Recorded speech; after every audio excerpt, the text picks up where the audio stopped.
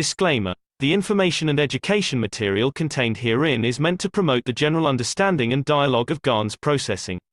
Such information is not meant or intended to serve as a substitute for a healthcare professional's clinical training, experience, or judgment. For patients and individuals, such information is not to be a substitute for professional medical, therapeutic, or healthcare advice or counseling. For medical issues or concerns, including decisions about medications and other treatments, readers, viewers, listeners should always consult their physician or, in serious cases, seek immediate assistance from emergency personnel. Prescription information, procedures, and use of medical devices information should be undertaken only by properly trained and certified medical personnel. We specifically disclaim any warranties, express or implied, including implied warranties of merchantability or fitness for a particular purpose. Such information is provided, as is, and is believed to be accurate at the time of its publishing, but it is the viewer's job to evaluate the accuracy of any information found in this presentation. Every case presented is of their own experience, applied by themselves for themselves, and it applies to their case only. Every person experiencing health problems should seek professional medical advice and consult their course of treatment with a doctor. The processes of plasma balancing described herein are a natural process which supports the body but does not replace medical advice or therapies one is already subject to.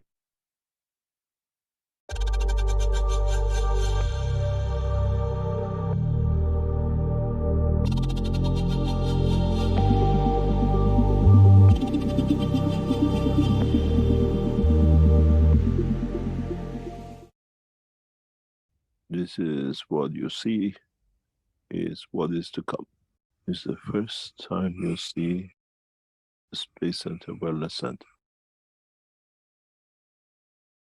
These systems can reach man in the deepest part of the universe. As you can see, the transmutation and transportation of the soul and the physicality is within the system. And you will see each system on its own. It can reach all conditions of unwellness of the body of the man operated by doctors. It is part of the space program. And for the first time, we show what is to come. And these machines have been operating for past 12 months. We know how they work. And some of you who've been to LINS sat in some of these systems. Now they've been positioned as one of the first wellness centers in the world. Now you see the future of wellness, feeding, and making peaceful man out of the man. In this center, in coming months, hundreds of these units will be installed. And more or less anyone in the world can reach. As you can see, there is room enough to add huge number, and the doctors will monitor everything remote. This is more or less the hospitals of tomorrow, with no patients.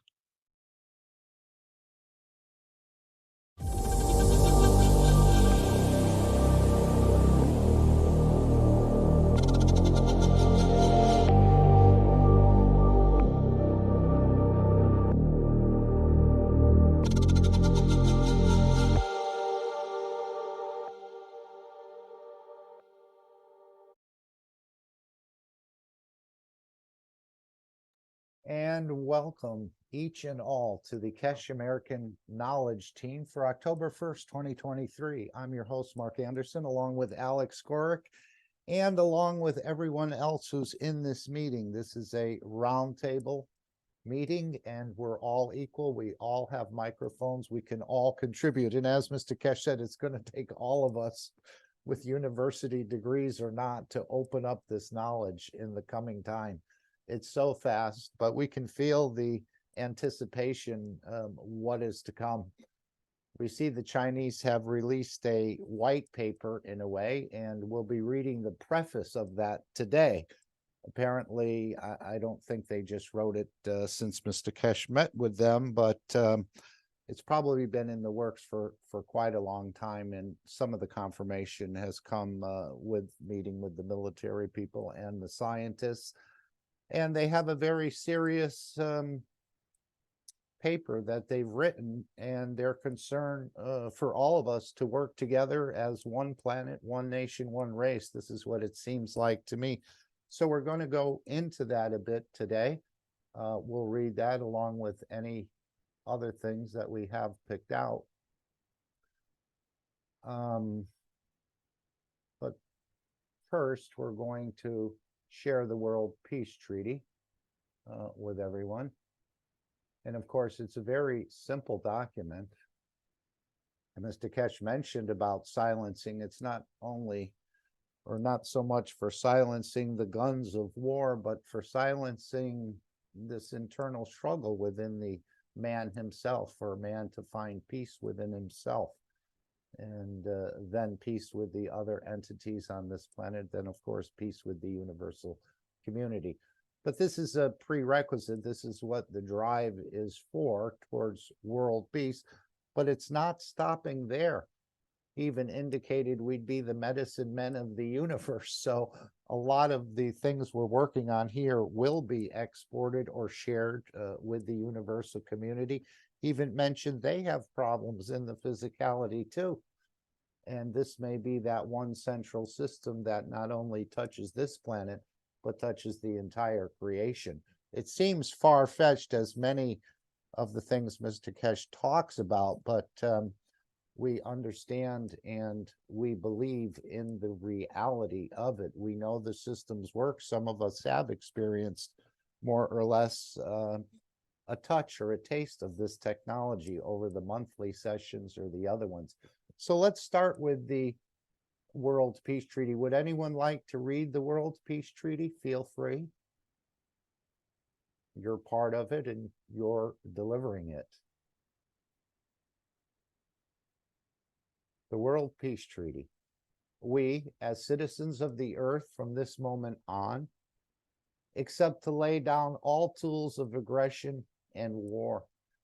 We shall never think about getting involved or incite war, or develop or use any tools of war on this planet or in space.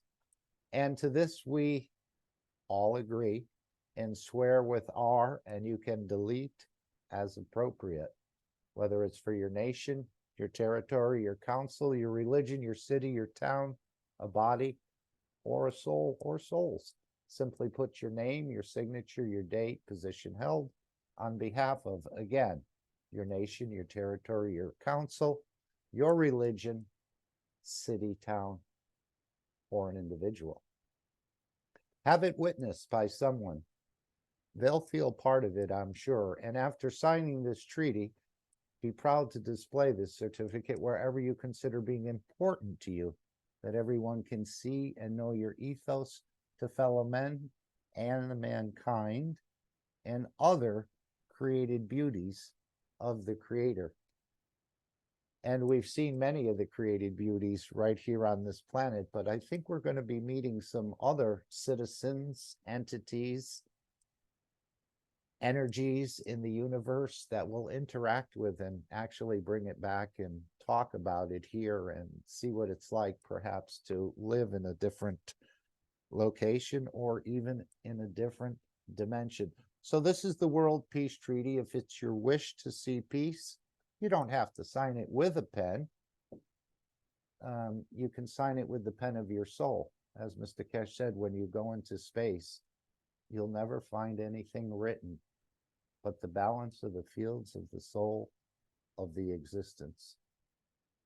You can find this document at the Keshe Foundation website. You can download it, you can print it out, you can spread it around. Again, this is, we're bringing man to peace, and of course the planet too. That's why we do spray the Gans waters and release them collectively on Sundays, and today is Sunday. So hopefully many of you have taken up and continuing that process until we reach a permanent, peaceful condition on this planet. I know Mr. Mr. Keshe talked about magical cities, these new space cities that are being built with no hospitals and no grocery stores. And you may say, why would I want to go there if there's not a hospital or a grocery store? You will be fed and you will be taken care of by many of the systems that are present within these cities. And also this hovering car is another aspect which we'll cover today. It seems the technology has developed so far that the car creates a soul within itself and it will not harm any other created beings. It will not touch the child and it will not roll over the ant. So again, amazing discoveries, not discoveries, but technologies. We're going to cover again the London conference quite a bit in today's teaching. I think Mr. Keshe mentioned London about 22 times in this workshop. May have been more. But this is the Ambassadors Conference, which is the next big thing in the public domain. And I say public domain because most of this knowledge is not in the public domain. Many of the developments, many of the tests that are going on is all happening in the background. And as he said, the development has gotten so deep, it could frighten you. This is how deep the knowledge has become, and we'll hear that a little later. But the Ambassador Conference is coming up, and this will be a conference of probably 500 or more knowledge seekers, or maybe they'll be included in the 500, plus scientists from around the world, governments, ambassadors. Perhaps you'll see a world leader there. Even Elon Musk apparently is going to have a personal invitation. Let's just see if we can find Musk in here. And this is a transcript that comes out of the workshops. We want to thank Elias. And we know Mr. Keshe has mentioned that Mr. Musk has borrowed some of the technology early on, and I'm sure there's some sort of correspondence. I don't know if it's at arm length or it's rather close up. I'm thinking he might be the one that's helping to finance some of the people coming in, but that's just a guess of mine. We are inviting Mr. Musk into the presentation of 11/11. This is the Ambassadors Conference we were talking about. He'll be personally invited. I think that doesn't mean by the company that's organizing the event, the promotions company, but he'll be personally invited by Mr. Keshe. As I told you, this presentation is very high profile. And if he accepts and we explain and see and understand the technology, there's a lot of things will change in our transportation system. And again, he goes into these electric cars. So Elon Musk is also going to be invited into this ambassadors meeting, which is not the first ambassadors meeting that's ever been held, but it'll be the first one that I'll be attending. And I so wish the transmutation would come into place so we wouldn't have to fly and go through all these transfers and time and tickets and travel time and the rest of it. But I guess that'll come later on. They may even show part of a transmutation. I think in the last workshop, he talked about getting to the point. The vertical units are going to, one of them at least, or maybe two, is going to be brought in. Plus, I think the Chinese are also going to be bringing in some technology into this event. But talking about the transmutation, we may see it go right up to the point where the person almost disappears, but not quite. I'm just thinking that. This is just my own thoughts. I know it'll be attempted to be done, and they're not afraid of failing either. So you're all invited to this conference, which is, I think it's the conference is the 11th and the 12th one entry ticket is 3,000 euro. And of course, you have to go through security services and the rest of it. It'll be very tightly controlled. But this is where almost a world premiere event of showing technologies, probably some similar to what happened with the Chinese generals, where the material they were breathing it in, it was being embedded in their clothes.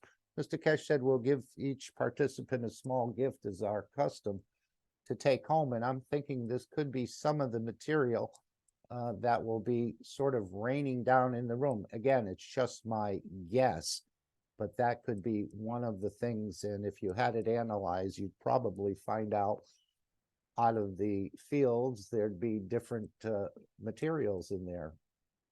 And if you had a wide spectrum analysis, everybody would be amazed. So he said it's just not something to see, but you'll have something to take home with you, which may be a small jar of some of these materials, gold and chlorine perhaps, and copper, and a number of other.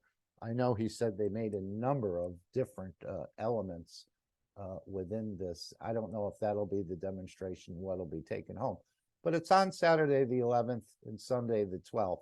I think the meeting will end Sunday afternoon, he said, at about 2 p.m., as people do want to catch flights back home. So this will become the premises of the area where there should be no wars. In the ambassadors meeting, as in the previous one, the MAGRAV systems were offered to each nation. New plasma technology development for energy and space will be offered to the ambassadors to be taken back to their nations. We expect a number of ambassadors from world's leading nations to attend, and many representatives of the British government will be invited to attend. Even British Nuclear, I think, may be there as well.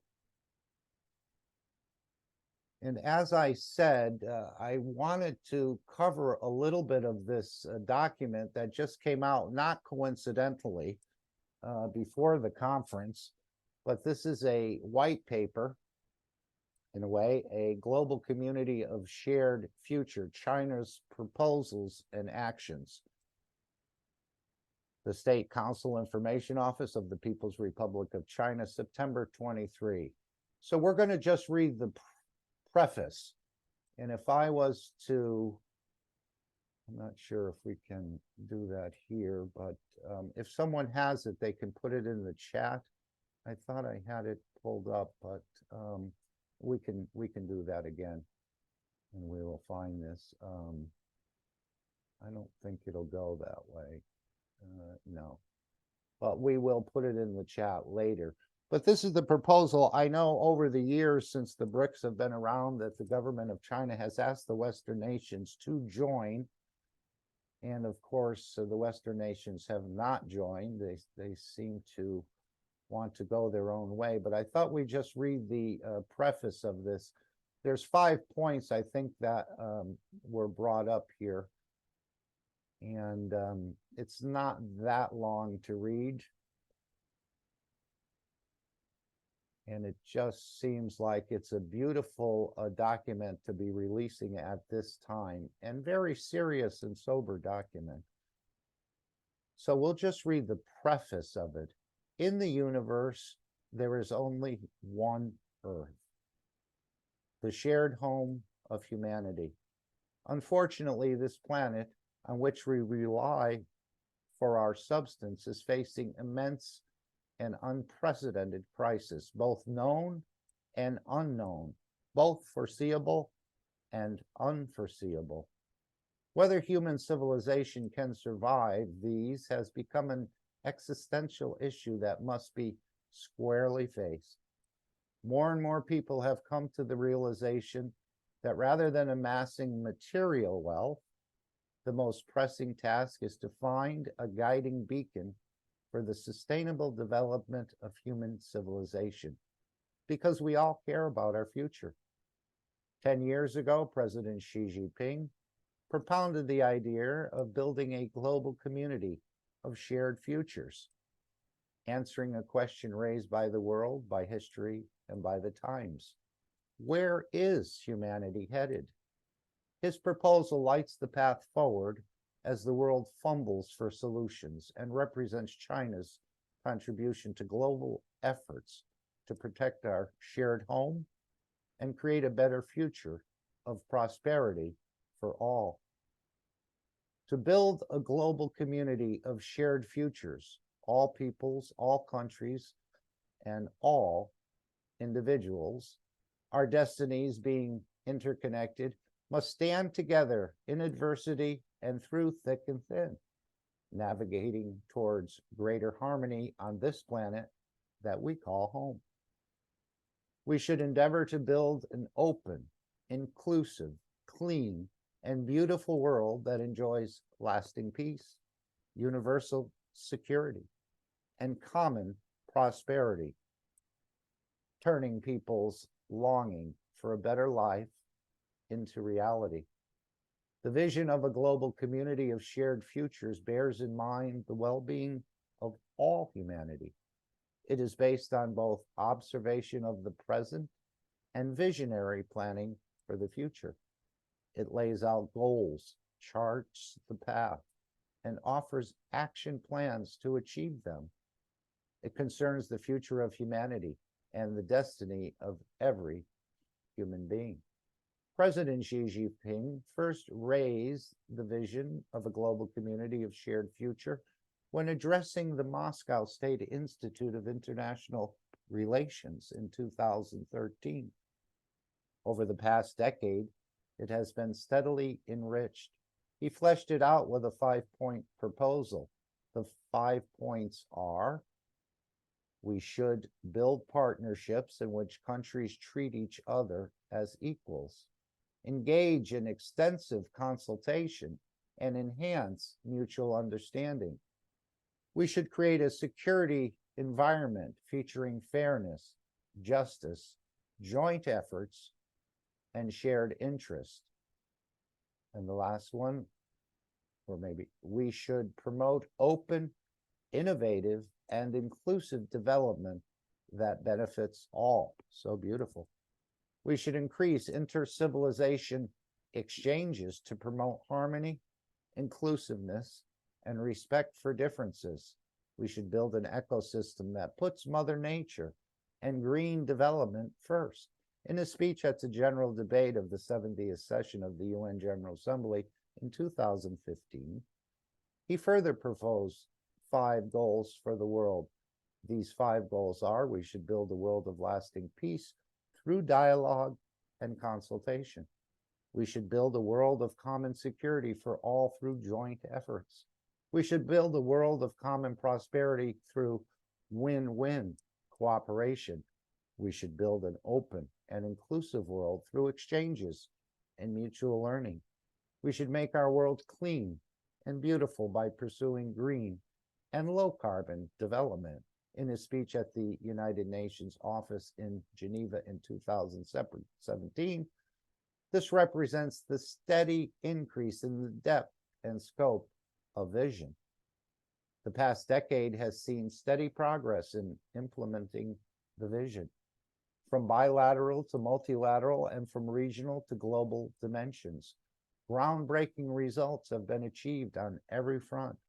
The Belt and Road Initiative, the Global Development Initiative, the Global Security Initiative, the Global Civilization Initiative have taken root and borne fruits, bringing prosperity and stability to the world and creating substantive benefits for the people. Over the past decade, the vision of a global community and shared future has gained broader support.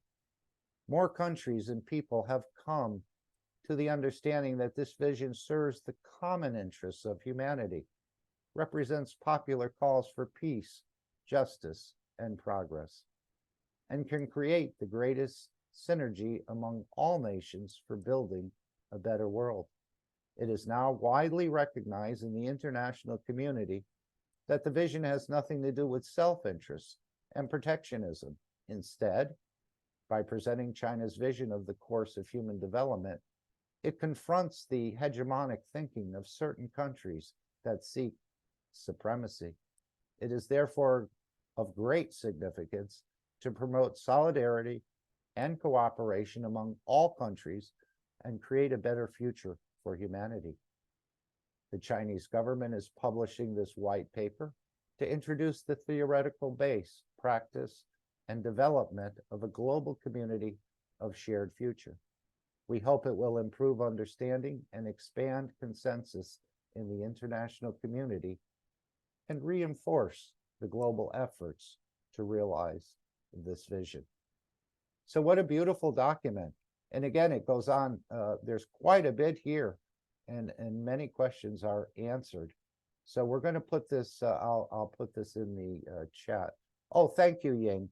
Oh, I see it's already in there. Thank you very much. As a matter of fact, let me just make you a co-host here while I'm thinking of it. And we appreciate you serving in Africa as well, hosting and co-hosting. Thank you. Mark, Yes, hello. go right ahead, John. On Friday, I tried to download it, but it's inaccessible, at least from my country. You mean they're hiding it? I don't know. I can open the page, but not that document, not all that. Well, can you try? no- Can you try the one Ying has put into the chat? Yeah, have a go at it, but I want Have a to let go you at it. know. And very Because- interestingly enough, Yeah. Vernie came into one of the meetings. Vernie's in the Philippines. Yes, I was there on Friday. One of the knowledge seekers. Do you want to share, John, what Vernie sort of shared with us, if you'd like? Well, I was in General. and out with people continually, so I didn't have a field, but I was happy to hear from him. Yes, I was very happy too. I know he's worked with Mr. Keshe directly in years Yeah. past. and Yeah, I has- heard that part. Yeah, and has developed some systems, but he was quite excited and elevated that the national government has taken up some sort of space or technology month, even saying that the mayors of each village and each town would have to sign a document and get involved in promoting science and technology.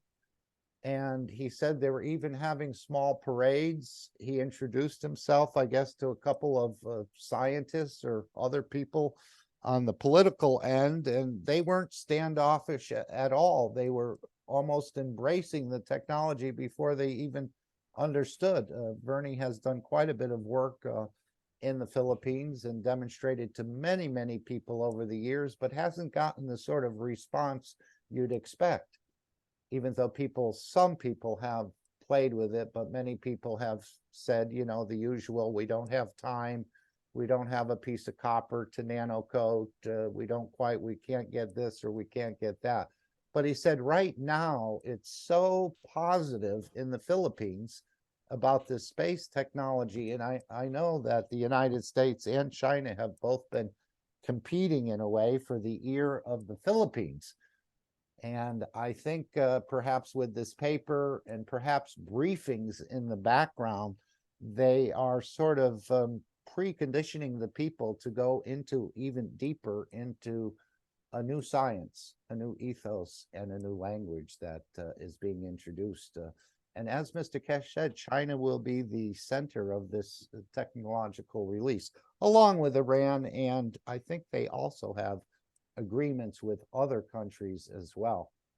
But he was quite excited about the excitement that he noticed on the streets with the population and so on. And he spent quite a bit of time explaining that to us.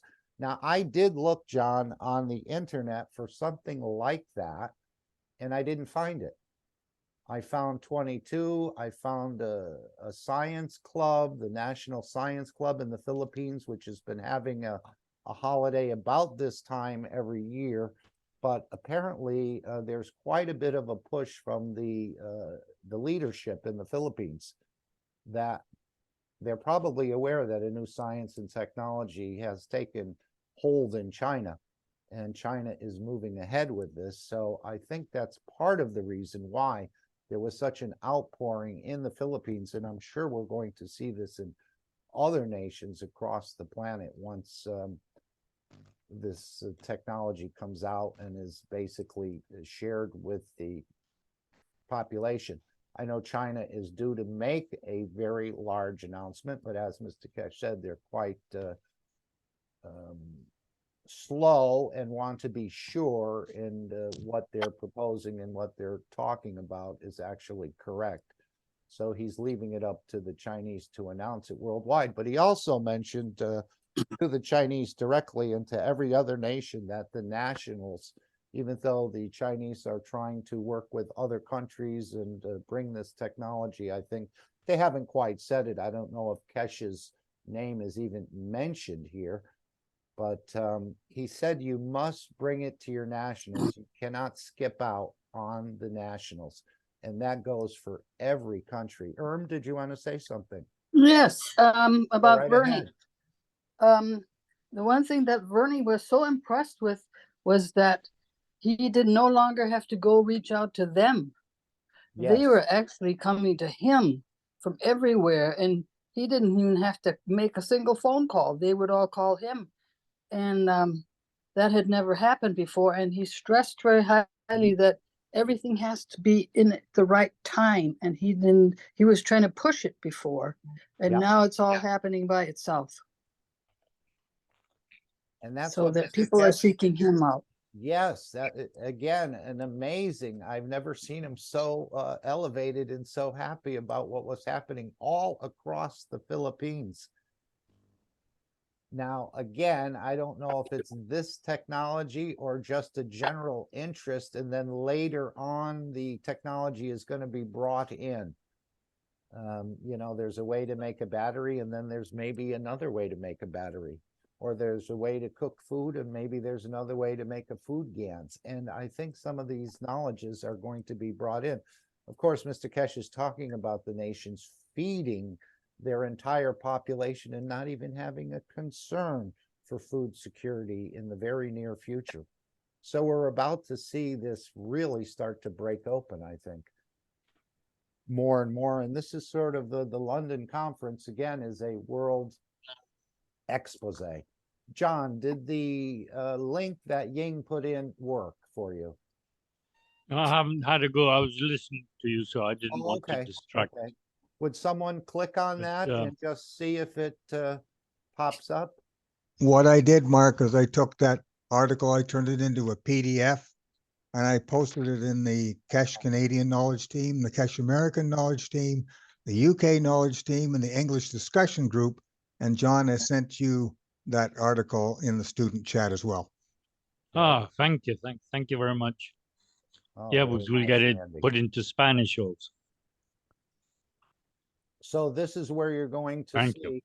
see some of the technology come out in this ambassadors conference. And then, of course, there'll be another meeting in Beijing later on in the year, perhaps December.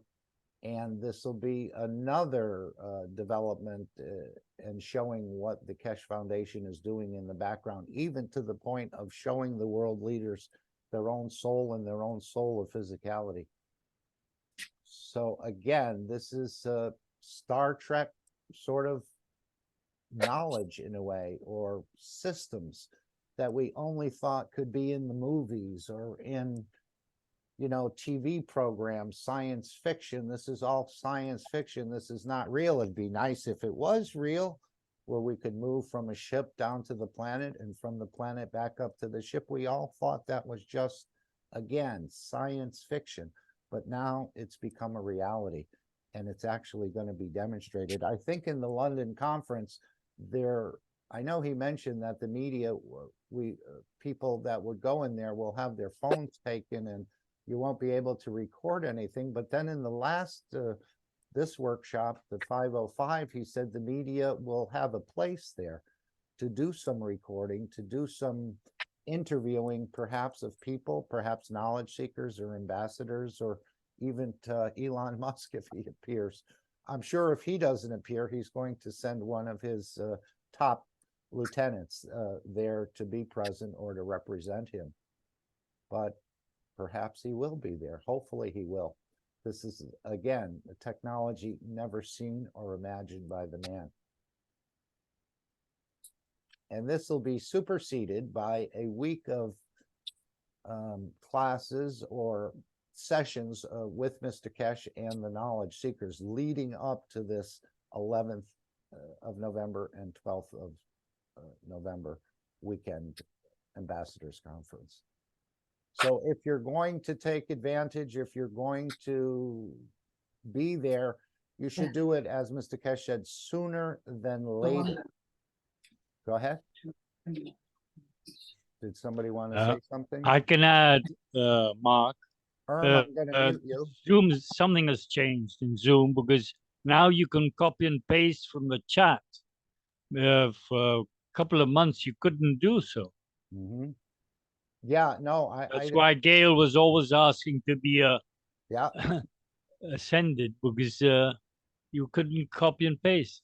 Well, let's see if Gail was here. Is she still here? I don't see her. I was going to ask her if she can copy that. Yeah, I know there were a lot of updates, John, over the last several months, and then all of a sudden it stopped. I mean, sometimes there were 2 updates a week, so I don't know what they were doing in the background, linking up certain other systems to it or whatever, but there were a number of updates. And I haven't seen an update at least in weeks with the Zoom system. But So we've perhaps, had problems getting in many a time. yeah, yeah. And Mr. Keshe had trouble operating the new whiteboard, apparently. Somebody was I guess it calls for multiple sharers unless you're the host sharing the screen. And he had some issues with that, but it all worked out. So the Ambassadors Conference, the publicly biggest thing that the Keshe Foundation is promoting at this time, and we continue to promote it. Again, the technology is so far past our understanding. As he said, that this is just, he didn't say that, but he did say we do lack some of the understanding. We've understood part of it, but not all of it, and not the ability to connect it all together and to network the governments and so on. It's a beautiful, beautiful what shall we call it, a comforter that is being developed and produced by Mr. Keshe in a very soft but yet moving forward way. That this is going to happen with the governments. He said they must be involved. We need the governments. But at the end of the teaching, he said the 500 people in that room would be able to deliver this technology without the governments. So he said if the leading governments didn't want it, the third world nations would definitely pick it up. And this is probably going to be some of the work of everyone that's listening here today, that you will develop it and meet with certain people at certain levels in certain ways, whatever is designed to spread the technology. As he said, even the way the elderly are treated is a shame on this planet, where they just get a small pittance to live on. He said, everyone, this technology is going to create the conditions that everyone can live equally. You won't have perhaps more than you need, but you'll have everything that you need.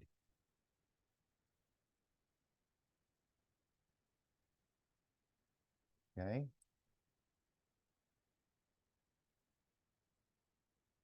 So if we go again back to the workshop, there's so much in this workshop and I can't possibly cover it all, but we'll just take a little bit more. Again, the London conference and then the conference in Beijing. I don't know how that's going to work, if you'll be able to attend that or what, but we haven't, he had mentioned December or late December, perhaps early in 2024.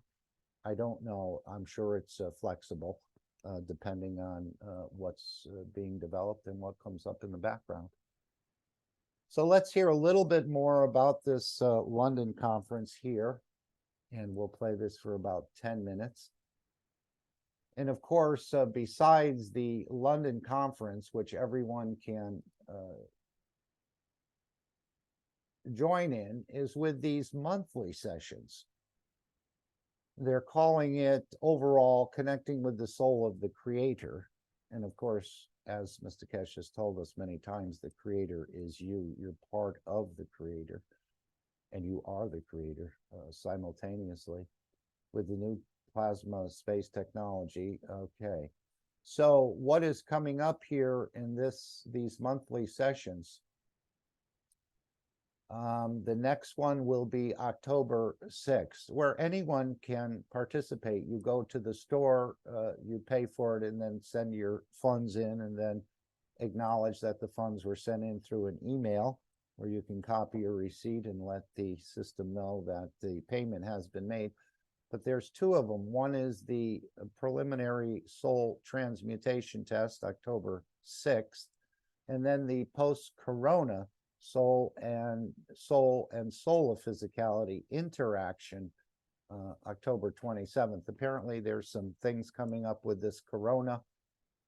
We can play the part where he said teeth have been falling out, lungs collapsing, and other from sort of the lingering effects of this problem that people went through in 2020, 21, 22, and even into 23. There's lingering effects.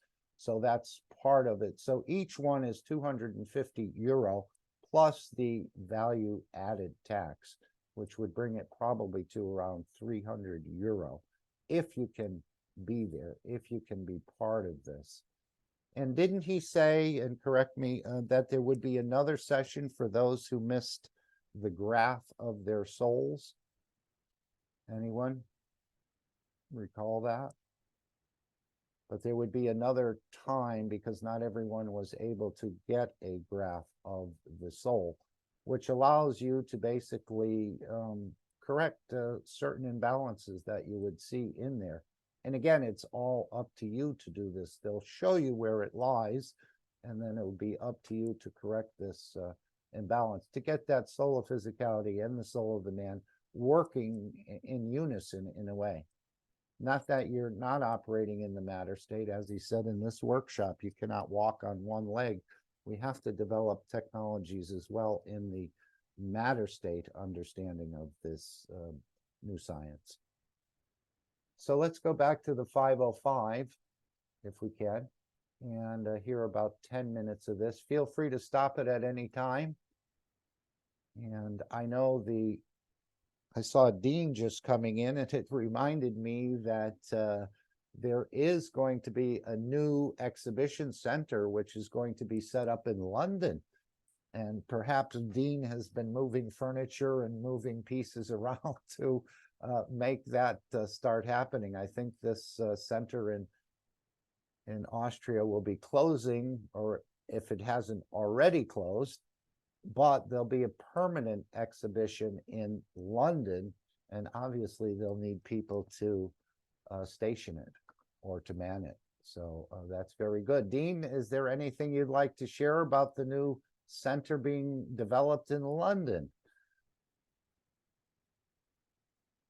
He may not be able to come to his mic, but perhaps later, Dean, if there's anything you'd like to share. It's just it sounds like a straightforward move, but I'm sure there'll be new systems and other systems added in on top, because Mr. Keshe said, we're not going to fight the nations. We're going to release so much technology that it's going to melt the nations into peace. So how powerful is that? Without forcing, without cajoling, without bribing, just the witnessing and the experiencing of this technology. And of course, the winds of the plasma on this planet are changing as well. I think conditions in the background, as he said, with the CO2 gas and the plasmatic gases that can touch the energies of the soul, more and more people will for some reason take an interest in wanting to know more about this technology. Let's see, Jacko has put in the chat. Hello, everyone. Yes, after London meeting, the session will be held. Linz closes 15th October, Mario said. Okay. All right, so we have another 2 weeks or so of the London exhibition, but it's probably winding down, and a new permanent exhibition will be displayed in London. So with all the visitors going back and forth through London, that could become a very popular start to see some new technologies, not to see a museum where you've seen many of the things already, but to go to a place where you're going to see what the future is. Perhaps the hovering car, again, a mock-up of it, some of the headphones, feeding, wellness centers, and so on. So what a beautiful, and we're so privileged to be able to even deliver this in a way by cheering it on. We're kind of cheerleaders. As Mr. Keshe said, the technology is already developed, it's already done, it's here. Not that it won't be developed further, it will. But what has been developed so far is so powerful and, again, so far out of our understanding. We can play this clip about the Magrev where he did kind of indicate that they gave us a diamond, but we handed it back as a piece of cut glass, saying it didn't work, or it doesn't work, or it doesn't work the way I thought it should work. It's just a lack of understanding of the fields, because these Magrevs, and I don't understand it either, I've always readily admitted that. They contain every field needed in the matter state and in the energy state across the universe. But it's just us who haven't really understood how to tap into it. So let's hear more about London if we can. Anyone have any thoughts or comments? Again, it's a round table. Everyone has a microphone. Don't think your comment is not correct. This is just your understanding at this point. And we're all developing and growing into the knowledge at different rates. But no soul has an exclusivity, let's say, on knowledge. But we do understand through our intellect. As Mr. Keshe said, you take away from this knowledge what your intellect allows. But no soul, he's added a caveat later, no soul has a corner on intellect. Would anyone like to voice anything, say anything, or make a comment about what I've said?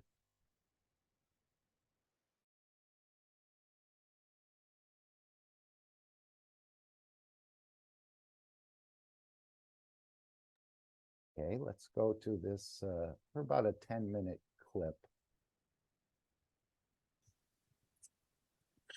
As usual, we make a few small announcements and we carry on somehow walking into the teaching of sharing knowledge.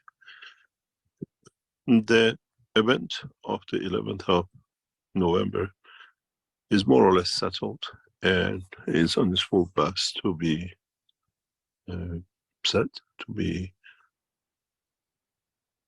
in a way, to come to light. The promoters will announce this through the channels and the other ways they know what to do. And the sessions have been separated very clearly together and with each other. We have got a session which is from the Monday to Friday. We have a session which is Saturday and Sunday till about 2 o'clock, because a lot of people would like to catch a flight and travel back wherever they come from. And there is a session for Saturday night, which is exclusive. In this session of the meeting with the world ambassadors, technology in exchange for peace will be closely monitored and watched and participated by a number of the nations and their ambassadors and some diplomats and politicians.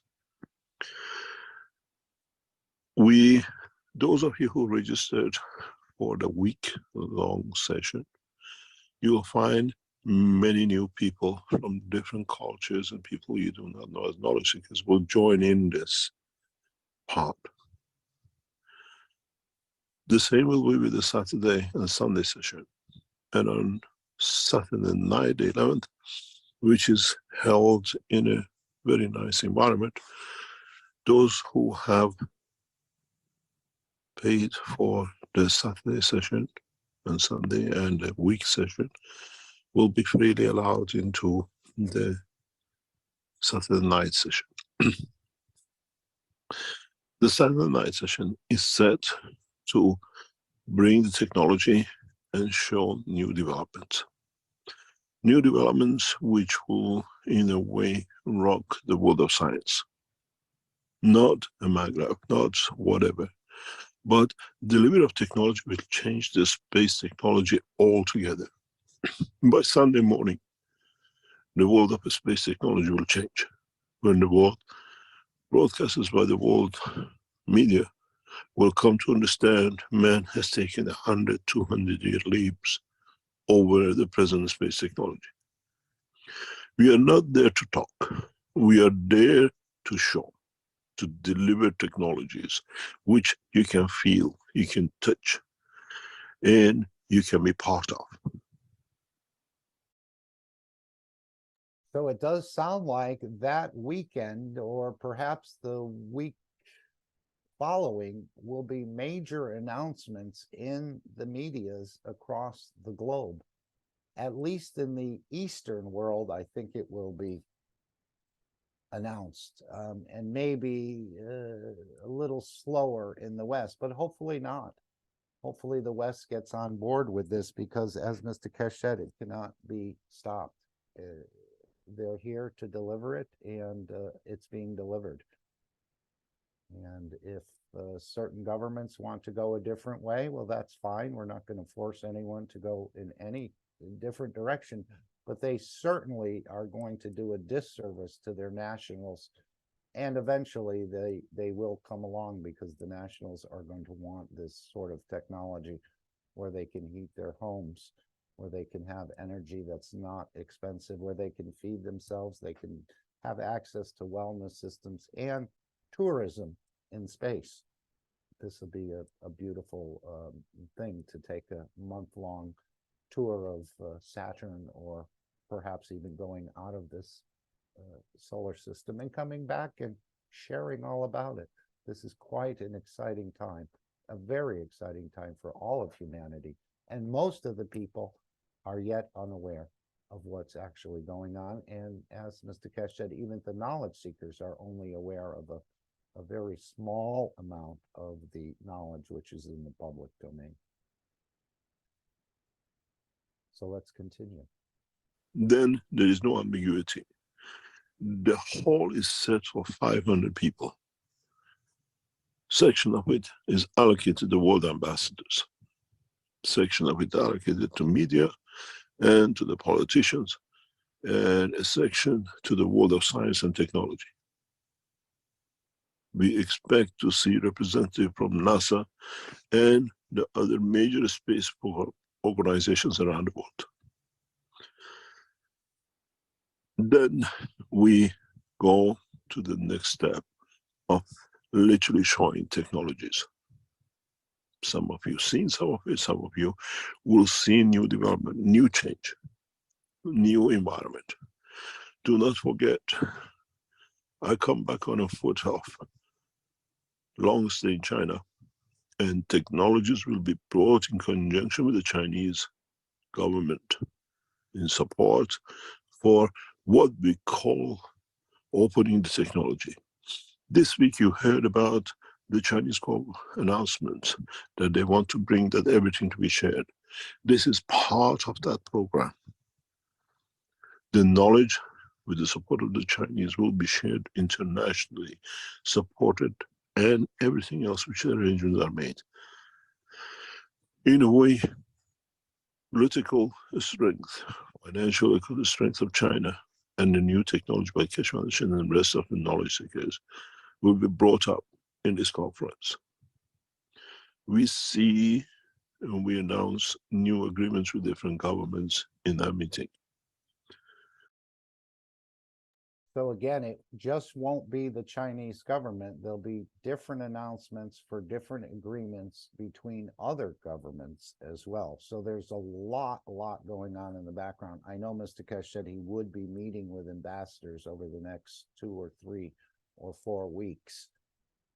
To be sure, scientists appear at this conference, and probably to, again, assure them this technology is meant for everyone, and it's not to be corralled, even though certain nations would like to take it and leave the others out. This is not going to be allowed to happen, and the nationals are not going to be left out either.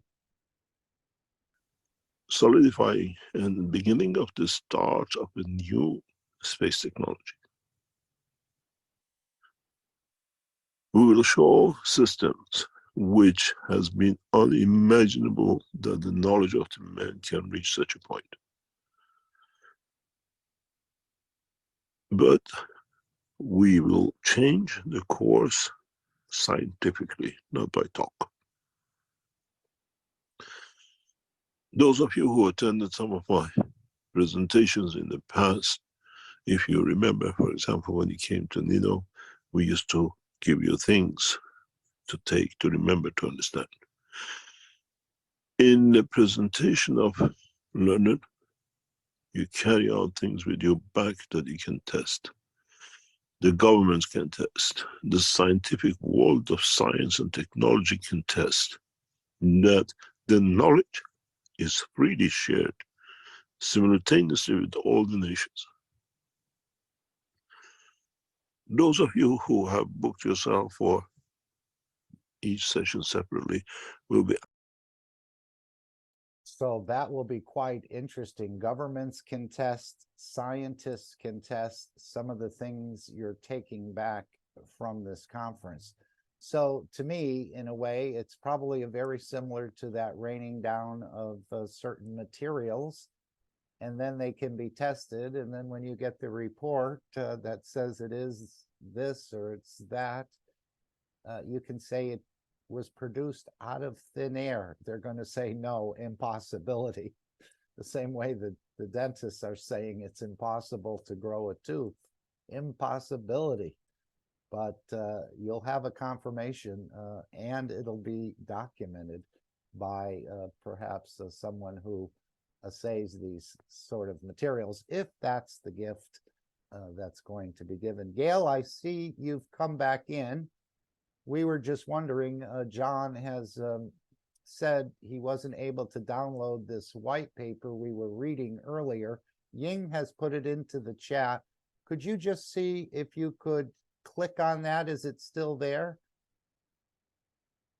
If you can hear me, Gail?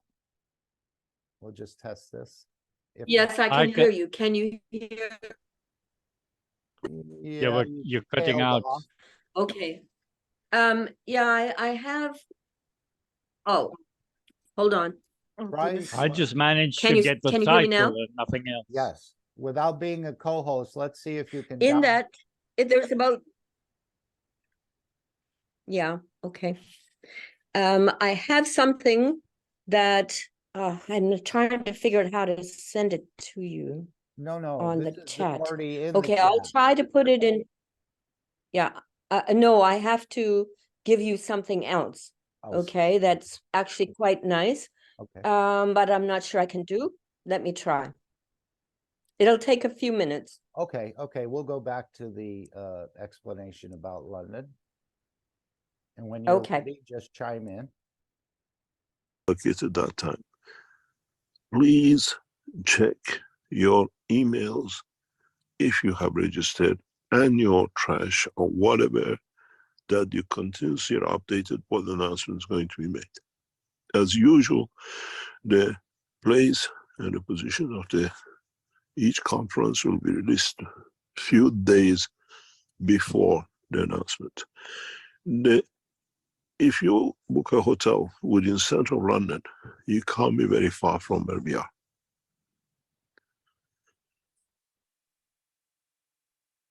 Anywhere within center of London and Thames is perfect position for you to be. The venue is kept in a beautiful hall, a meeting, and it'll be bring out the beauty with the technology. Those of you who are planning to come to London, make sure you have confirmation from Keshe Foundation with a code. If you don't carry the confirmation, do not turn up, please. There is no last minute somebody turning up at the door. Due to presence of the ambassador, security is tight, and only those who have received confirmation from Keshe Foundation will be allowed in. We still have a number of seats available at half donation received. The donation received is large, so we have allowed it. We don't discuss the. There's one simple hearing hack anyone can use to improve their hearing almost overnight. Okay, sorry, something happened. Let's go back. I don't see it now. Let's see if we can go back to it. It doesn't allow me to go back. Okay, we're going to have to. I'll have to bring this back up again some way. Let's see if we can do that. And here we are.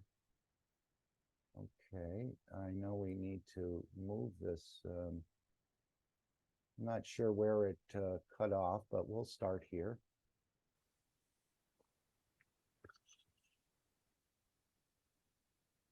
Going.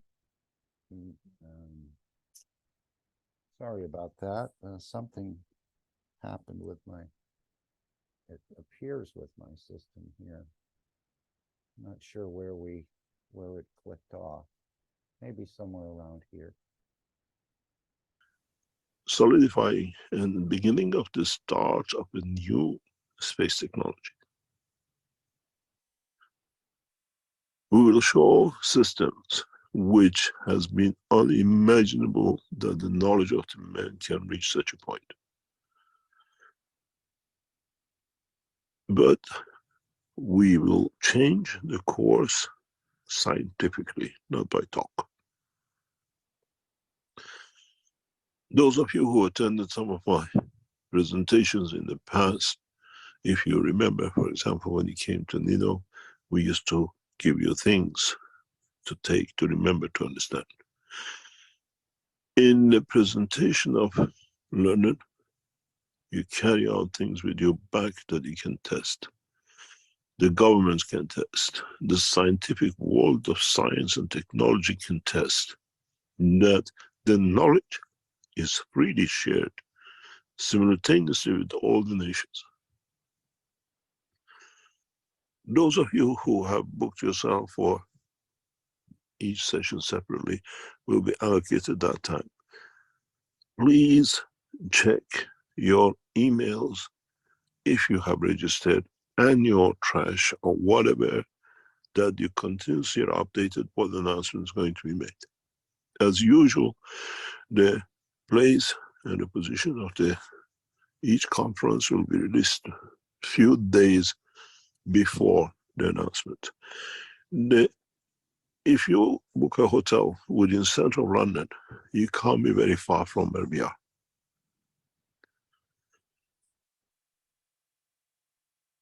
Anywhere within center of London and Thames is perfect position for you to be. The venue is kept in a beautiful hall, amazing, and it'll be bring out the beauty with the technology. Those of you who are planning to come to London, make sure you have confirmation from Keshe Foundation with a code. If you don't carry the confirmation, do not turn up, please. There is no last minute somebody turning up at the door.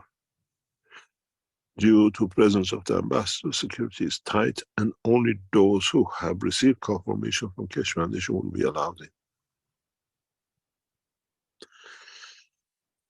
We still have a number of seats available at half donation received.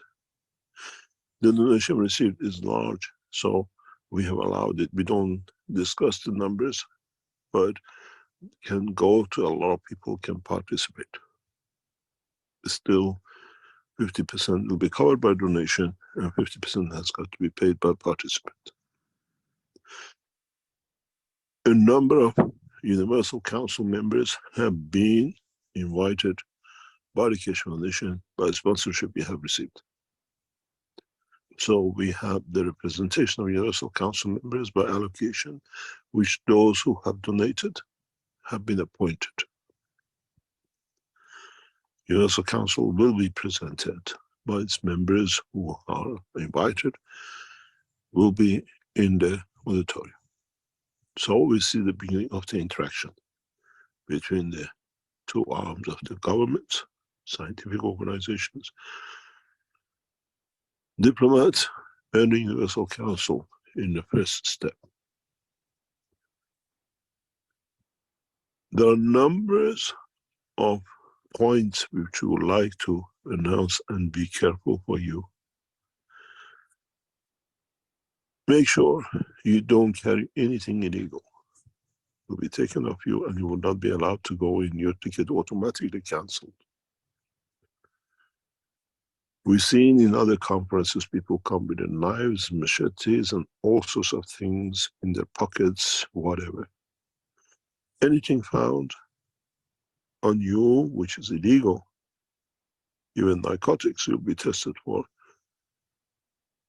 You will not be allowed to participate, and there is no refund.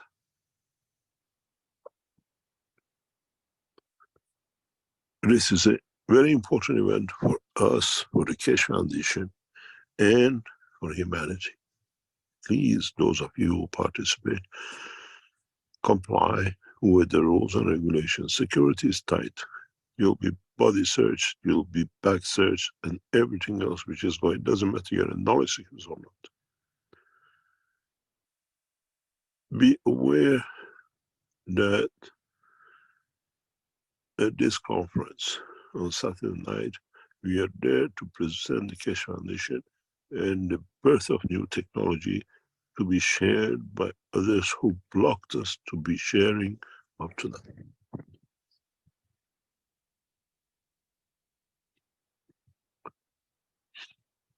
Make sure you enjoy the day, and I'm sure when you leave, you will take part of history with you.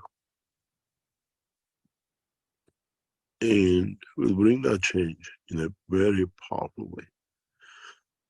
Most of the Keshe Foundation scientific team will be present in this presentation, and will endeavor to bring a realistic where you could be even part of the trial, part of the presentation.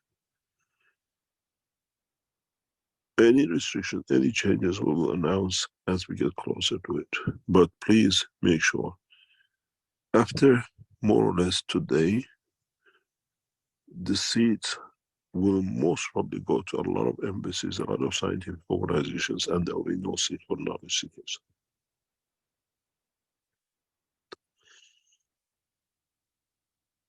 We have set out to bring the change, and we have set out to bring the change the correct way. And at the same time, as knowledge seekers, when you are in that conference on the 11th, you're representing the Keshe Foundation amongst the others who know nothing about, and are there to understand. So each one of you is an ambassador from the knowledge, the present knowledge, and your teachers to those who come to face the new revolution and evolution in science. Be cordial and try to understand. At this moment of time, there is no plan for translators, unless we see necessary. At this moment in time, we are not bringing any interpreters in unless we see necessary in a later date.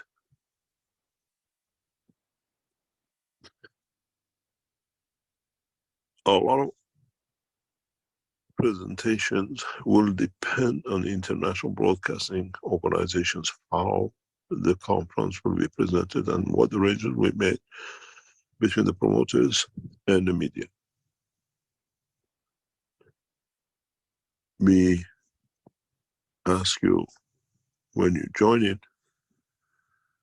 come in as knowledge seekers and teachers for those who could be sitting next to you and will be baffled by the technology. As we go forward, we'll let you know more, and we'll try to update you with all the, what we call, nitty-gritties of the work as it comes.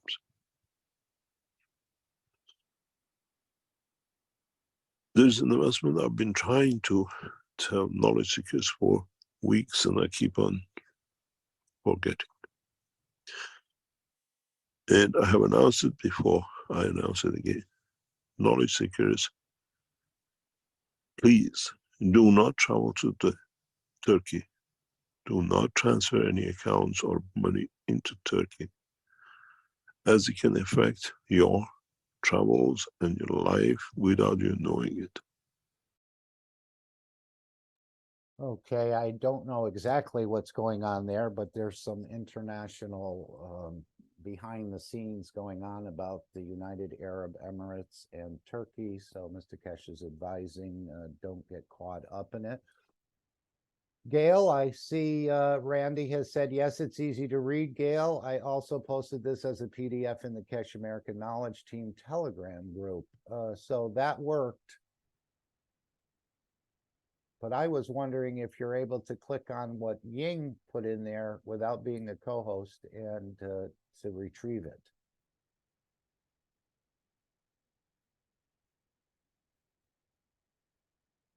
Okay. Now, as Mr. Keshe said, they're going to be changing the fields in a way in the room. Let's see if we can. And your body will be like that sugar in the warm water, where it will sort of melt or interact with the fields and become part of these fields. Again, a very interesting aspect of what will happen. I know he said in Beijing they will show systems with no containers. Perhaps this is what he's talking about. But let's hear a little bit of it, and then we'll hear, again, a new technology, what he talked about, this hovering car. Okay, great. Great, Randy. Okay, thank you. I used the link from Ying to make the PDF. Great.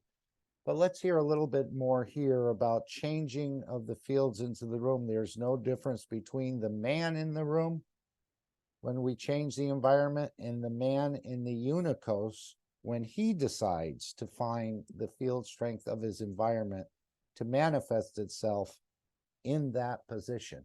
And I know Mr. Keshe said we could create fields at any time through these systems and through ourselves once we learn it. Of any condition anywhere in the universe to manifest ourselves. So I think much of this field strength and tapping into it is already within you. As we've heard, man exists and operates within the universe, and the universe exists and operates within the man. So let's just hear a little bit of this. Any thoughts or any questions, comments? Please feel free to. Remember, it's going to take all of us and more, even the universal community, he said previously, to unravel this knowledge. And achieve and find the path. Depending on which field of strength, the man decides to manifest himself from the inner sector of his own energy. Changing of the fields in the room. There is no difference between the man in the room that we change the environment and the man in the Unicos when he decides to find the field strength of his environment, to manifest itself in that position. This is why I always said a soul can find its path to Creator in 1 second. And the soul can travel the span of the universe for billions of years and never find the path. You have to look for the dimension and the direction of the light, the essence of the interaction of the fields of the Creator with them. You do not need to travel to the center of the galaxy to see where the light is stronger to go to find the center of the universe, and then see we said that the universe is much lighter than the rest to find the direction to the Creator. You can reach that essence of creation by finding the right field strength to reach to the point, return back to become part of the essence of the creation of the Creator in 1 instant. Many souls kill, destroy to get to that point. And they don't understand how further down the line they go instead of developing to the direction of understanding the world of creation, the path to the Creator, to become part of the original rays as he absorbs in to reflect. The reason I brought this subject up is that in a coming time and in the presentations to come, some of you will see light on different position and direction of the system to be shown. Which light, in which direction is the path to the center of the galaxy, to the sun, to the center of universe, and to the center of unicos. And how much of those fields you can absorb to elevate your soul, to understand and become part of the transmutation of the soul from the beginning to the end, and from end to the beginning. When we demonstrate the new technologies, each one of you will see light and some of you see no light. It means your soul has not expanded to the dimension and direction of interaction and the strength of the fields of the time, place and position. In the teaching of the past couple of days, a couple of weeks, and in past month or two with those of you who were in Manchester conference, we showed you graphs, we showed you the live presentation of while you're in the system, what is going on. The same way, we can tell you what the strength of the fields you're absorbing. You have opened yourself to receive cosmic rays at what level? To the level of the elevation of the soul of the man to the Creator, or what we call diminishing of the strength to go further, because soul knows your conduct. In the presentation of the technologies in coming weeks and months, and once the religious leaders understand what this technology, what the fact and knowledge deliver, will take their heads, the turbines, and walk away from religion. It's hard and takes too much energy to fight. It's easy to show that they dismantle themselves. In a way, we show science with the ethos of Mitra, which covers both the ethics and the science together.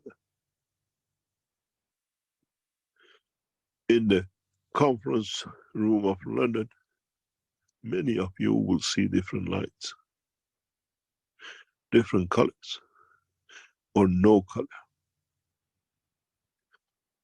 You will see, you will understand when you see the golden light, when you see the white light, that if you manage to reach that point, you have seen the light of the Creator in the essence of understanding of the man. As human race, as the energy fields of the waters of this planet.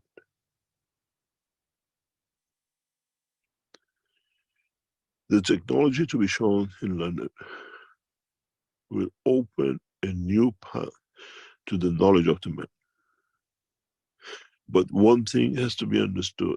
Man cannot put down all the technology of the present just because there is a new one in the market.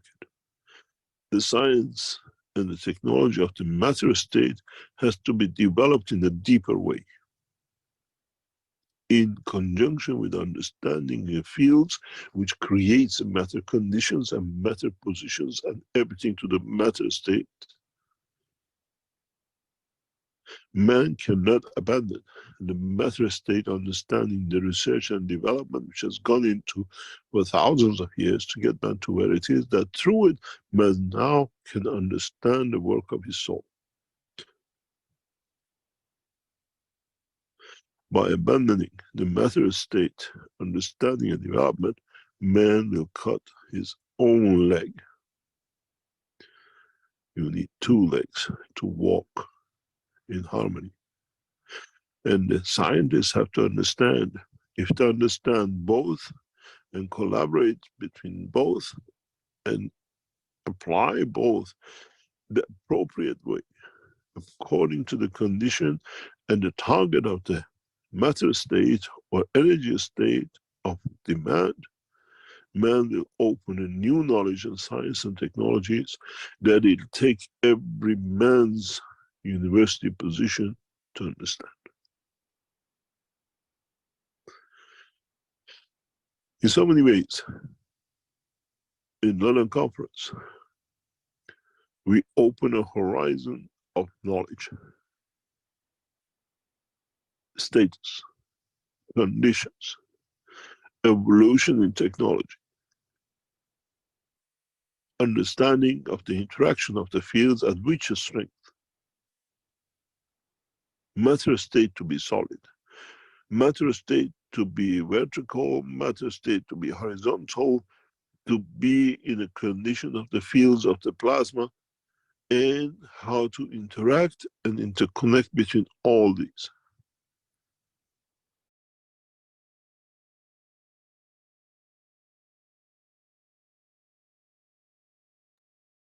So that is quite an endeavor. I don't know if it'll be the team, but a new knowledge, a horizon of knowledge, status, conditions, evolution and technology, understanding the interaction of fields at which strength. These are all the things I think many of the knowledge seekers have missed. Matter state, I'm adding that comment. Matter state to be solid, matter state to be vertical, matter state to be horizontal, to be in a condition of the fields of the plasma, and how to interact and interconnect between all of these. So this is the level that the team, Mr. Keshe, is operating at, and we're still sort of in the nursery school, sort of playing, and we haven't. Now, this is, again, another development that I think will have the man totally head over heels about this hovering car or this plasma car, which actually creates a soul within it. I mean, this is how far the knowledge has gone, that it would never touch. We'll play this in a moment, but that it would never touch another child crossing the street, or you'd never be able to run anybody over with a car, even the ants, he said. And this is where he goes into this line of ants going from one side to the other. We don't understand that. We don't need to interfere with any souls in motion, even though we like to and we think it's our job, and even giving to other people. I know Mr. Keshe in the last workshop said he prefers to walk away because you don't know what you're dealing with in that pot of trying to elevate another person, even though we will be doing that, but there's more to it than we completely understand. So let's go back and hear more about this car. I think this will be everybody's wanting a car, loving cars, think it's the end all. You feel very comfortable and relate to your car.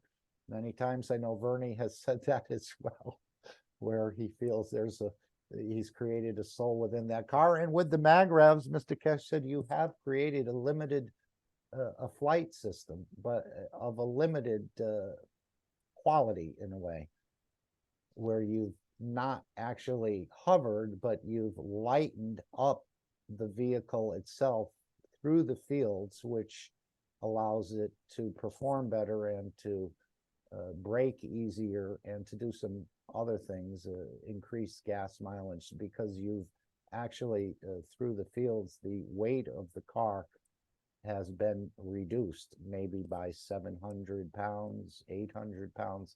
And this is why you see the car running and handling so well, because it's a much lighter vehicle because of the fields. But let's hear this one about the hovering car. I know we used to watch the cartoon with the Jetsons, and they always had hovering cars.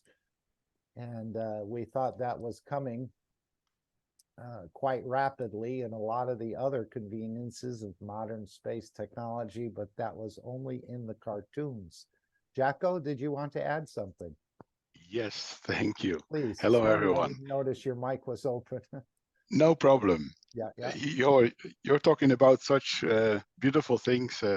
It's wonderful to listen. I just wanted you're to add. one of the ones, right, who has installed magravs and created that limited flight Yes. capability. Would you like to Yes. share that or something else? Yes, it is an observation I made, and it is not ants to drive over, because that is a little bit difficult to see from the car. But what I noticed is, and I told this before, I always imagine a boundary where when I have to drive to work, where I have a certain signal I send that the animals don't come in the way, that they don't cross the path. And it is really magnificent how less insects and flies are on the car. Normally it was always full and I had to go every week for cleaning, and now it is much less. So that's also for me a confirmation that it works. I noticed that too, Jacko. When you're driving sometimes and you come home, you see the front of the car, it has all these bugs that have been killed. Yes. You say, did I do all that damage myself? Gosh. So yeah, this is beautiful what you're telling us. Yes. And of course, you always have to be aware that if it's the time of the insect and it has to be, then it has to be. Then we have to accept that too. But in generally, we can save a lot of lives by using the technology. And the mileage is very nice. I also made a donation in the value of what I save money from the diesel to the foundation, because for me it's neutral, it is the same. But what the technology does and what we can do and change with it, that is so enormous. And I really have to say, I see so forward to meet you in London and all the other ones who will be there. I can't wait. I'm just be a plasma there. We all will. Yes. Yeah, so very exciting times. I mean, this is the pinnacle of knowledge in the universe. Even the ones in the UFOs have not mastered. I'm sure they've attempted it many times, but have not mastered this new knowledge in the universe, which is the transmutation of the entire structure, physicality included. Yes, the layers come together. And what I also wanted to say is, Mr. Keshe was talking about this candle to start a fire. And that touched me, because in a way, when we can really do this in physicality, to start a fire on the candle with our soul, with the fields and the concentration, then we also can use the same in vice versa to distinguish. So yeah, that's one thing I'm really try to train. It didn't function yet, but this one thing. We grow with the knowledge, we grow with the possibilities, and it's only the beginning. Right. I think that was in a part before I started. Man has not learned how to start the Kindle, how to trick it, how to initiate it within his soul. there is a knowledge, and this knowledge is become technical. It's a technology, and it's important for us how to trigger it. Those of you who attended the print of your soul and received your graphs will be shown, will be guided how to take the next step to be able to see where you brought the change, where your soul switches to physicality and the physicality back to soul. So yes, there are still many more secrets. And he said it's so easy to do. But we, Yes. you know, I mean, I can blow on an ember and get it to light another thing, but I haven't been able to do this with my soul without a system, let's say. Exactly. In the Universal Council, we were discussing it because there are several ways to do it, you know, bring this energy to the point, have enough to ignite it, and then it starts burning. That is one thing. Or the other thing, if you remember the dreams I had, if you can freeze everything to standing still and you can move around, then you can take a gas burner, you can start it, and for the other ones, it starts burning, you know. So I think there are several ways, and we have to find out what is the right way, what is our way to do, so we don't harm anyone else, and do it in the right ethos. That is the most important thing. But it's so exciting. Yes, it seems like these headphone units, which are available in the store, let's just go back to that, are, to me, there's some sort of charging system, this cosmic ray bundle, for the soul of physicality and the soul. He said that we didn't know how to appropriate certain energies that the soul needed and certain energies that the soul of physicality needed to work together to do the transmutation. But these, to me, sounds like a charging unit, because he used the example of charging up a headphone and a cell phone, and after a couple hours it's ready to use. So perhaps using these systems in conjunction with the central system will apply the appropriate energies to the soul of physicality, the soul of the man, that it will become quite simple to do this. So this is go ahead. Yes. When we can show this to the other ones, and you know, then there, of course, it needs explanation why it is. But the question, if and when I'm talking to people who know me for a long time, who know that I'm working with the foundation and with the technology, and they say, yeah, of course, show it. And if we come to this point, another dreamer, they say. No problem, but I see so forward to this point, and it comes closer, you know. And then all these discussions and all this unbelief and all this, yeah, it's all fake, it stops. It comes to an end.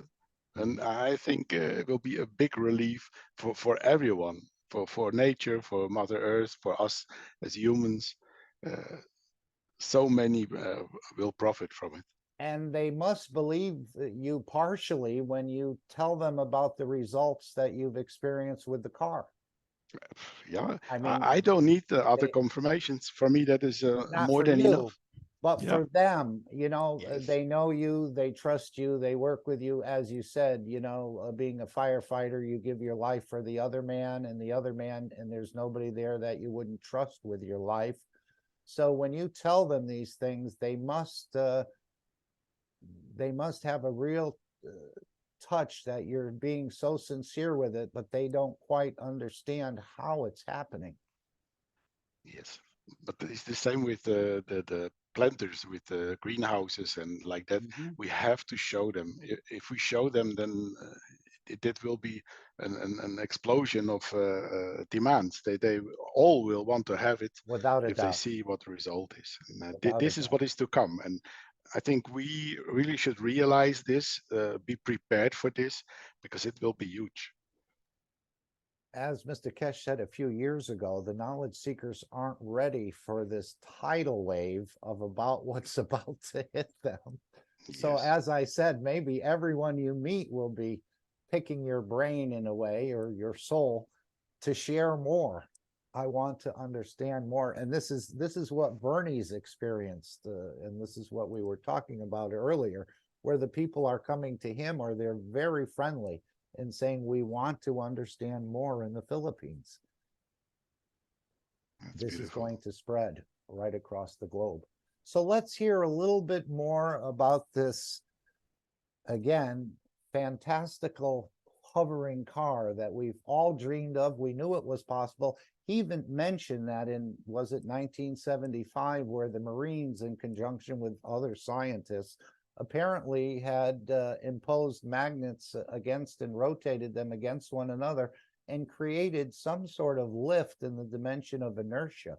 But he said the hovering car that they're putting out is totally different, where it interacts with the magnetical gravitational fields. But they did in the 1970s achieve some sort of lift with just using matter state magnets, or maybe they weren't matter state, maybe they were something else. I don't know any of the details, but he said the Marines had demonstrated this in the 1970s. So let's go back and hear a little bit more. Anyone else want to add anything else?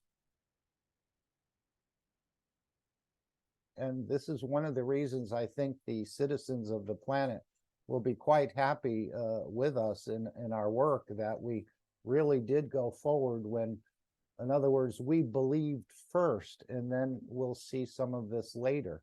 Our souls have told us that, where most people, and around me, they say, show me first, and then I'll believe.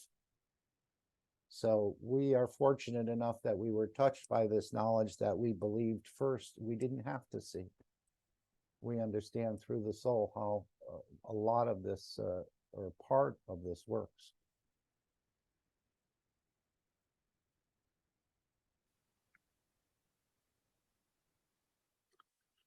Don't forget, you drive a car on the road, and there is a lines of ants coming from one side to the other. In one instant, you transfer the physicality into energy of thousands or hundreds of souls, which are released by your mistake running over.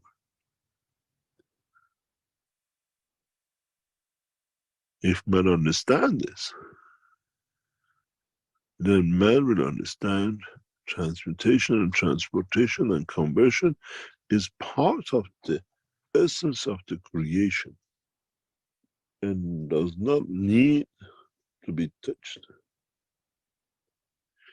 does not need to be tampered with. It needs to be understood.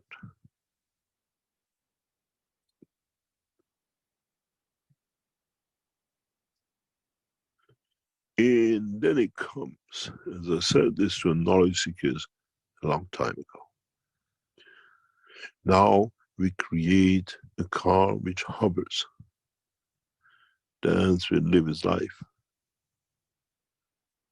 And maybe by passing of the car, using plasmatic fields, receives energy that elevates his soul.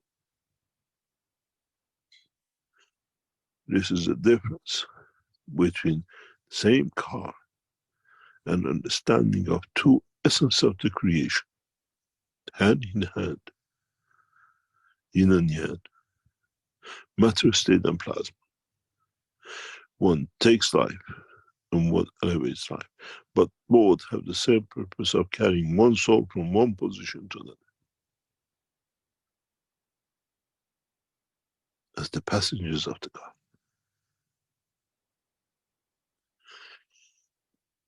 The development of the new technology is so deep, and that it will frighten you even to think about it and what it'll imply. When you use the what are called plasma maglev systems as transportation as cars, these systems create their own soul, as you understood in the star formation. An interaction of the souls will position the soul of the child which crosses the road.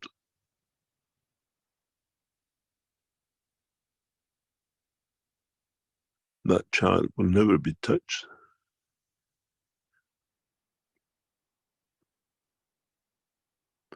Now you understand how deep this technology will change every aspect of the physical state matter of the life on this planet.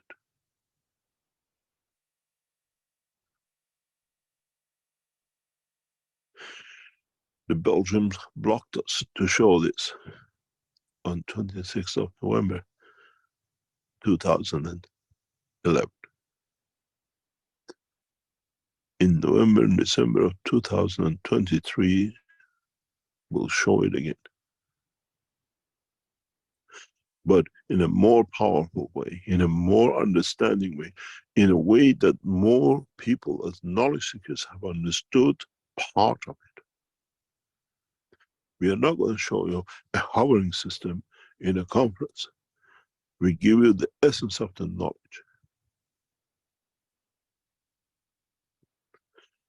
In so many ways, in the upcoming months, the state of the knowledge, understanding of interaction of the fields will change.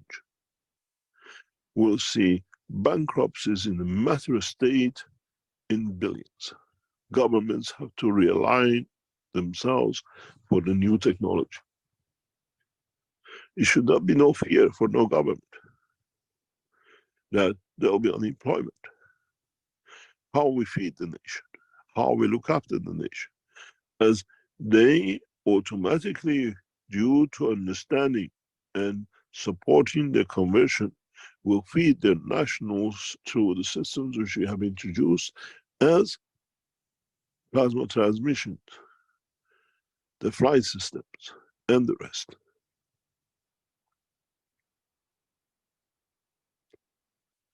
It will take a rapid change in development. In the London conference, in the presence of the American ambassador, the Iranian ambassador, and the Chinese, will show that there is no need for war, no need for armament. The power sits amongst the people. The power sits with you, 500 people sitting in the auditorium. You see what your government sees. You see what power is in your hand and what they have to deliver.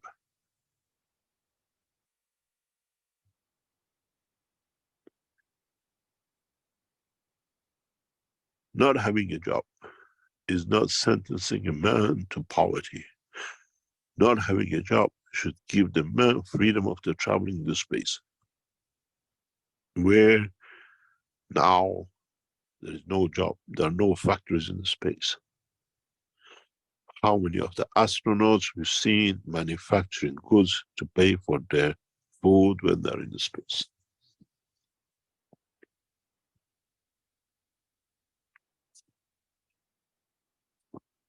The evolution in science will come when our leaders, our ambassadors, our scientists, our military men are faced with the reality of the new technology. I saw that in the eyes of generals in China, where they had to dust the material of their clothing until they advanced more what we call super scientists, that the technology is here because it's on my jacket. I felt it, I touched it, and I breathed the thing inside me.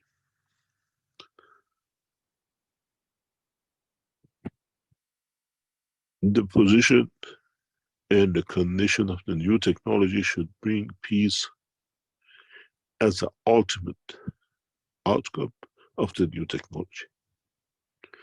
We do not fight the nations. We provide so much of it that it melts the nation into peace. In the London conference and the follow-up in Beijing and other capitals around the world, we bring the knowledge to people.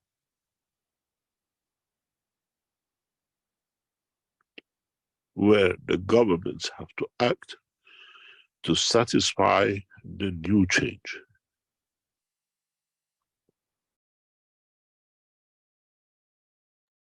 Okay, again, astounding. Past our imagination that a car could have a soul and not run over anything from an ant to a child. It's just, again, beyond our capabilities to create such things. But we know in the future, we will understand more. He's saying we can't abandon the matter state, so we're going to see a lot of interactions and a lot of development around that area. I know he talked about tens of thousands of new products that you'll see with the plasma technology, and this will get developed over the time. Let's see how Alex is doing. I know you had to go into the background. Alex, are you about ready? I was going to play something with the MagRav and our lack of understanding it. I just wanted to see if you're ready. I know he had to go out. If there's no response, then we will play that and see if he's back, and then we'll do the Domo piece. Alex, you're back? Yes, I am. Okay, I think he had two speakers open. We were getting some feedback.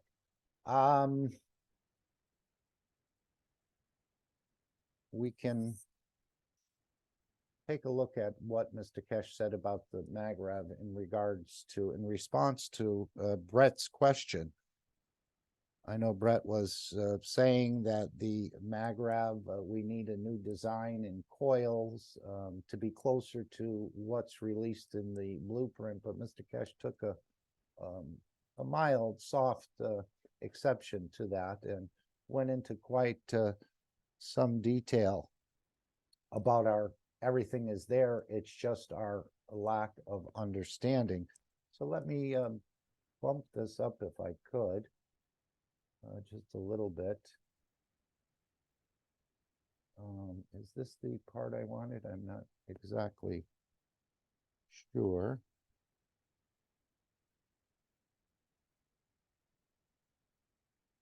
And that was just one thing, was this hovering car.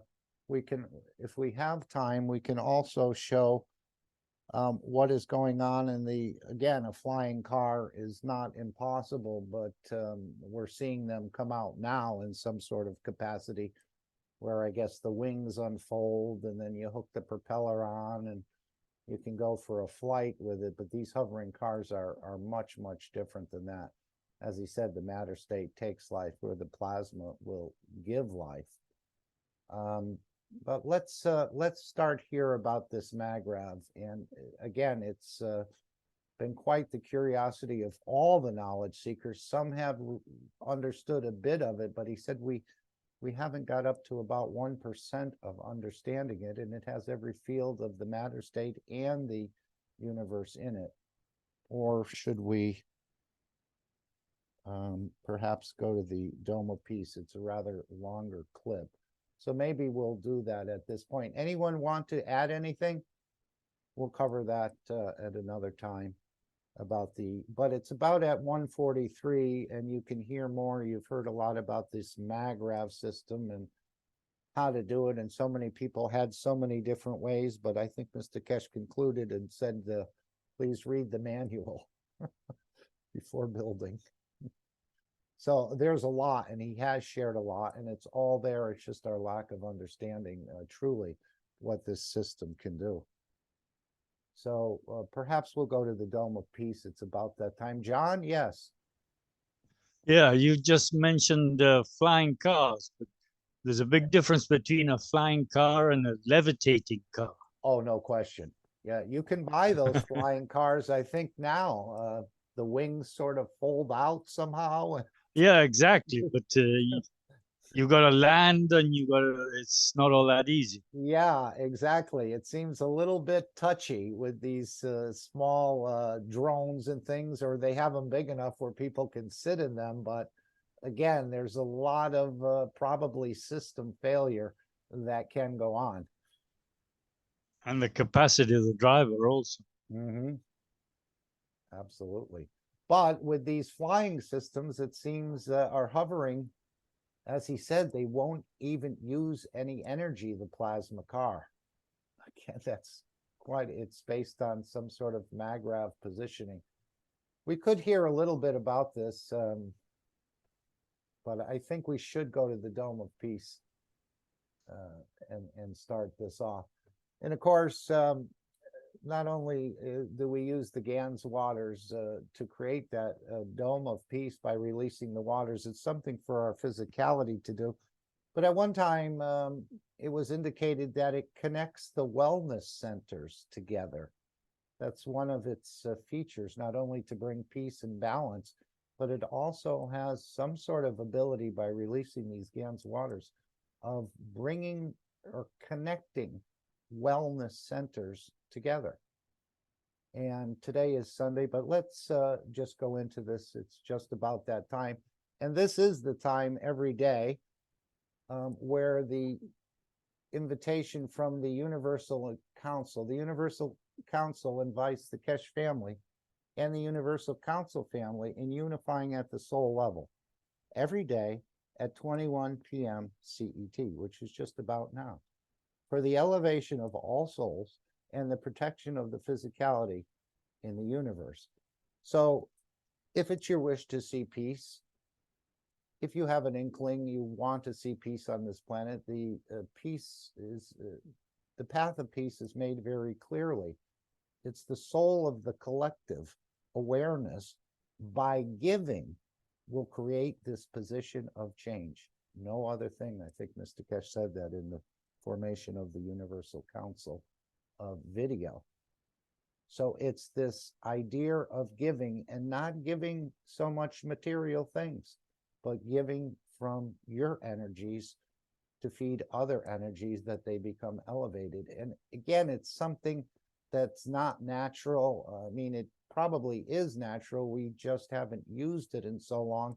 It feels a bit uncomfortable, like this can't work. I really have to be doing something with my physicality for things to change. But we're finding more and more that working through the energies is the way. As Mr. Keshe said, we're not forcing the nations to change. They'll melt into peace just by delivering the technology. So the same way, we're not forcing anyone to change, but we're giving to world leaders, religious leaders, that they can elevate and become more enlightened and help to bring about this change without dragging their feet so much, and realizing what they're giving up is nothing in compared to what is being gained for all of humanity. And China's reflected that in the white paper. They're not only thinking about their own nation, they're thinking about all the nations, coordinating, contributing, collaborating in a beautiful fashion. And this is what it's going to take, Mr. Keshe said, to build that UFO, to do many of the things. It's going to take all the nations to open this up. And even then, it can be years or decades ahead. I know he said on the Wellness Systems Center, it would take us thousands of years to understand how it works in that one central system. Again, if I gave you the Wellness Center and we were talking about it, we played it earlier. I mean, if you were given the center and you needed to upgrade it, you wouldn't know which part needs changing or anything along that line. I mean, it's just so technical and so advanced, but yet it's, as Mr. Keshe would say, it's so simple. But where would you begin to modify this or to improve it? Again, I think the team is going to understand it, and the knowledge will be hidden in a number of different locations. But he said it would take thousands of years for man to understand how this central system works and can reach tens of thousands of people simultaneously. And I know I asked him about the Ubisos needing maintenance and things, and he said probably in the time of your great grandchild. So there'll probably be very little to no maintenance, but there will be development. So let's go to our World Peace Treaty, if we can. Thank you, Stefania, for reading this. And thank everyone else for continuing that process. And again, nobody's keeping track of you. It's all on yourself and how much you want to see this process continue and come to its fulfillment with peace on this planet. And then, of course, meeting, entertaining, and working with the universal community. I see Elias has dropped in. Thank you again, Elias, for the transcript. It's been helping in so many different ways, in so many different groups, to find things and to identify certain paragraphs or what we were looking for. So thank you very much, and all the rest who work on these. I know the Brazilian team has put something together now from 1 or maybe number 5 up to 505. So you can find a place to search on the Brazilian team website about all the different things Mr. Keshe said over so many years. And he's said a lot. As he said, he goes from A to Z in many of these workshops that he delivers. He's all over the globe or all over the universe. So let's go to our Dome of Peace, which we're creating. I don't know if anyone want to read this Dome of Peace. Anyone want to offer? I With a will nice read it voice. for you. Okay. This is what came in and what is now become a pattern. This from a guy, I don't know him, but he says, please remember this Sunday and every Sunday from now on, till we raise the soul of this planet to a peaceful planet. Keshe Foundation knowledge seekers worldwide will spread the gas waters around the world at 12 p.m. Central European Time and or 18 p.m. Central European Time every Sunday at the same time as they choose which time to suit them. Thank you for participating in this greatest movement by the soul of the man to bring about the peace on this planet as the permanent feature of the life of this planet. And again, if you're not sure about GANs and how to make it, you can go to the Keshe Wikipedia, KF Wiki we call it, and you can find a number of different ways to make GANSes. And we use the plasma water above those GANSes. GANs just means a gas as a nano solid. Or what we do is we, through a simple process, transmute the fields of carbon, which creates a nano of itself and appears as a solid in the matter state. And we don't really use the GANs, we use the water that's energized above the GANs, or a third of the water from the top down. And that's the water that is sprayed to create the Dome of Peace, to connect the wellness centers, to create balance, and to do so many other things. Again, we haven't opened up 1 or 2% of this knowledge. It's so far reaching. So let's go to the second step of the Dome of Peace, which is where we use our own reactors. I think it was in the last workshop or the workshop before. You have a nuclear bomb in your head. You're a huge field generators. You're the most illegal nuclear reactor walking around on this planet, he said, I think in the 305th Knowledge Seekers Workshop, if I recall that. But we're huge field generators. We haven't realized that, although we can feel the fields of peace and of love and of hate, these are the fields, or not so much hate, but just to know that you can generate a field with not a lot of effort. So this is the second step of the Dome of Peace, where we use our energies, our centers, our souls to give, to bring about a change that will manifest in the matter state. Anybody wants to read the Dome of Peace? Would anyone like to read the Dome of Peace? Shweta always says that, being as kind as she is, always gives the opportunity for the others to participate. beautiful souls in here. Okay, I'll read this beautiful presentation of Dome of Peace. And the Dome of Peace is already here. All the knowledge seekers, truth seekers, lovers of humanity has built it in a way, spreading the guns, loving each other as shareholders. So I will read this as please remember every Sunday from now on until we raise the soul of this planet to a peaceful planet, Keshe Foundation knowledge seekers worldwide will spread the Gans waters around the world at 12 p.m. CET and or at 18 p.m. CET every Sunday at the same time, as they choose which time to suit them. Thank you for the participation in this greatest movement by the soul of man to bring about the peace on this planet as a permanent feature of the life of this planet. Mr. Keshe suggests we add the next step to create the Dome of Peace with power of the souls, as we have already going through this with the 2 eyes. And we ask you to spread the Gans waters each Sunday. Now we give you a new path. Now try to unite each other's souls. Try to elevate the soul of humanity through your own soul to a level that no one can touch, the embodiment of the human race. So beautiful. Choose a time where all of you come together on the soul level in a state of inner calmness. At that time, don't spread the water of Gans, but spread your soul. Unite, and in time, we will make a new race out of the soul of man. And then, instead of doing it once a week, do it all the time. Keshe. Okay, does anybody want to add anything before we take 5 minutes and give from our souls? As Mr. Keshe said, it's for us to practice.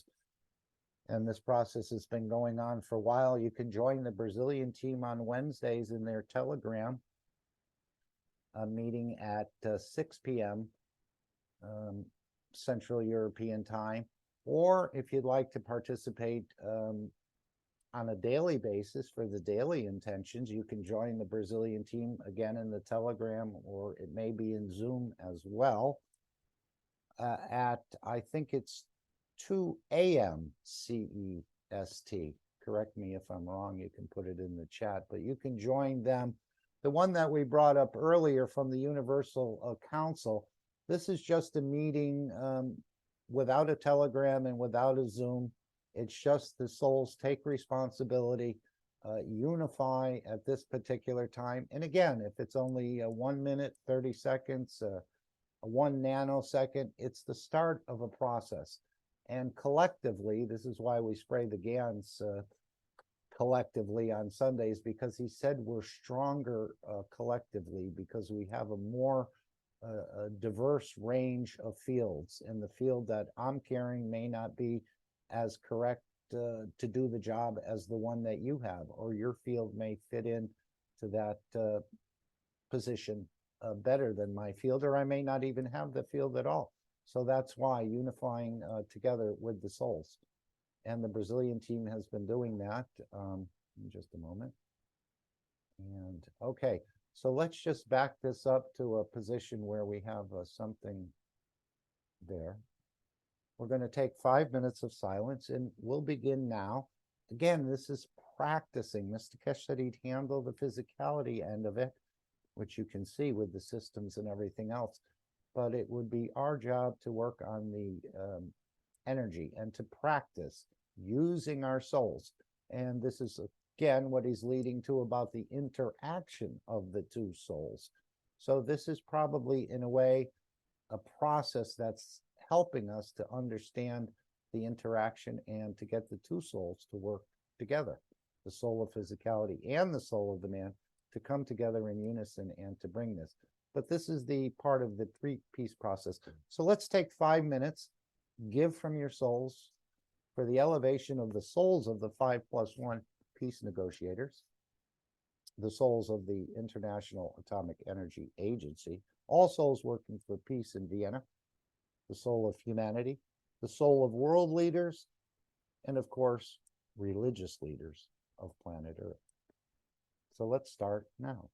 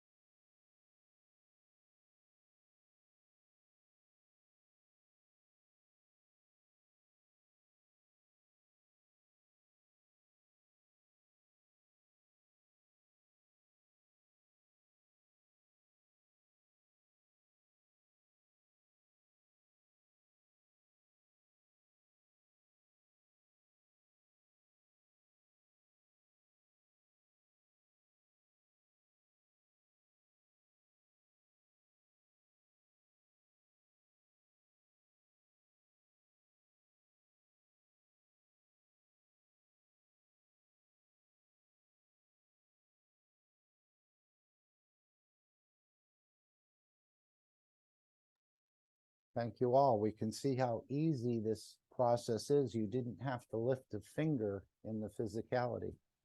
Just lift a finger of your soul in a way and point it in the direction you'd like the fields to go. And to be available, that's all.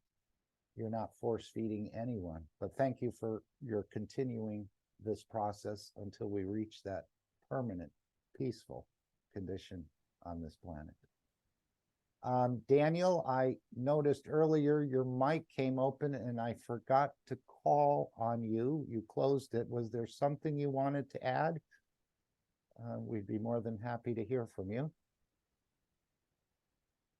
Otherwise, we're going to go to Alex. I think he's ready. And normally, Ready. Yep. And we will play the disclaimer first. Thank you. Yes, thank you. Disclaimer. The information and education material contained herein is meant to promote the general understanding and dialogue of GAN's processing. Such information is not meant or intended to serve as a substitute for a healthcare professional's clinical training, experience, or judgment. For patients and individuals, such information is not to be a substitute for professional medical, therapeutic, or healthcare advice or counseling. For medical issues or concerns, including decisions about medications and other treatments, readers, viewers, listeners should always consult their physician or, in serious cases, seek immediate assistance from emergency personnel. Prescription information, procedures, and use of medical devices information should be undertaken only by properly trained and certified medical personnel. We specifically disclaim any warranties, express or implied, including implied warranties of merchantability or fitness for a particular purpose. Such information is provided, as is, and is believed to be accurate at the time of its publishing, but it is the viewer's job to evaluate the accuracy of any information found in this presentation. Every case presented is of their own experience, applied by themselves for themselves, and it applies to their case only.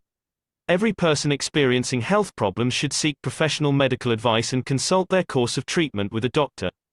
The processes of plasma balancing described herein are a natural process which supports the body but does not replace medical advice or therapies one is already subject to.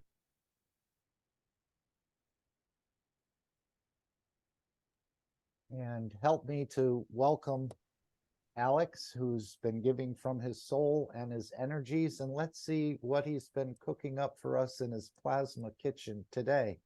Alex, are you with us? We invite you to come in and share your screen. We see your screen, and thank you so much for being part of this group and being part of all groups.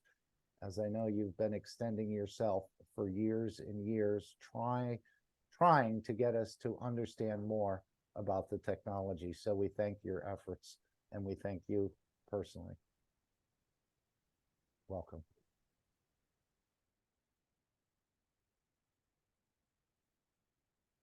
Thank you so much, Mark, for leading the charge here. It's another beautiful Sunday afternoon in the universe here. I hope, well, let's hope for peace and prosperity around this world. And I'm going to take. I want to welcome everybody to the North American Plasma Meeting. And we understand that it is the strength of all the other members and the other continents around the world that make this such a powerful meeting. And I see the prospects of it having lingering benefits. What's very interesting is how the review of these classes, even though we're reviewing things that happened 1 or 2 years ago, how they're dovetailing with the events as they're unfolding today. And the reason for it, of course, is because things haven't changed on the surface, but they certainly have changed in the background. And so we're all part of the process to bring this technology forward, as put forward by Keshe. So with that having been said, please enjoy the trip. This is the Keshe Foundation Spaceship Institute Teachings on Plasma Science.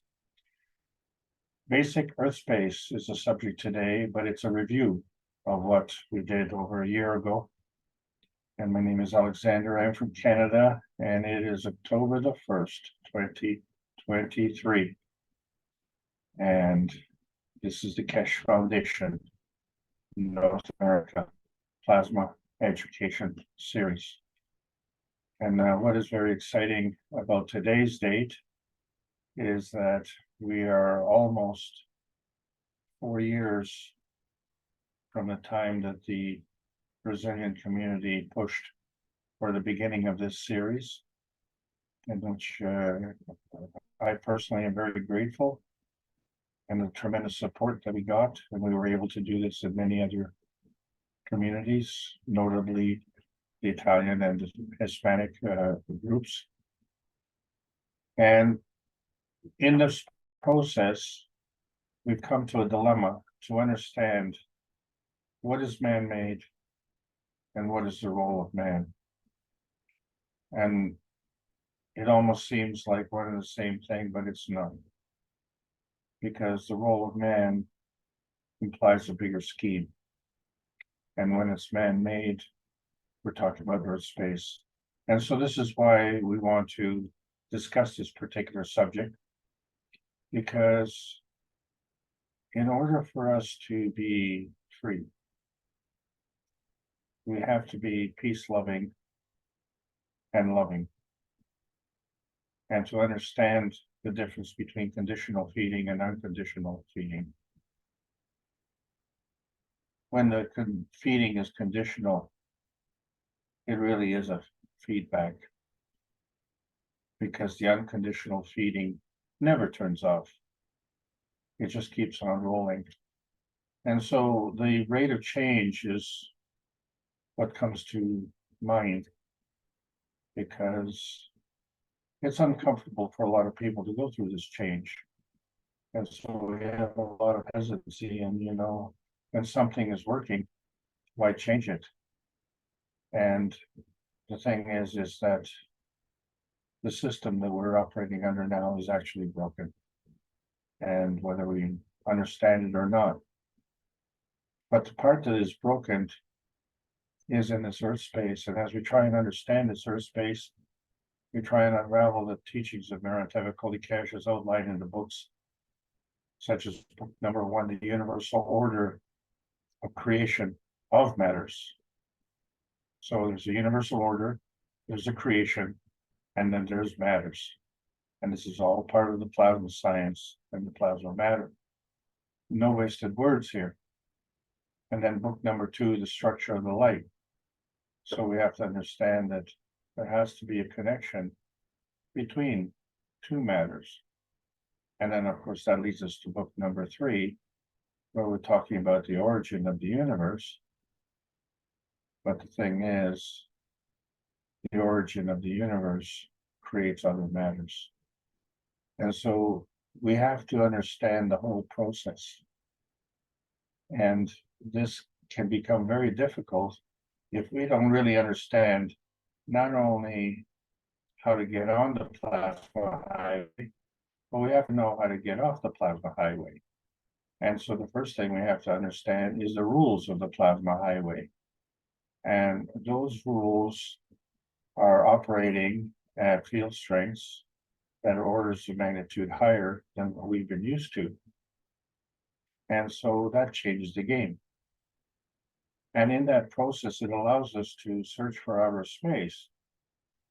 But what is different and what is key is that this search for outer space is for searching our embodiment of our pie in the sky, as we say. And so if we're going into outer space, we wouldn't be so wrong in saying that you're also going into outer embodiment. Is there such a word?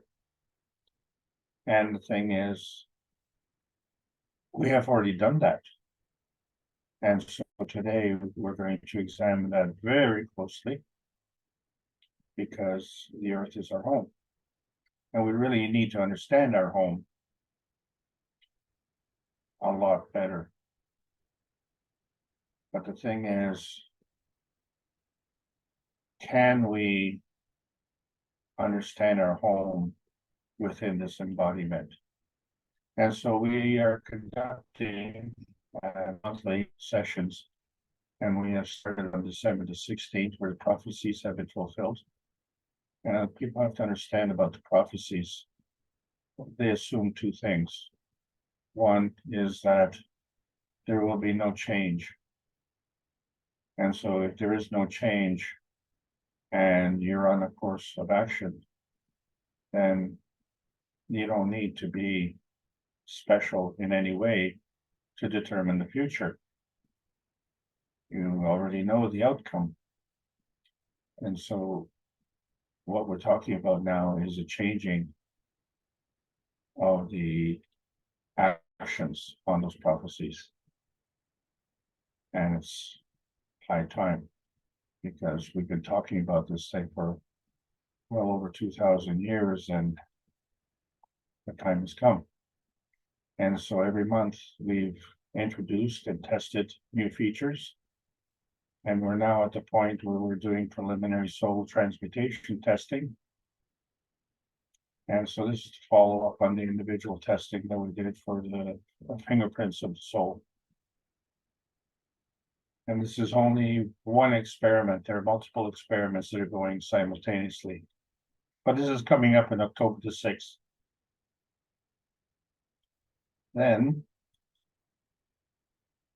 we have all been forced to learn about the cups of life because, excuse me, because of the changes in our life. They were imposed, the circumstances were imposed, the environment was changed. One moment, please.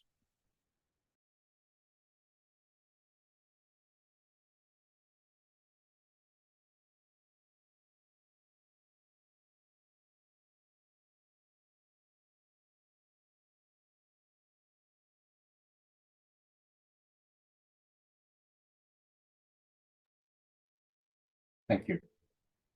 What we have to understand with the cups of life is that they're not the cups of the pandemic, they're the cups of life. And is that bragging? Is that,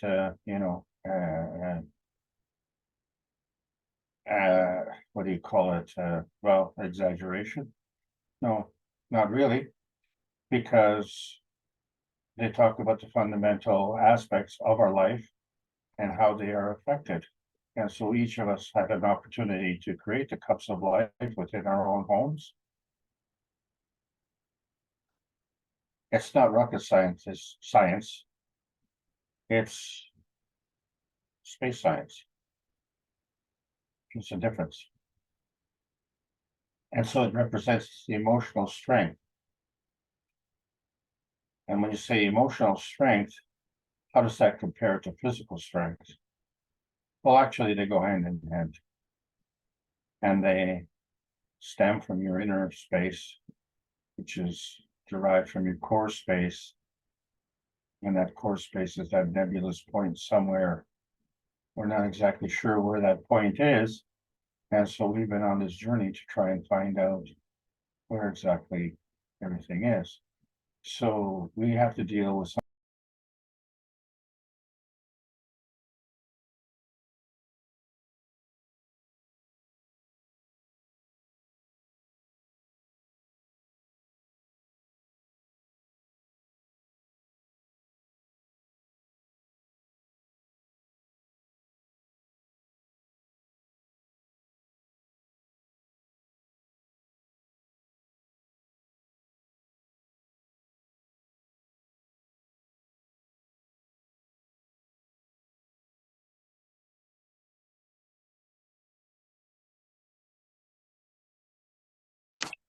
Alex?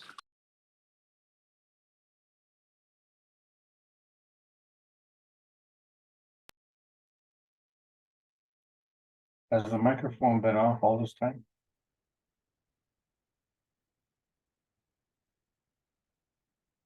Mark, can you hear me now?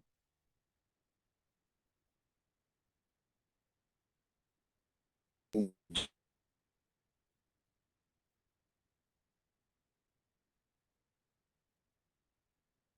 you hear me? We can hear you, Alex, but I don't know what happened to Mark. Okay, the hosts of the program have screwed up with the technology. Okay, so the microphone has been off for a while, that's what you're saying.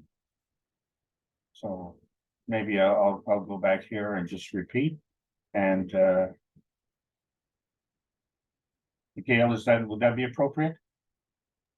It would be wonderful, thanks. Okay, you don't exaggerate. All right, so what we were talking about, the cups of life, they're not the cups of pandemic. They were important things that we created in our homes. And the most important aspect of these cups of life is that they represented our emotional strength. And the question we had to ask is, what is the comparison between our emotional strength and our physical strength? Because we don't see emotional as being and strength being in the same sentence. We usually attribute that as an emotional weakness, which compromises the physical strength. But factually, they're both created by our inner space, which comes from our core space. And where's this core space? Because we can't pinpoint it, so we're still searching for this. It's in this nebulous point somewhere. And that's the point that we want to make with this presentation, is so that we understand, well, this is what we were doing, and we did it for a particular purpose, but it isn't rocket science. It is space science. And this space science is relevant with respect to this Earth. And so the thing about this Earth is that it deals with tangible and visible things. And we have to focus on this because that's our home. That's what we've been used to. That's what we've grown up with. But there's another aspect that's implied, and that is that there's a non-visible, non-tangible aspect of it, which we completely ignore. And so by focusing on this basic Earth space, maybe this is going to give us a better perspective. And so this is the new extension of the basic series, which we started 4 years ago, the teaching series. We went through understanding, knowing, and insight. And now we're talking about Earth space. And, we really should be very familiar with our Earth space. So, there's nothing much new, but there is something about this Earth space which we have to really understand, because it's keeping us from advancing. And so we introduced this particular subject because we're into the plasma education series. And so we need to see the difference between the Earth space and the plasma space, and how we conduct ourselves. How we conduct ourselves is fundamental to our transmutation between the Earth space and the plasma space. It's fundamental because, more importantly than anything else, it's limiting. And so we're going to talk about currency, ecosystems, the gateway, a launch point, a landing point, and that nebulous point, wherever that is. But currency is very, very important because that's how we conduct business on this planet. And the thing about it is we understand that there's this mathematical fudge factor that we introduce in everything that we talk about. And so when we talked about originally in the basic series, the surface to volume ratios, we compared the perimeter of the circle to the area of the circle, and we found that pi is in that equation. And so the relationship of the perimeter to the area of the circle is a two-dimension feedback. But if we get into the sphere, we now have changed the parameters of the surface, and we still involve pi, which is 3.14 and a bit and a bit and a bit and a bit, and who knows how many bits, lots of bits. Just round it off to 3.14 and forget the bits. but this is 3 feedback dimensions. And so it's the full set of dimensions. And as we're looking at this and we're the observer, we have to understand that we're none of these dimensions. You know, it'd be kind of like looking at yourself. You know, have you ever tried looking at yourself without a mirror? You know, I wouldn't try this because you might get hurt. But all we can see is what we see with our eyes. And then if we want to look at ourselves, we have to look at the reflection. But there are other ways that we can look at ourselves. And the thing about it is that it always confirms that we are not those 3 feedback dimensions. We are in another dimension, and we're the ones who are fudging everything. And so let's get that straight, because when we understand what currency is, we think of money. And so money is the currency of our society. But in many cases, if you don't have the money, you can't get your health. But, you know, that's not always true, because there are a lot of people who have money and don't have their health. And so they don't understand that there's another currency a little bit more important. That's the currency of life, which we call adenosine triphosphate. And so let's just look at the letters ATP and understand that's what it is. So that's the currency of life. And that's what we produce. Our body produces that and allows us to live. When we fail to produce this, we die. And then, of course, there's this other currency that we are still in the early stages of learning, and it's called the PM ticks. And that's the currency of energy and motion. And the money, which is in our society, the ATP, which is in our physicality in our body, and the PM ticks, which are energy and motion, and they're actually fundamental for the creation of everything. And when we say everything, we're referring to the periodic table of elements. So these are all earth-based currencies. These are all a piece of the pie. And when I say a piece of the pie, this is the piece of the visible pie, the pie that we're used to. So what has been novel about the Keshe plasma science is the introduction of the PM ticks as a new currency. But this currency has other features. And so when we look at what we're doing in the Keshe Foundation, we have a mission statement, and that is to bring peace and prosperity to this planet, to allow us to enter into outer space. And every company should have a mission statement. It would be very handy so that you understand the business and you understand the market.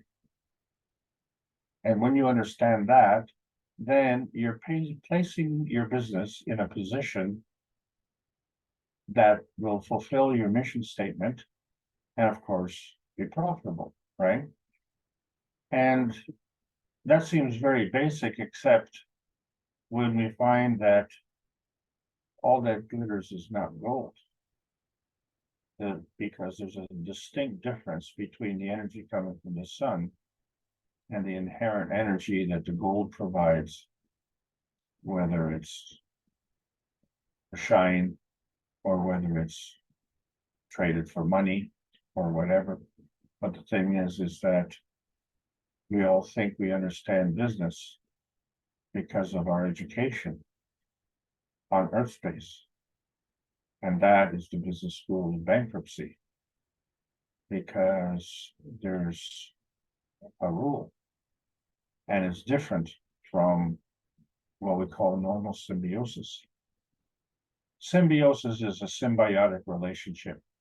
So when we talk about the dimensions, we have participants and we have observers.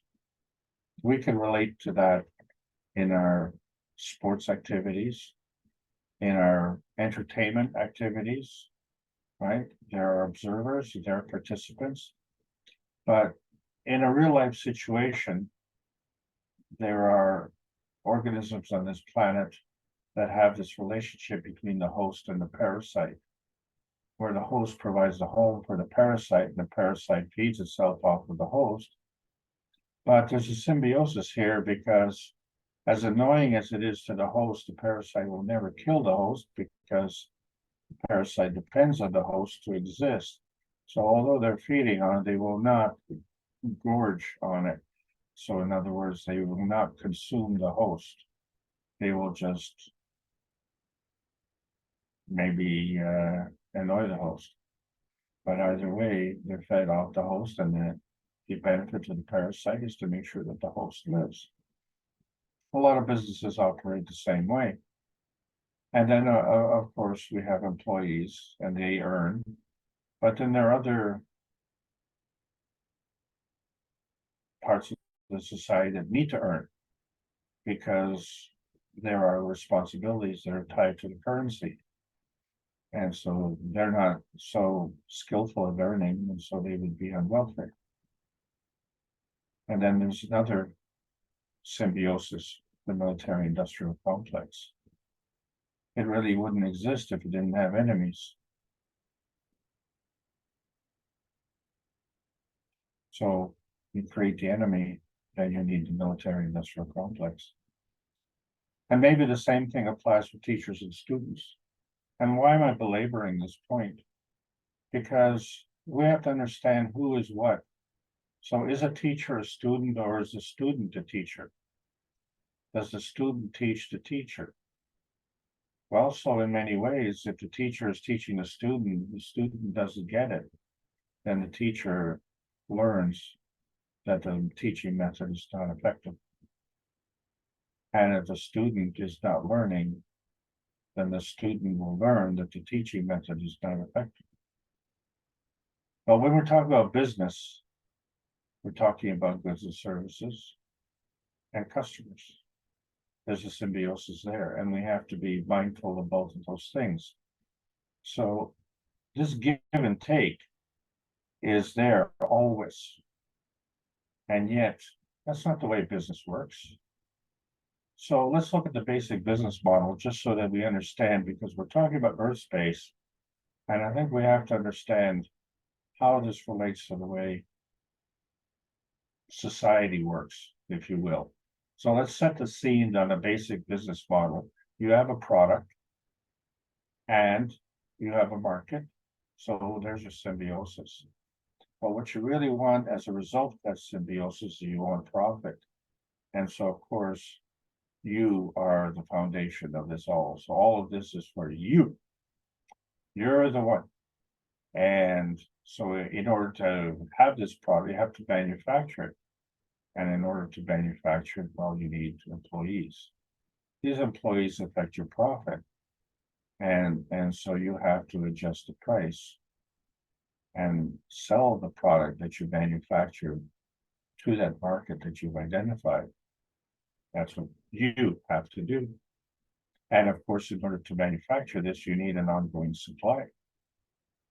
And you have to manage that ongoing supply, so you have an accounting. And you maintain an inventory. And then, of course, to resupply, you need to do purchasing. And of course, that affects your profit. And so you take that into account with respect to your sales and how that affects your market. So I'm sure everybody knows about all of this, but this is organic, you see, because all of this has to be managed. And so there's an administration. And you either hire administration or you are the administrator.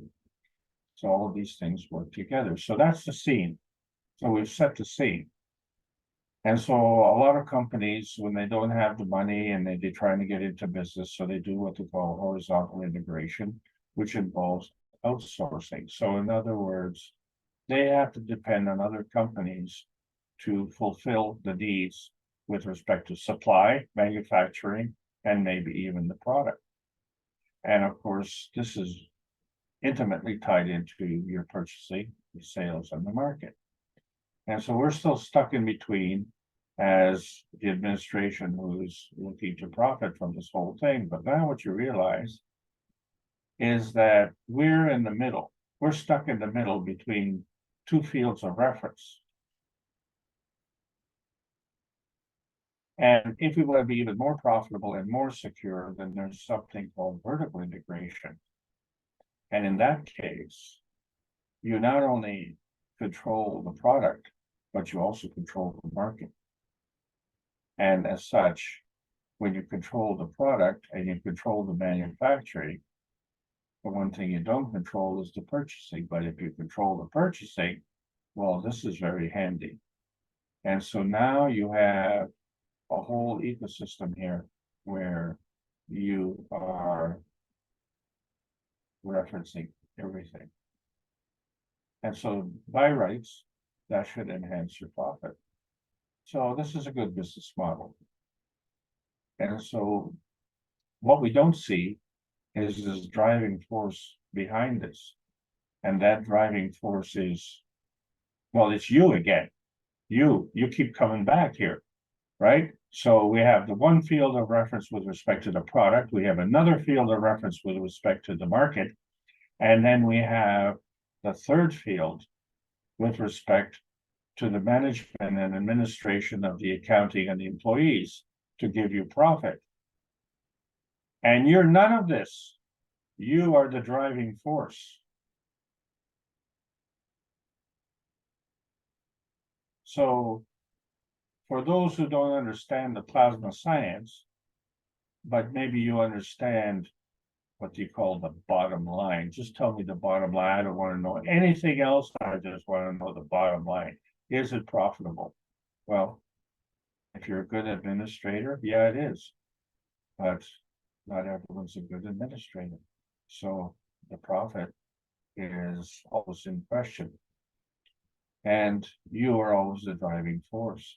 So this is what we have to understand in Earth space. And if we can understand this in Earth space, then we can relate to something else. So for instance, when we're looking at feeding byproducts, excuse me again.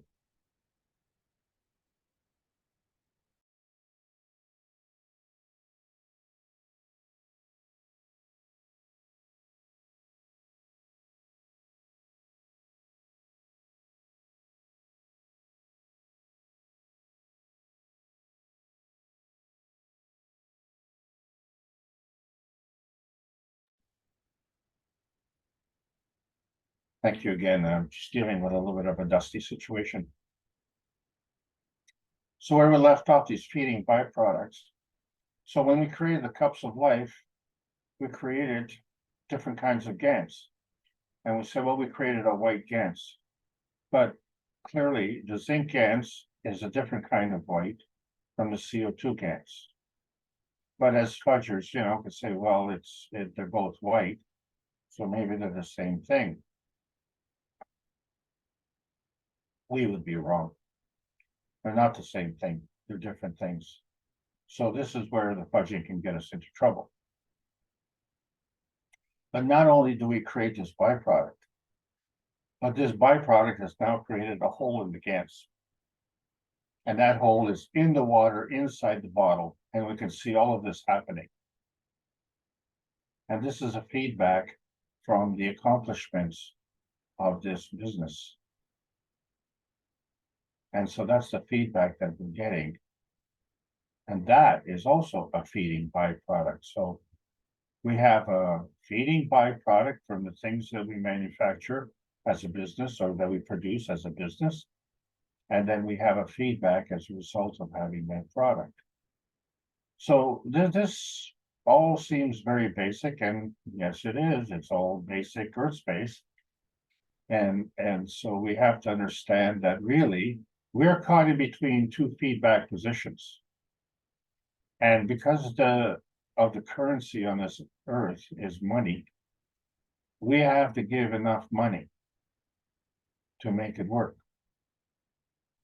And we decide what we have by being able to discriminate between what we want and what we don't want. And so this money disappears. In this process, something else has to happen. And that what happens is in the Earth's range, our Earth space, this is what happens. So within this Earth space, we have many transition ranges. And so the Earth space alone, scientifically would say, well, there's a magma, there's a crust, above the crust is the atmosphere. And we go through all of these layers, and each of these layers is based on density. So the least dense is in the atmosphere, and the highest density is in the magma, and that's gravitational, therefore. So the atmosphere is magnetical. So these are the Earth's ranges. And so we can go through all these ranges without even having to go into so-called outer space. And then we have to understand that this Earth space gives us this feeding to preserve our life as part of the environmental feeding. And when we compare the options that we've had, we all know that we made a decision. Maybe you can't remember your decision-making process, but we made a decision to come to Earth and not Mars. So we had a preference and sentimentality for Earth that outweighed the preference and sentimentality to go to Mars. Now, if Earth wasn't there, you know, maybe we would settle for less. But since Earth is there and it's bountiful, well, hey, that's count me in. We're coming. So, and all of us was born to this planet, and we all want to be good corporate citizens, don't we? Because we want to make money and, you know, understand that we have this plasmatic symbiosis with the Earth. So this manifestation point, which is our profit, comes from bringing one field plus another field, not the same field, right? One field is the product field, one field is the marketing field. You bring that together and you get more than the sum of the two. And that all depends on the skill that you have as an administrator, your accounting, and your qualifications of your employees, and this affects your profit. And of course, you're the driving force. So doesn't it stand to reason that when you're looking at the Earth and understand that there's a plasmatic rotating hemisphere in the north and a plasmatic rotating hemisphere in the south, and wherever you stand, you always got your feet firmly planted on the ground, regardless if you're in the northern hemisphere or the southern hemisphere. But the third field, the physical Earth space, is what we stand on. And that rotates only one way, and we all rotate the same way, even if we're upside down. But the point being, you have a combination of two fields delivering you the third field, and that's your three dimensions. And clearly, since we're standing on those three dimensions, we are not part of those three dimensions. We are in another dimension. Okay, so this is the big deal that we have to learn. So when we look at the ray motion, which is creation, and we see that if we have a creation, we have to have a decay as well.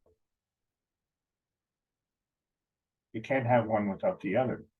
But the net result, and if we were to use a business model, we could say, well, the net result in natural creation is profit. But on the other hand, if we're not so skillful or there are other conditions that come to play, we still have the relationship of the natural creation and the natural decay. You have to have the both, but we would call that a loss. And so, you know, on our income statements, our creation is either a profit or a loss.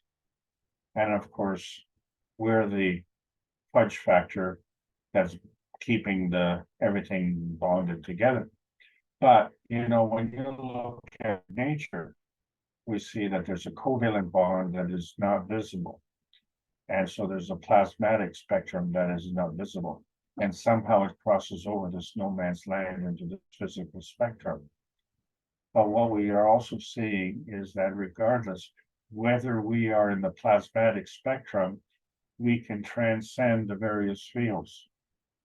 And if we're in the physical spectrum, we already know that with the cups of light that we can transcend various fields. So this is very instructive. And the key point is to understand that big business has to understand that it's a two-way street. And when you're looking at the product that you're creating, and what you're creating is that little tiny red dot, which you call our Earth space, which is part of man's universe, which is part of the whole universe. And we're creating this other universe, which is our business. And that's only just a tiny drop in the drop, a pimple in the drop in the drop. And so we're ignoring everything else. So it kind of becomes redundant to call this big business. And in fact, it's like really small business. And that small business has another problem, and that is it thinks small. And if you go to another school instead of the business school of bankruptcy, you go to that school of hard knocks, right? The one that teaches you about factoring, where you don't need the whole product, you just want your commission, 5 or 10%. That's all you want. You just want a little tiny piece of the pie, but you want lots of it. And then, of course, this other thing called shrinkage. Some people call it theft. There's losses. And then, of course, there's this other thing called generally accepted accounting principles, which creates this giant gap. And it's a lot bigger than a nano gap. You can drive a truck through this, and you find that a lot of people use this gap for enhancing their embezzlement activities. And so you understand that that is a way to undermine your business. But then there's this other beautiful thing, which we call lost leaders. And so the product that you create, someone else looks at that and says, you know, this is a great worm on my hook.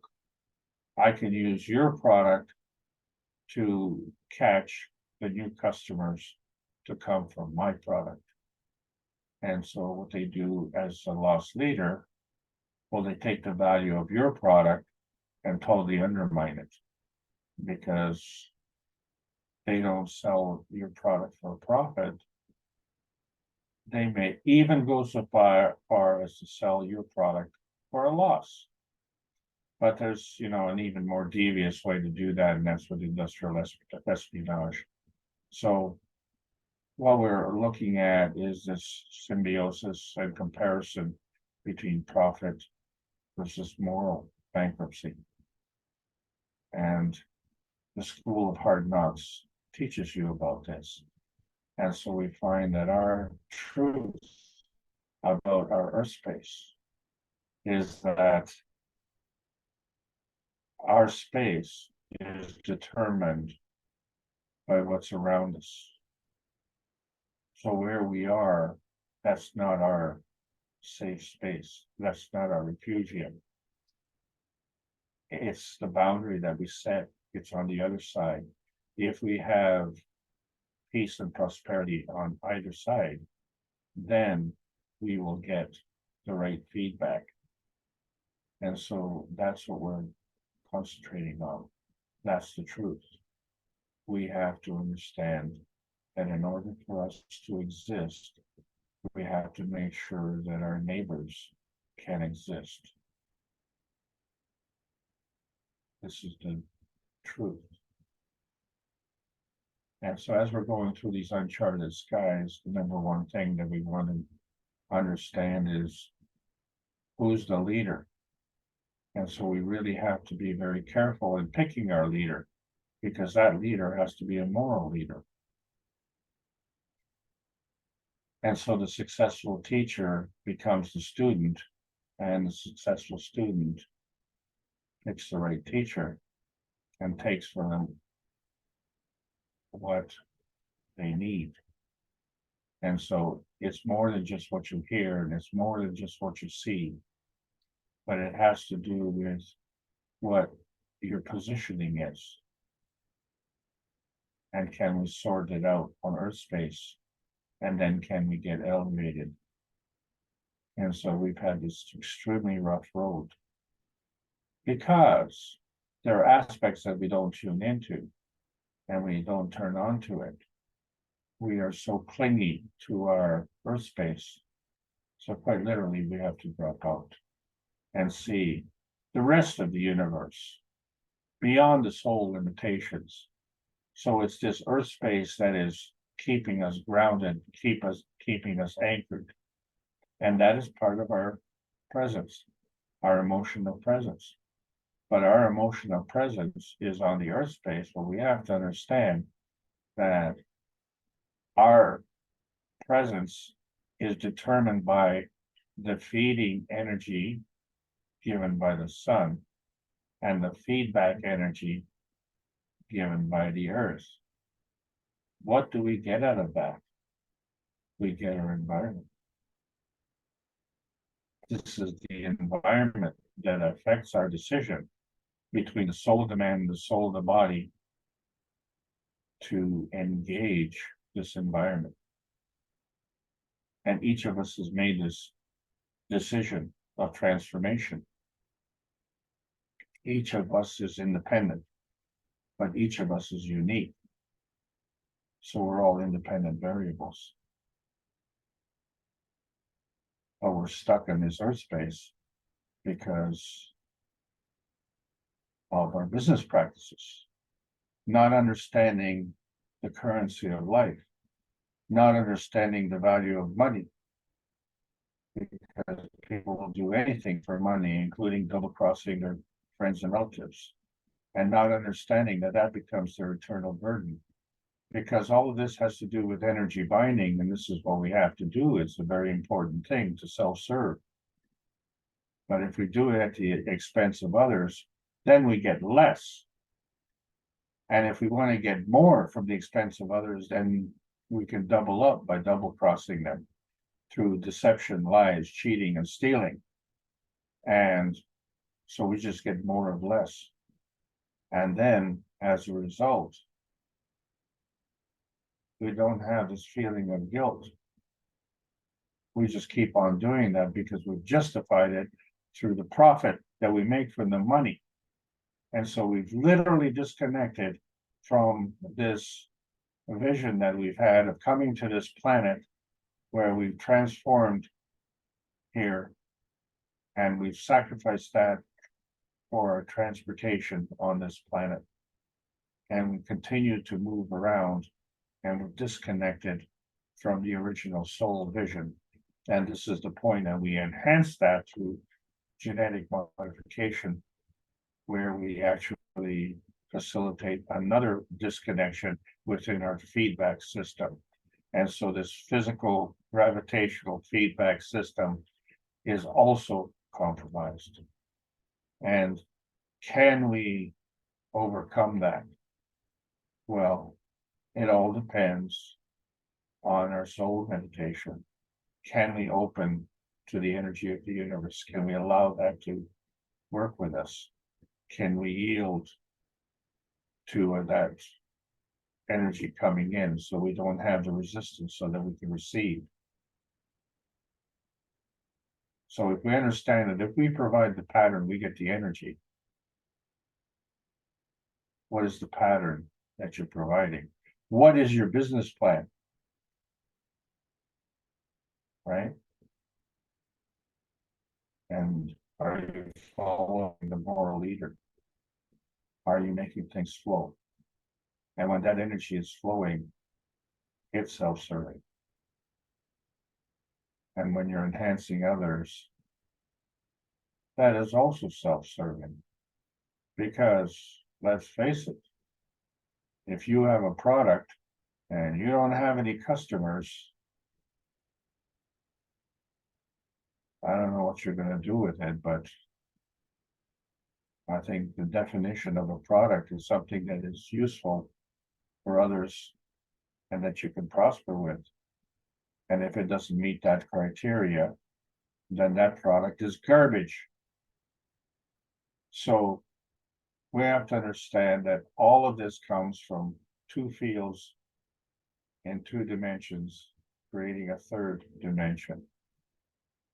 And the creation of that is energy in motion. And so that energy is always positive. So it's the motion that has a charge. And the negative charge gives and the positive one takes.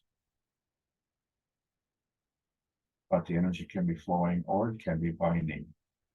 And so this is the fundamental thing to understand on our Earth space. When we look at our Earth space, we see a North and South Pole where the energy is binding, but then we take two fields and interact. And so that we have a duality where we have not only the binding, but we also have the flowing back and forth. And so this energy in motion is the principal interaction down this two-way street. And so we're moving down this plasma highway, and where we have this coming together of transmission and transition, which gives us the verification and validation point to this point of transmutation we call the point of existence. And that point of existence is this confirmation that we have as we cross over this no man's land. That is the Maggrav condition of those three dimensions. But that balanced Maggrav is invisible until it crosses over. And transmutation is the crossing over of the vanishing point.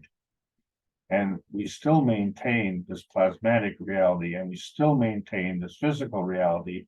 And so the reality is that we can do both, but we have to overcome the soul limitations that we placed on our presence on Earth space. Because our presence on Earth space is not manifestation, it's materialization. So we can materialize from beyond that vanishing point, that point of transparency, and materialize into physicality. The new science shows us that we can also dematerialize. Now, we have always done that in physics.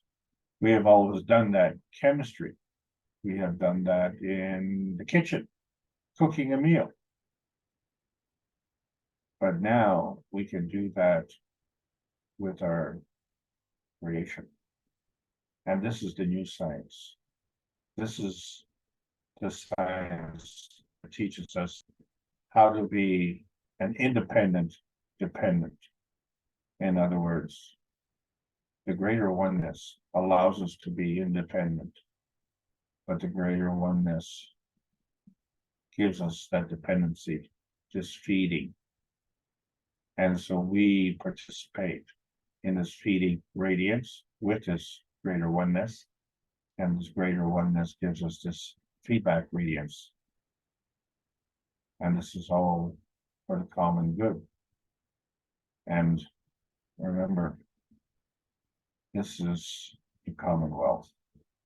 This is where we tried for 293 weeks in a row to bring one nation, one planet, one race, world peace together unfailingly every week, and understand that we are the magnetical residue from the forces of attraction and repulsion, which we call gravitational and magnetical field forces of convergence and or divergence. So you, as an independent variable, you're all each one, but you're in an interdependent universe. And so thereby you can reach one and go through this emotional transformation, which works in conjunction with your physical transformation, doesn't it? And you can teach one nation, one planet, one universe, and you understand that you have already done that because you're on Earth space.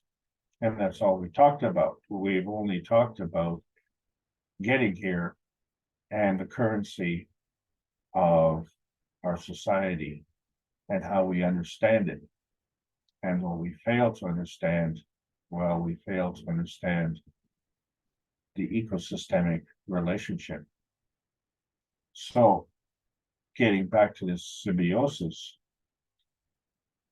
we are here on Earth space because of the preference and sentimentality for this environment. So if we conduct our business and if we want to be profitable and if we want to be prosperous, we have to understand what the word ecology means. And so when we look at the school of hard knocks, the problem they have with this moral bankruptcy is that even when they create this garbage, they just sweep it under the carpet, out of sight, out of mind. But that's not the way it works. Okay, because there's no way to throw the garbage. You can't throw the garbage away. Well, maybe you can. We'll just create a new planet. We'll put a new planet, the solar system, and you know, we don't want it next to Earth. We want it like way out there, like beyond Pluto, right? We'll call it, you know, Neptune, Pluto, away. There, we can throw the garbage over there. And so the garbage, well, that's not me. So that's gone. And that's how we look at things as big business. And so we create big garbage. Well, that's the problem with the Earth space, you see, because there is no garbage on the Earth space. So if you're a big business, that big garbage becomes big loss. That's not part of the profit. That's part of the loss. That's part of your manufacturing. And so, you know, no, that's not my garbage. So we just put it somewhere else. That's my garbage over there. And that's your feedback. And that's your legacy. And that's your problem. And I was rudely introduced, and I say rudely because I believed in the system. And I didn't pay attention to all these important people. And I was introduced to the Jacob Stadel Declaration. And this was presented to Gro Harlem Brundtland. And as a Canadian, I don't know who she is, but she was in charge of the G7 summit in 1988 in Norway. She was also the political leader of Norway. And this declaration was unanimously accepted. And 4 years later, they had another G7 summit. And that famous US president, George Bush, in 1992 in Rio de Janeiro, said, we can't afford ecology. So they took this declaration, which everybody accepted, and they threw it in the garbage. And this declaration said, well, there's no economy without ecology. So all you have to do is take the line that shows a graph on how much garbage you create, and take another line with the amount of money that you make, and you see that the more money you make, the more garbage you make. And at some point in time, every day you have more money and you have more garbage, but you're on the road to filling up this planet with garbage. So you really have to ask yourself the question, what is it that you're creating? Is it a product or is it garbage? And you get to decide. You get to decide the consequences, because that's your default point of view. You are the driving force behind the whole thing. You are the gravitational plasma, your soul and your soul of the body. You have these dreams. You've come to Earth and you have this emotional strength and you transfer it into this physical strength. What are you creating every single day? And so we've come to the point where we realize not only can we create physical garbage, and we all know how unhappy that makes us, but we could create emotional garbage. And frankly, that's even worse. So we see the thing when we create this monatomic nanocoating on our copper wires, and we see that there's synergy. The synergy when things come together where 1 and 1 is more than 2.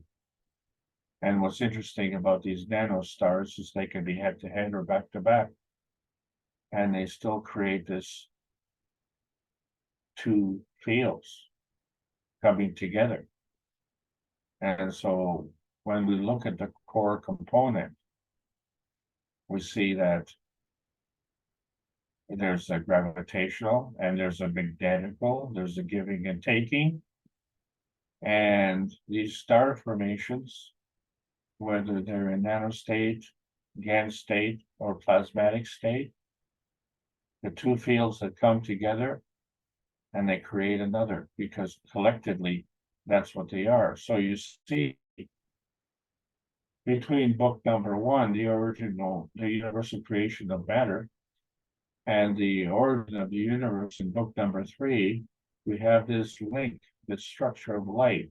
And when we are there, we don't know if we're upside down or backwards. Or, we can't even see the light, so maybe it's vanished. But it's there. Okay, because we've all passed through this gateway to get here. Well, what is this gateway on Earth space? Well, if we don't have a gateway, then we couldn't come here. In other words, we couldn't be born. And if we don't have a gateway, then any discussion of leaving would also not work, right? So we have to understand that we are looking at these 2 feeding dimensions that create something, and we're not part of those dimensions, and we're not part of that particular creation. We're on that creation. We are the observers of that creation, and we get a chance to, shall we say, round things off to suit us, right? And so when we look at our mission statement, we see, well, when we make our business plan, it's positioning ourselves to be profitable. And when we look at things ecosystemically, this allows us to change our position with respect to what we create, whether it's a product for profit or a garbage for loss. And then we can move around and position ourselves to be more effective, to be more than what we are. Or we can just close the gate and stay where we are, right? So when we look at our pursuit of happiness, and we see that, this gateway is what leads to various fields. And that's what we're all about, isn't it? The pursuit of happiness. So we start with something very small and we end up with something very big. But we have to understand that there's no economy without ecology, because this is our Earth space and this is our home. And so we came here. But we didn't come here violently. We were born here. But through the course of our life here, we see different energy flows and different energy strengths. And so we understand that the energy with respect to our life force is equivalent to 18 Hiroshima bombs, which means we're very strong.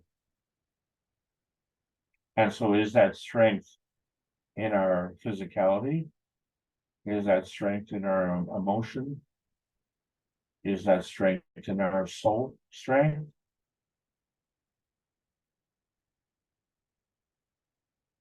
And when all these things come together, what exactly is coming together?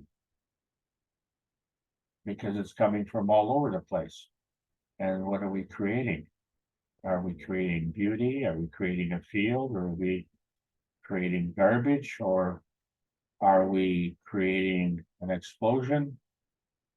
And so we see that the energy that is flowing is coming from all different directions.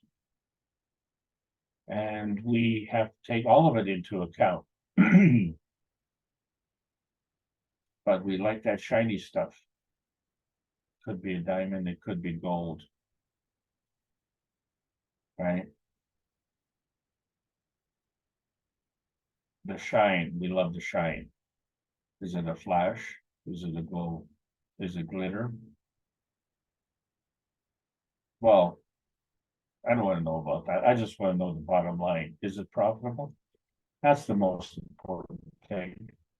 Well, we can't make it, but the earth can make it. So when we look at the periodic table of elements, we find that the earth as a factory, as a manufacturing factory, has created all of these elements. And some of these elements are underground, some of these elements are on the ground, some of these elements are in the atmosphere, and we have played with them. The carbon, oxygen, nitrogen, and hydrogen, the amino acid, we've played with that in our fields of sodium, magnesium, potassium, and calcium. These are all salt fields. And then we have the copper, which is physical, the zinc, which is emotional. It's part of our existence. And the iron, which anchors us to the earth. And then, of course, the earth itself, which its basic substructure is silicon. So all of these were created in the Earth's business plan. Has anyone seen that plan? You know, that mission statement of the Earth? Or is that mission statement now has to take into consideration the prophecy of man's arrival on this planet and say, well, you know, the manifestation point of this planet, you know, it has to do with PM tick rays and X-rays and gamma rays, and they all have this plasmatic symbiosis where we create the garbage and we create the profit. And we create the gateway to whichever way we want to go. And we get to decide at the expense of everyone else. Is that the way nature works?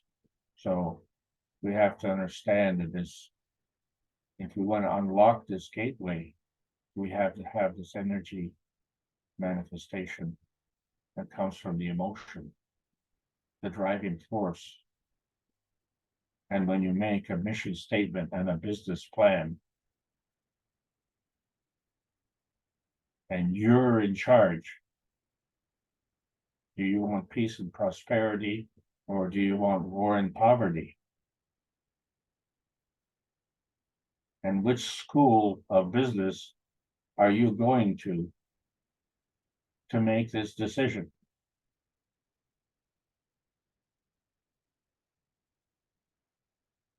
I didn't think it was a difficult question, but you know, we're all looking now for this gateway to what is normal. And we have to understand that the majority is normal. The majority of us seek freedom and emancipation, and the universe is normal. So the earth, being part of the universe, also seeks freedom and emancipation. So our existential crisis defaults to the harvest of the plasma energy of the plasma universe. That's the point. That's the point that was created of the earth space. And so we know this because we get this connection with the rest of the universe. because we were born, we traveled here. And wherever that is part of us, but it's not necessarily our neighbor. So it could be a contiguous connection. We're connected, but we may have to leapfrog that connection. Okay, just like saying we're going to go from the North American continent to the European continent.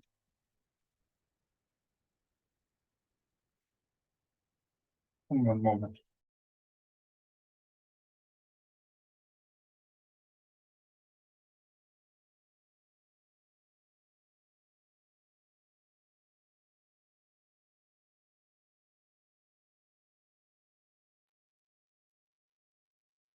Thank you. I hope you're having fun on this trip because you see, you wanted to be here. And the proof is that you're here. You were born. And you were born using that system. Coming to Earth was your preference. And you have a sentimental attachment. And this Earth space is part of your gaining system.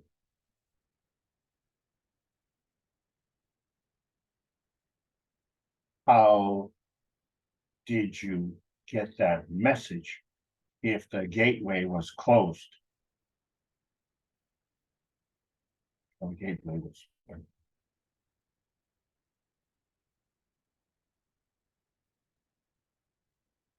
So at the time of discussing this, we were celebrating our pursuit of happiness in the US, 4th of July. We're looking forward to bringing peace and prosperity to the North American continent. Still waiting. Because we haven't launched yet. So let's look at launching from this Earth space, right? If we're going to launch, we need a launch pad. Well, here's a bunch of launch pads. So, pick your pad. So when you pick your pad, you have to position yourself on that particular launch pad, don't you? And so we started to experiment with this mission statement on how to launch ourselves into the universal community. So if we remember those musical chairs that we were playing that game, we found that when the music stopped, someone didn't get a chair. So were they being positioned to be launched, or were they being ejected from the game? So I think in the nature of that game, they were being rudely ejected because they were part of the losers. So who's all left behind? You have the three winners. But when we look at the launch room, you can't sit in all of the chairs. And so we find that we had 3 chairs on one side and 3 chairs on another side. And so this was the launch room. We have this gravitational magnetical relationship in the entire launch room. And we can move around in this launch room, right? Because this launch room is on Earth space. But we have to cross over to the second chair on the other side. And then we have to cross over back to the third chair on the first side. And then from there, we can enter into the enhancement units. So that was a fun game, a little bit different from musical chairs. And so we see that there's a field relationship, right? So we have this awake state and we have this dream state. We have this awake state on our Earth space, and we have this dream state in our inner space. And so this relationship becomes our target, our mission statement, where science meets the soul of man for peace. And that's how we got there. So when we're looking at these GANS products that we made in the cups of life, the problem here is we have a gateway. There's a hole that opened up in the middle of the GANS. So that hole is like the gateway, but it's a gateway to nowhere, right? We haven't decided. That is just our launch point. Okay, well, we got half the picture. Well, we always seem to have half the picture. Are we only getting the feeding part or the feedback part? Are we only seeing the physical part, or are we seeing the substructure that creates the physical part? So this is the point. We are now in Earth space, and so if we are going to cross over this no man's land, we have to pick a launch point, and it's from this launch point that we can go. So our launch point is now in a gravitational condition. So somehow we have to convert that into a magnetical condition. Well, when we look at the ray launch point as created in the Keshe model of nuclear decay of the neutron, we find that yes, we have this gravitational neutron, and yes, we create this gravitational atom, which is a marriage between the proton and the electron. But then we create this magnetical PMTIC, which is released and is launched. And we also don't know where it goes. We haven't decided. And so this is an ongoing phenomenon. This is all part of our dynamic plasma aura. And what we see is this plasmatic manifestation. It's represented by our spectrum feeding radiance. And this spectrum feeding comes from our soul spectrum.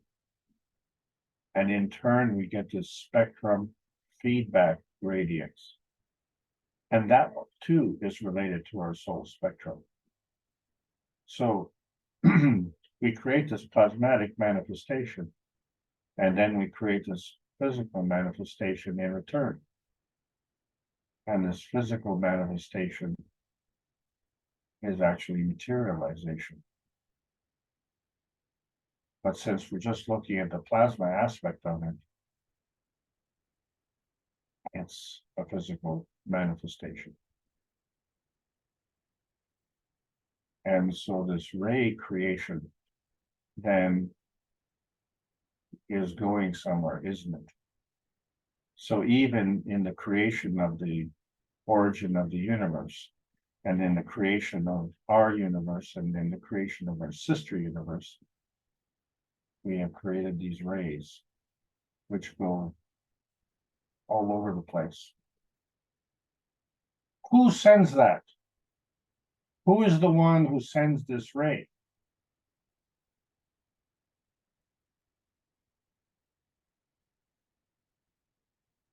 And what flavor is it? What field strength is it? What does it represent? Is this the prophet? Or is this the garbage? Or is this the only thing that we can see? All this gold. And we have gold here, and then we have gold there.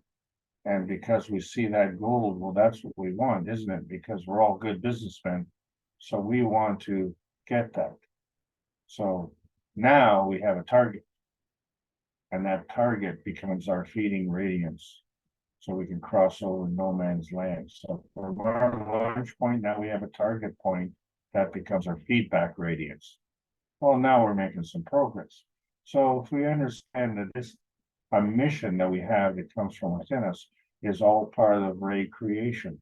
And it's in two dimensions, the x-axis and the y-axis, right? Transmission, transition, and transportation. But then we have the z-axis, which is the transmutation. And all of this is done at light speed.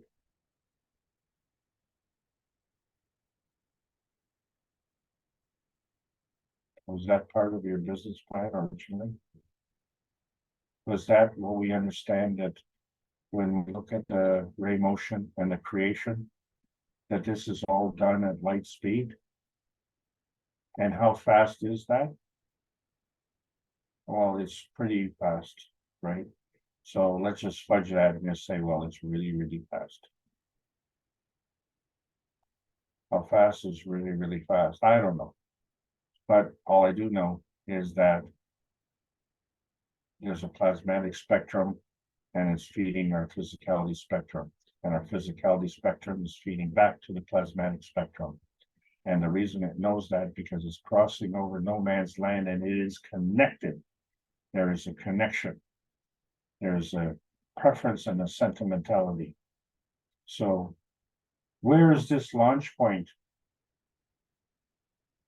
So our launch point really is Earth space, right? But did we launch from Earth space? Or do we want to launch from Earth space? Because we didn't launch from Earth space to get to Earth space, if you understand. We were born to the Earth. So the Earth space is not our launch point. So maybe some other planet space was our launch point. But planets are different from the sun. So maybe the sun space was the launch point. But there's also the moon space. And then there's all these spaces in between.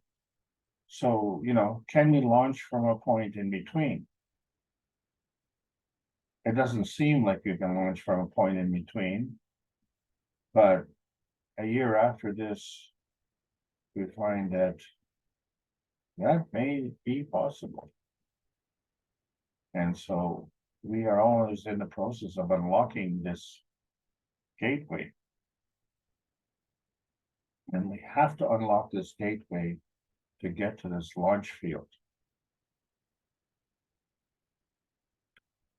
It's the only way to migrate from the war and poverty choice to the peace and prosperity choice.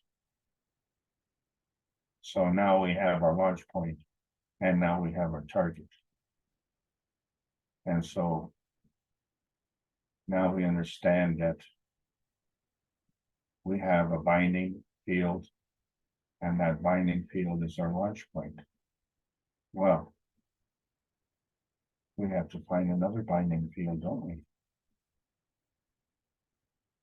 And so this Earth space now becomes our launch point. And we see that we're trying in so many ways, and the higher we go, the less dense it is. And so we find that ships float on the water, airplanes fly in the sky, warplanes fly higher than that. And the souls of the soul family of this planet, they operate through the peace dome around the planet. And then we have these satellites that are higher than that. And then beyond that, we get into that in-between space between the Earth space and the moon space and the sun space and the other planet space. There's a lot going on. And so maybe we're not understanding the launch field properly. And so that has always been a failure point from us, because we didn't understand that we can't leave our garbage behind. And this is not only keeping us down, setting limitations, but it's also affecting the rate of change. Because we have our soul intention, that's part of the feeding, but the environment has a feedback to us, and that affects the emotion of presence. And it weakens us. It's our burden, it's our baggage. So we find that this baggage becomes a feedback condition. And when it's conditional, and in order to make it effective, then you have to involve other forms of undermining the position through genetic mutilation or mental abuse or that favored terrorism. But understand that if you want to have effective feeding, that has to be unconditional, because that's part of the plasma feeding. And understand that when you remove the conditional feeding, then you're returning to the plasma feeding. And that changes the rate of change. And that rate of change will be sudden. And so remember that when you're looking at the physical magnets and how they represent repulsion and attraction, when you remove those magnets, you remove the repulsion and attraction. That's in the physical field. But in the plasmatic field, if you remove the magnetical field forces, the plasma field remains. So, do you have a memory? Do you remember something in the past where you were there? That memory remains. Do you have someone in your life who was your inspiration, and that person is no longer on this planet? Are they still affecting you today? Of course they are. And that is your magnetical field forces at play. And they're here. So they may have launched.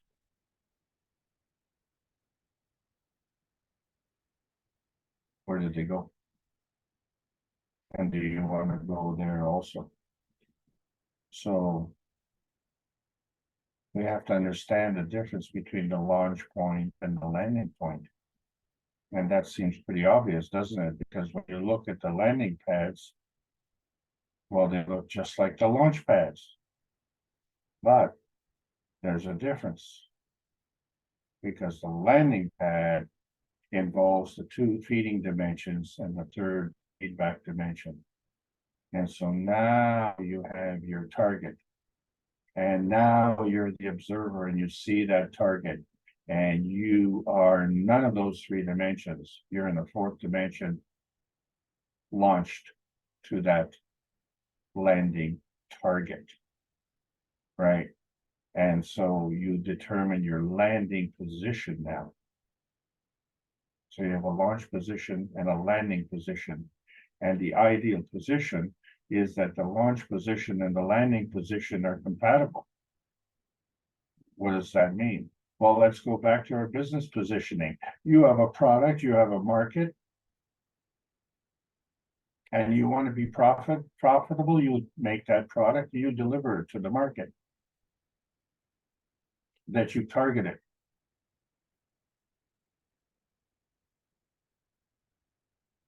If you're successful, you're profitable. So it's all in the positioning, isn't it? And if you find the results are not there, then you have to alter your positioning. Can you alter your positioning? Well, I guess it all depends on who's the boss. And so we find that that launch room is also a landing room. And so how we got into the spaceships, how do we come back? Well, we just come back in a reverse sequence. We come into one seat and we cross over to the other seat, and then we cross over to another seat, and we're back. We're back in that. But now that you're back, someone else may want to go because you're still in the space room, and that space room is comprised of the launch pad and the landing pad. So one wants to go and one's coming. And so the launch room becomes the landing room. And that's how we do it, the same way. We land. And so our energy does the same thing. When these forces come together, we find that the universal harvesting gives us the energy that we need. And we use that to feed back. But when we steal from others, that's rouge harvesting. And it also involves self-consumption. This is the real school of hard knocks, because now you're in a vicious cycle and it becomes a point of conflict. It's your conflict because the higher strength feeds the weaker strength. And you can't go anywhere, right? Because you're binding it all the time. And so the one conflict point leads to another conflict point, and it's constantly feeding itself. And this is the thing that happens.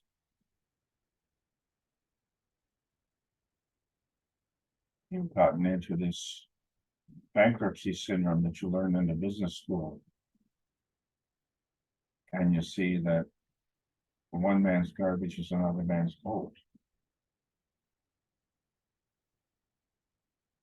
You could use that garbage and turn it into a profit. And that could be your gateway into the gold mine. And so you have to decide your position. Is it a launch point or is it a landing point? And the reference that you can make. So your launch point is your launch reference and your landing point is your target reference. But you have to know, what am I looking at? So when we look at the Gantz in the Gantz bottle, was that something that we created? Or was that something that was brought through the pattern that we created? Because if you think about that, you say you created the cup of life and you created this Gantz.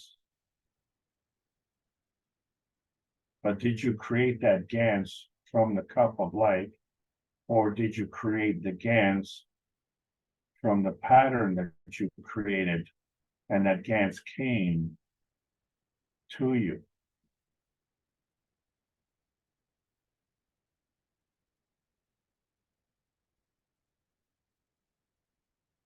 This is why we're having a problem. We're having a problem with understanding our Earth space. You know, we're always seeking this confirmation, but the point of the matter is that our Earth space was a landing point. And it is from this Earth space that we want to launch ourselves. So what a dilemma this is. We don't know where we came from, but yet we landed. We know where we landed. And now we don't know where we want to go, but, you know, we want to launch ourselves. Well, you know, that's not working. Okay, so we have to understand that our soul spectrum is fundamental and plays into our radiance, the feeding radiance and the feedback radiance. And so whichever dimension we're operating in, we have to look at it from the man space point within the man space field.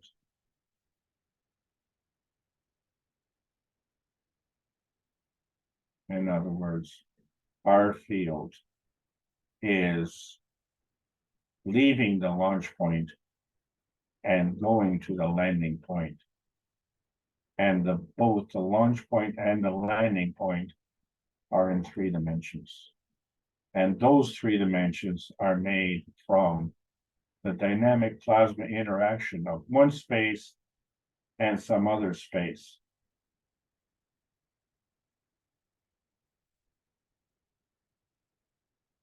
So your feeding point is a launch point to go to this other space, which is your target point. But then you have this feedback that comes from that point, which is now transformed into a launch point, comes back to your target point, which is where you started in the first place.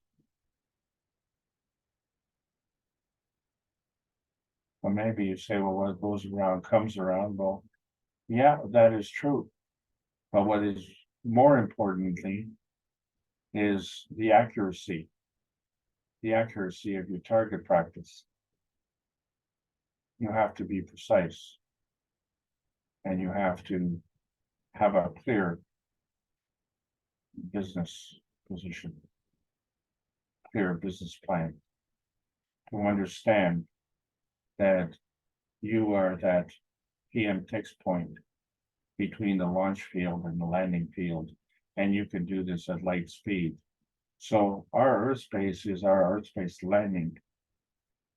And wherever we are, northern hemisphere or southern hemisphere, we are standing on the ground. That's our landing point. And so now when we're looking at the solar system space, we see all of these points out there are launch point targets. And they could be a new space, a new home, or a new launch point to return landing point. Yeah. Are we leaving and coming back? Or are we leaving and never coming back?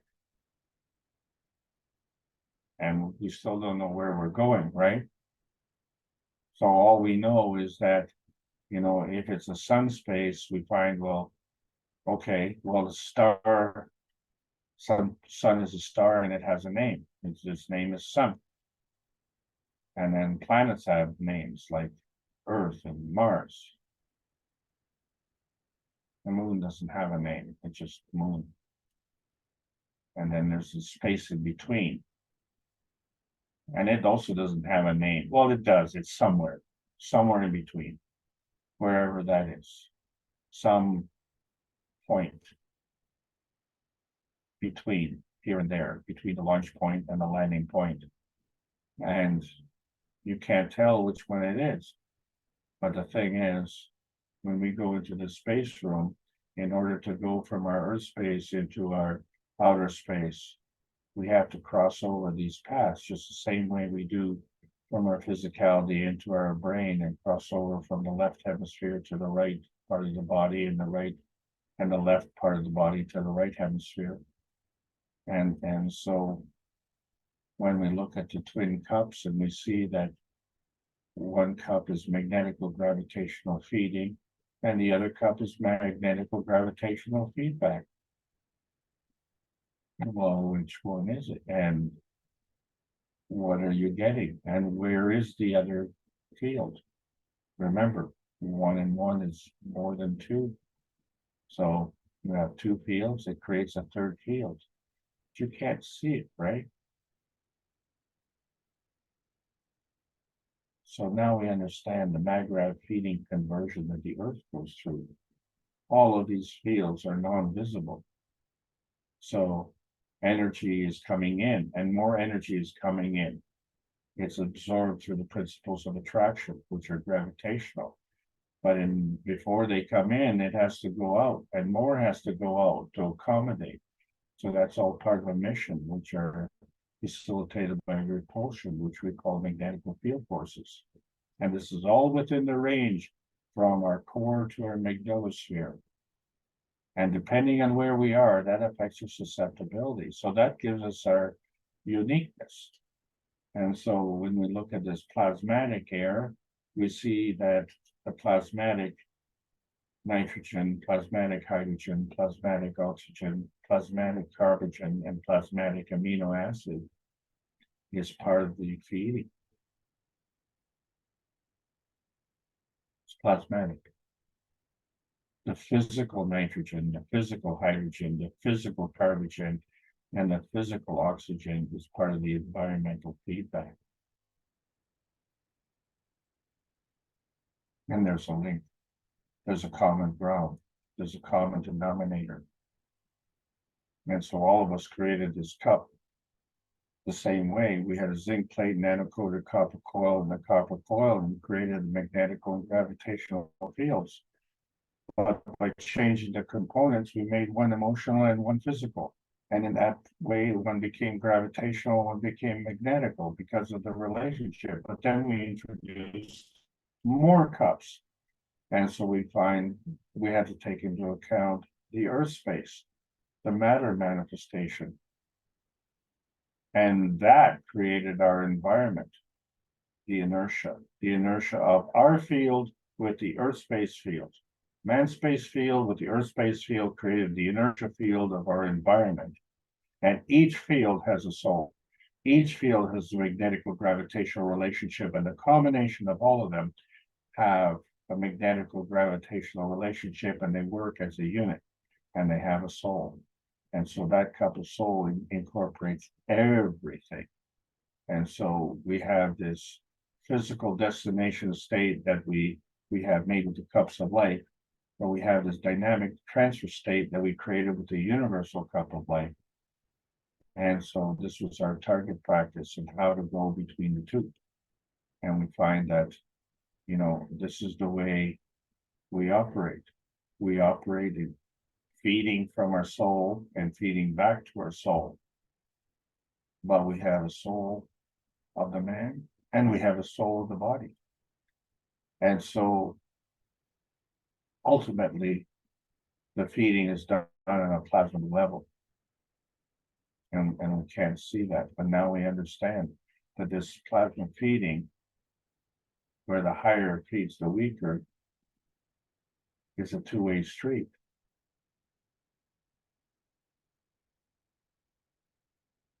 So there's this in-between state, which is catalytic, non-consuming. So whether it's creation or whether it's decay, it's consuming, right? You have a product, you have a residue.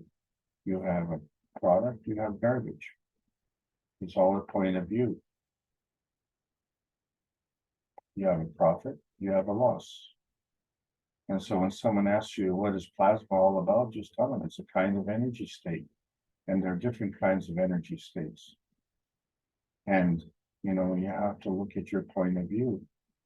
And today we're trying to understand our basic earth space, because we're looking for our inner space. Those are two different points of view.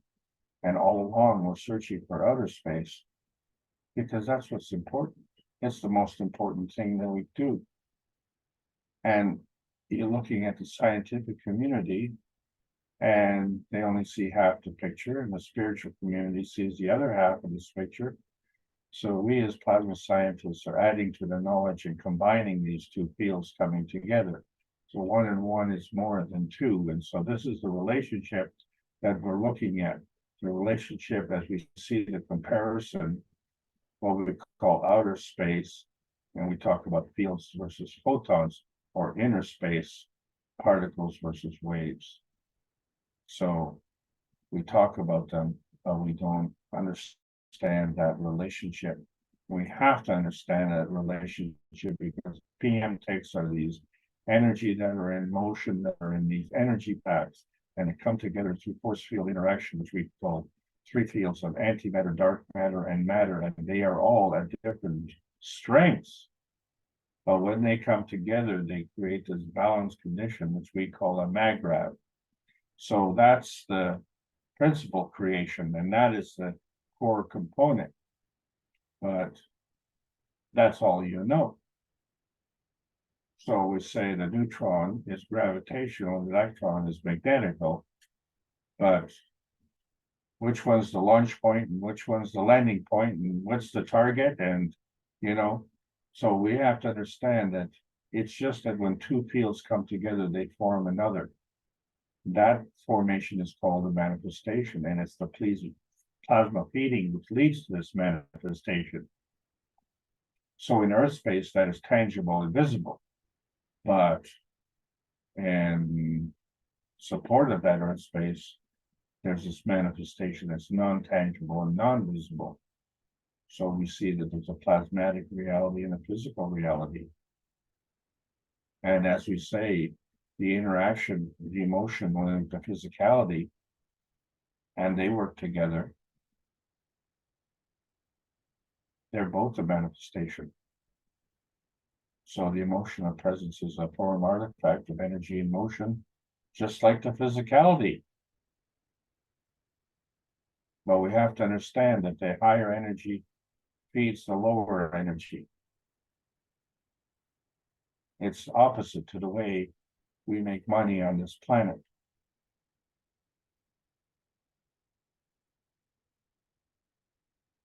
And there are different energy states, and they increase by at least an order of magnitude. That's opposite to the way we do things in business on this planet. And so these energy states can change through natural creation or natural decay. Is it man-made, or is it the role of man? And can the energy transfer rate be catalytic or non-consuming, like the sun? And can we affect the rate of change? Well, the transfer rates are higher in the plasma state, also by many order of magnitude than they are in the lower state. But, plasma is bound to the ethos of the universe. Is that part of your business plan? Because that's fundamental to the creation of the universe. That's the universal business plan, because it exists from energy. And so when all these fields come together, they work in combination. So there's a launch point, there's a landing point, and there's a target point, and it doesn't always have to be on the same energy level. So if our business plan is our business model on Earth space, then that's one energy level. But if we're looking to incorporate our inner space or outer space, those are different energy levels. So we have to understand that we have the same rules, because the currency of life is the PM tick. It's the universal currency. Energy is the plasma field transaction currency. And there are no gas stations. So energy is a plasma fuel. And the in-between space is full of this principal matter, which we call PM ticks. It represents energy in motion. And as such, there is a magnetical and a gravitational relationship within that PM tick.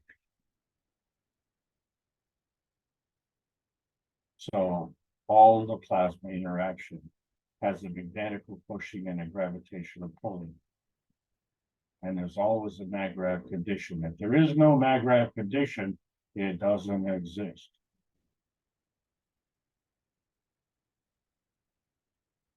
So the existence is based on the plasma interaction and this infinity loop that links it together and binds it.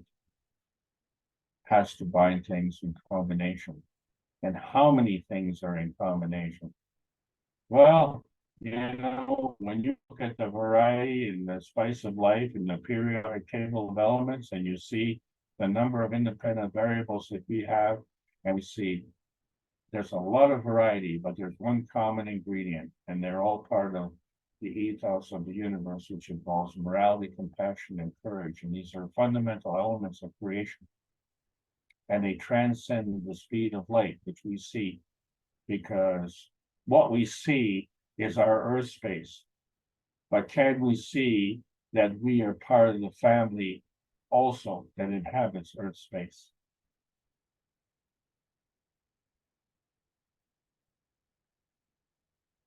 And if you can see this Earth space, rest assured that your family can see this Earth space. So the question really is, did you see this Earth space, or did you see the family space? Because there's this nebulous point. And what is this nebulous point?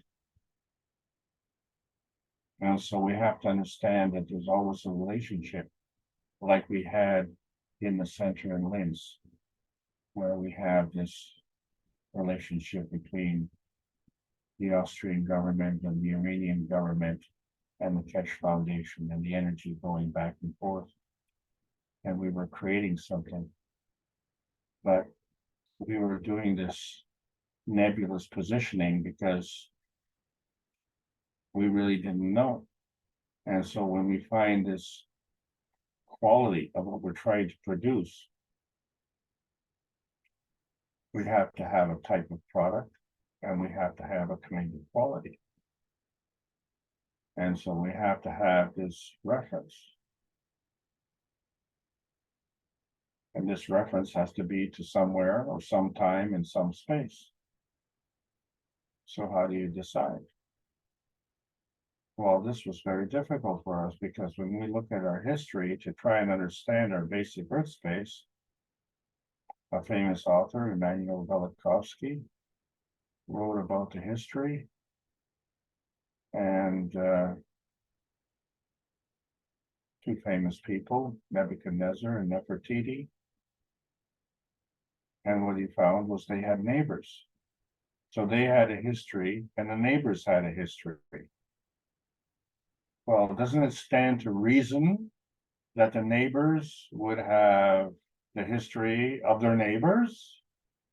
So the history of your neighbor reflects your history, and your history reflects the history of your neighbor.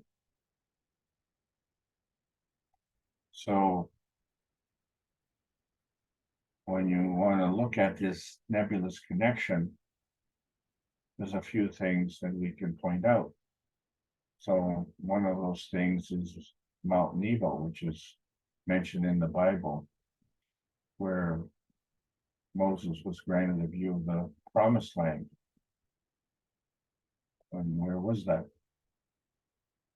But Nebo means sky. So this nebulous point was somewhere in the sky, wasn't it? And that's what we've always been looking for, our little pie in the sky, that nebulous point somewhere. So as we're trying to go through this gateway and we see, you know, we set up these boundaries and these launch points and these landing points, and we're not exactly sure, but we know what we're not, and we're trying to figure out what we are. And what we are is part of this peace stone, which is part of the soul family, which is part of the soul of the earth. This is the gateway, because how we got here is the same way the earth got here. Because in order for the earth to get here, in the sky, the Nebo, this nebulous point, it had to decide what it was not in order to find out what it was. So it wasn't Venus and it wasn't Mars. So in between, well, this is Earth. So that's how we perfected that target. But when we look at things and we see, well, the Earth rotates around the sun and it changes its position and it changes its season. And so we had to figure out this relationship. And we didn't all come on the same day, did we? Some of us came in the winter, some of us came in the summer. So how did we do this? How did we have this relationship from somewhere in the sky to this Earth space? And we didn't all come today or in this generation. But history tells us that there were many generations in the past, and they all went through the same process. So, and then we get little clues like Mesopotamia, which means in between, the middle of.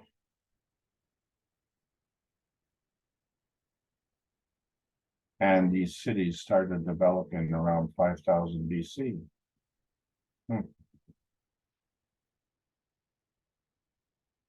And then we had these pharaohs, and they were ruling Egypt around 3000 BC.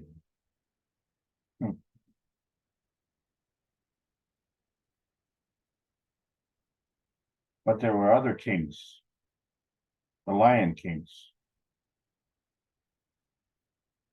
the king of the jungle. And then interestingly enough, at the pyramids, we have the Sphinx, which is the oldest known monument in Egypt. And they say it was around 2500 BC. But was it? Because what is the Sphinx? Is the Sphinx the head of a man with the body of a lion? And we call the lion Leo. And Leo is part of the zodiac. And anytime we put a monument in front of our structure, whether it's a ram or a bull, or a lion, it's a cornerstone placed by the architects of the era in which that building was built. And the era of Leo was 10,350 BC.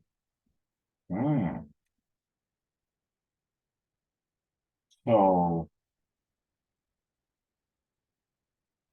when you look at the Latin word for the Sphinx, it's a form of binding. So I think it would be reasonable to question whether or not the original head on the Sphinx was a lion, and whether the head of the Sphinx was the image of the pharaoh 7,500 years later.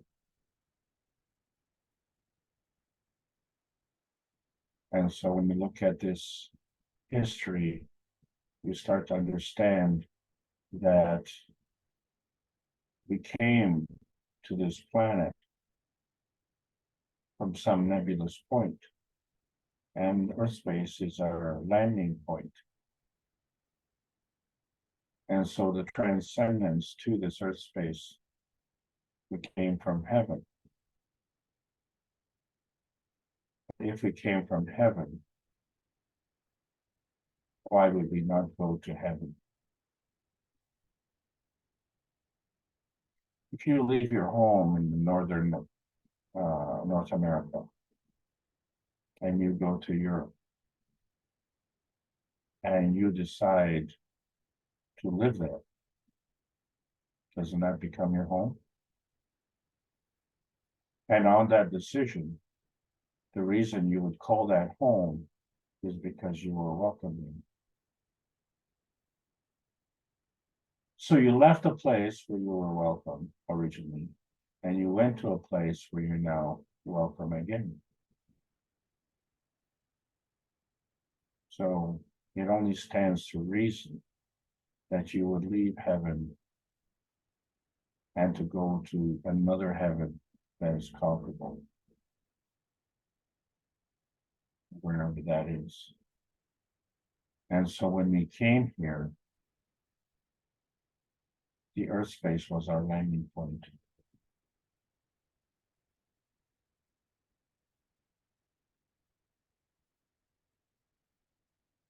And we came from the greater nebulous point of oneness, because we were all independent, but we all were dependent on each other.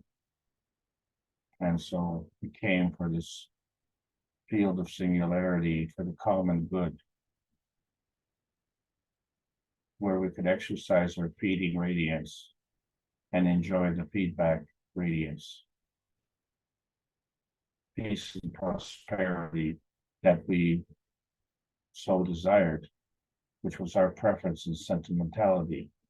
And the proof is that we have a launch point reference field and a landing point reference field.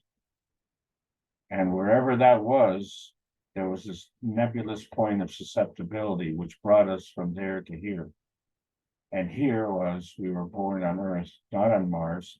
We were born using that system, and we could just be the halfway point of this target.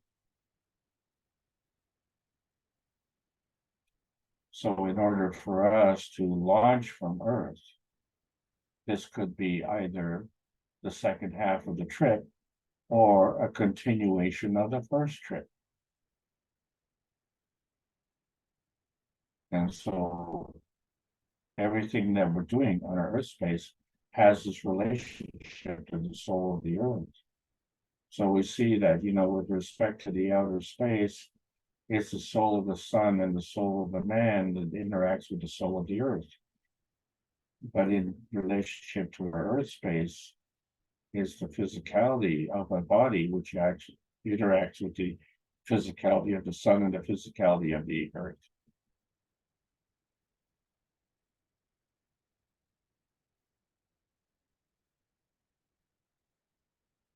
And a new technology is showing how we can harvest this energy.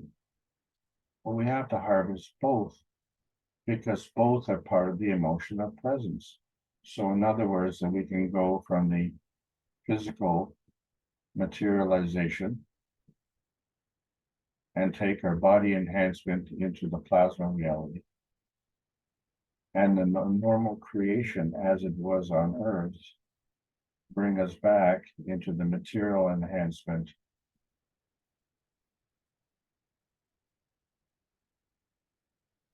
Launch point and target point and landing point. And so we understand that there's a sequencing that has to take place. So in review, it's the soul of the sun plus the soul of the Earth that attracts the soul of man. And once you have the soul of the man, that can interact with the soul of the Earth. And now you have the attraction of the soul of the body.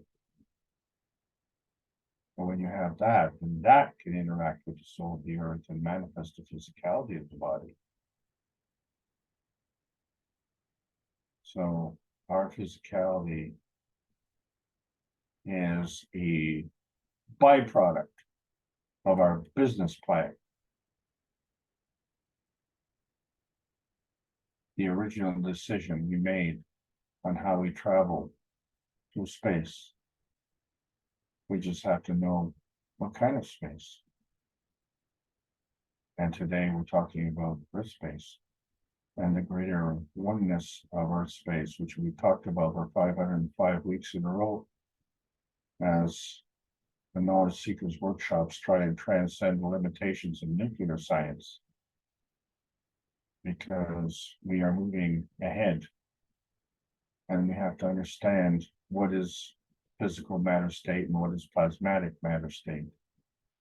And we have to understand that there's more than just a physicality, because we can sense everything at different rates of sensitivity.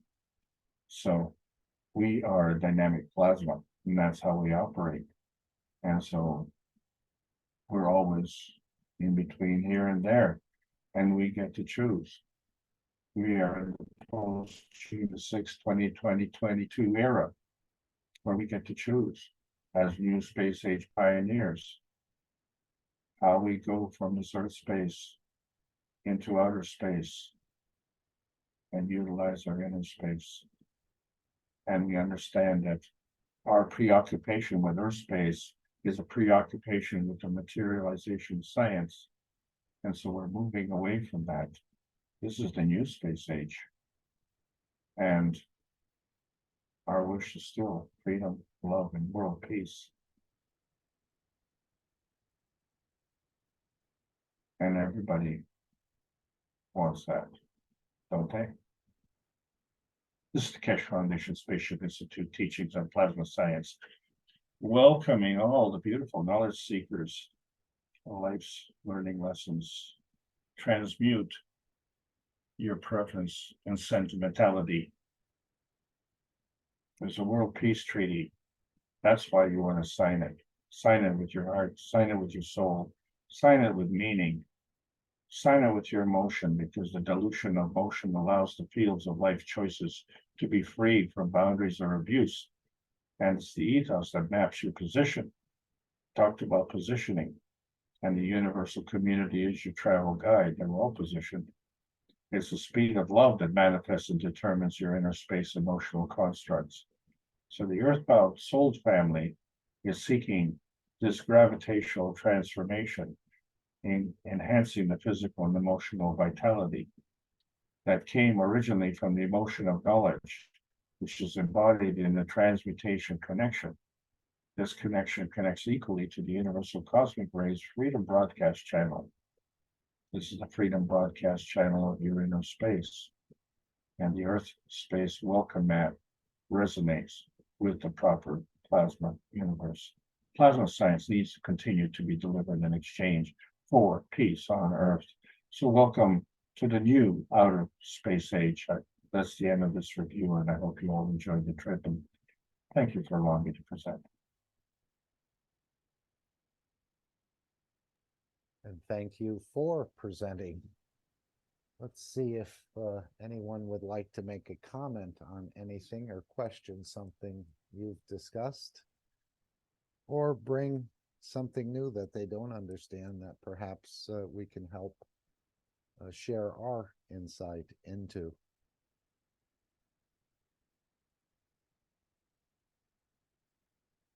And of course, there's no coincidences on the plasma highway, are there, Alex? I was thinking of the white paper. Oh, okay, I'm not sharing the screen, but a global community of shared future.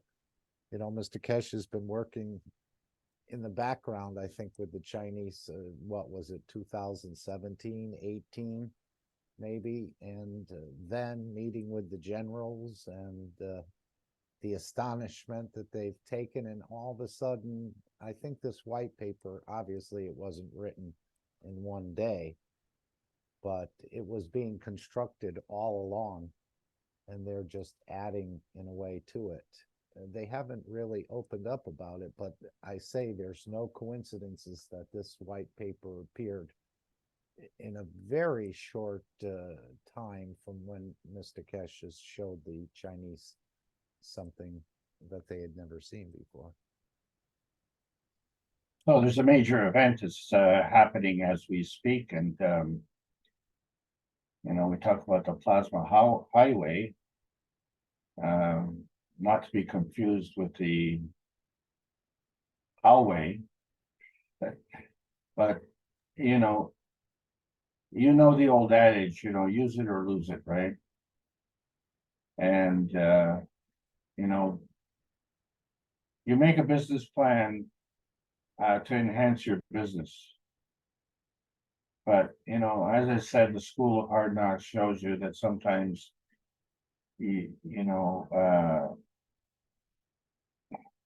subterfuge or sanctions or whatever is also a business plan.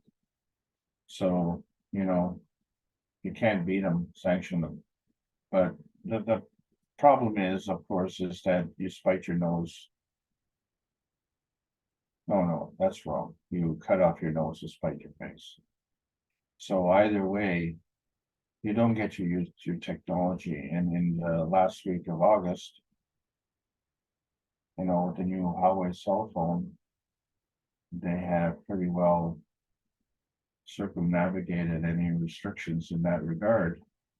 So the technology moves ahead, but this time it moves ahead with the loss of profit of the existing technology. And as Mr. Keshe said on Thursday, we're not going to abandon the matter state. And that's what we discussed today, the business of the matter state. You know, we spent a lot of time getting to here. We've invested a lot of time and effort, and we've made a lot of mistakes, and those mistakes teach us. So, you know, one of the things that mistakes teach you, that if you keep making those mistakes, then you know, you eventually you will undermine your success. So it teaches you what not to do and points you in the direction of what you need to do.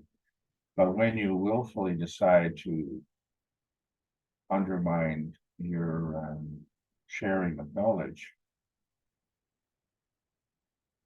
you actually compromise the profit of your business plan. So you could have the technology, but if you're not selling that technology or using that technology for what it's meant to do, then you're not getting the benefit of it, you know? And, you know, it's kind of like you want to have a soccer game and the other team is getting to the point where they're getting better than you. And so you say, well, I own the soccer ball, so I'm going to take it and go home with it. And we're not going to play anymore, so you don't get a chance to win. Oh, what kind of logic is that? So now there's no game, nothing. So you have a team, you have coaches, you have players, you have soccer balls, and you have no game. And so what does the other team do? They form their own league, they make their own soccer balls, and they make their own games. And maybe you can't play in that league. So it's a sad state of affairs. And, you know, I never understood it when I was younger because it's not the way I was brought up. And, you know, when you're playing soccer, the possibility is always there to break the star player's leg. And, you know, I think every soccer player knows how to do that. And it doesn't take much. It's very easy to break another player's leg. But how does that contribute to the satisfaction of victory? If you know your victory depends on undermining the talent on the other team, wouldn't it be a better game? Wouldn't it be more satisfying if you elevated the talent on your team and you came up with a better strategy, or, you know, improved in some way so that the overall package, the overall presentation to the spectators, customers, right, fans, wouldn't that be a better way to do things? Well, you can't beat them up in the alley. That's a hell of a way to think, and I just never have been able to grasp that. So just before we came on the air today, we see that the Chinese have moved into 6G. And wasn't it maybe a year ago that Mr. Keshe said he was already working on 9G? It just goes to show you, we all suffer as a human race through the limitation of the advance of technology, because the whole purpose of advancing technology is to improve the quality of life. So it was very refreshing to hear Mr. Keshe say that despite the fact that we're going to introduce the new plasma science, we are not going to abandon everything that brought us here. Right, and that's what I was going to say, Alex. You know, he always seems to put it both ways. Now, if I read from the 504, what do? We spend everything we have to elevate the soul of billions, to bring man to understand. Because being on this planet for so long, we realize there is no value in physicality. Creating gold does not bring comfort. Elevating the soul of the man is worth more than tons of gold. So is that putting it both ways? We realize there is no value in physicality. Well, Yes, you I mean will the get, gold, the diamonds and that sort of thing. I would like to add another thing to Mhm. that, if I may. And I have often said that if you put your money in a bank, then you don't know the value of money. You might as well not have the money. Now, think about this very, very clearly. The bank prints the money. The bank gives you the money. And then you deposit that money back in the bank. The bank uses that money to lend the money to someone else. So you think it's your money. You worked for it, right? You earned it, but you're not using it, right? You're just storing it. And you're going to store it back in the bank that gave you the money in the first place. So that means you're not getting the benefit of the money. Now that is a bad investment, really, right? Because what's the purpose of having the money if you're not going to use it? Money sitting there is worthless.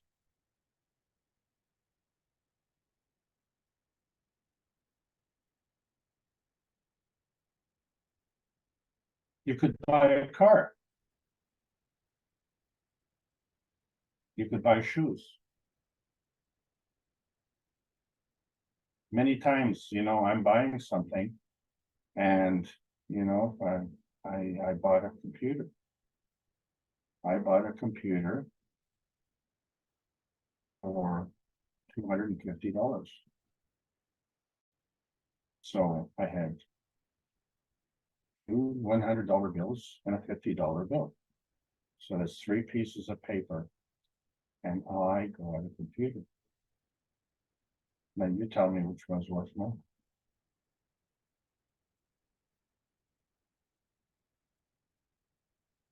I don't have the machinery to make a computer.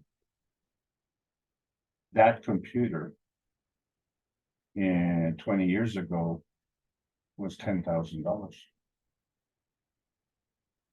And today that computer is $250. I feel like I stole the computer. It would have been worth it really at twice the price, but I'm a shrewd negotiator. You just have to kind of look, what's worth more to you? What can you do with the money that you can't do with a computer? Or you could buy a printing press and print your own money. Well, that gives you a one-way ticket to jail. But then with my money I printed, I can pay my way out. Oh, man, is so practical. I love it.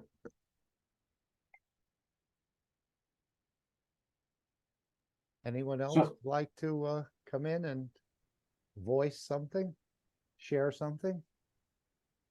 Yeah, the point of this discussion is that it's a currency. No, money is a currency. So currency is energy in motion. Well, it's not something that you can store. That's the whole point. Same thing with the adenosine triphosphate. It has to keep moving. You're constantly eating, exchanging energy, and growing and healing. Same with the PM takes energy in motion all the time. So you have the currency of the economy, the currency of life, and the currency of the universe. This is what you have to understand. This is where we're failing. We don't understand the value.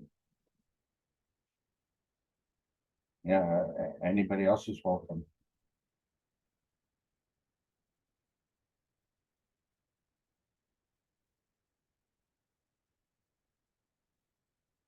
Okay, I have another comment. I can't resist. There's so many unhappy people,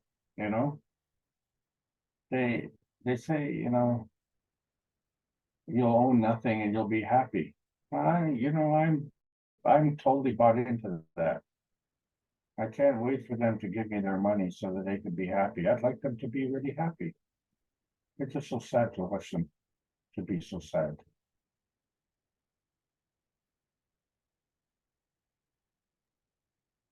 Yes, money won't make you happy. We could have read a little bit more about creating wealth, but we all have the right to find that out for ourselves, don't we, Alex? Or can we learn from others that it's not all it's cracked up to be? Yeah, well, Have you ever seen a Brinks truck behind a hearse?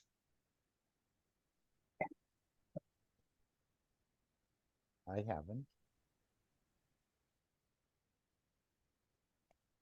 It's just paper. Like Alex said, it's currency. And the only value is the value we put on it. Like he said, the computer is more valuable than the paper. Yeah.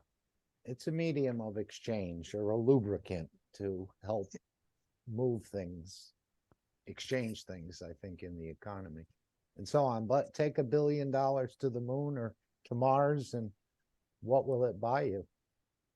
oh, there's a good point. Yeah. Yeah, now, maybe, you're not doing so well in an Earth bank, put it in a Mars bank. See what you get there. Remember the movie The King and I with Michael Caine, and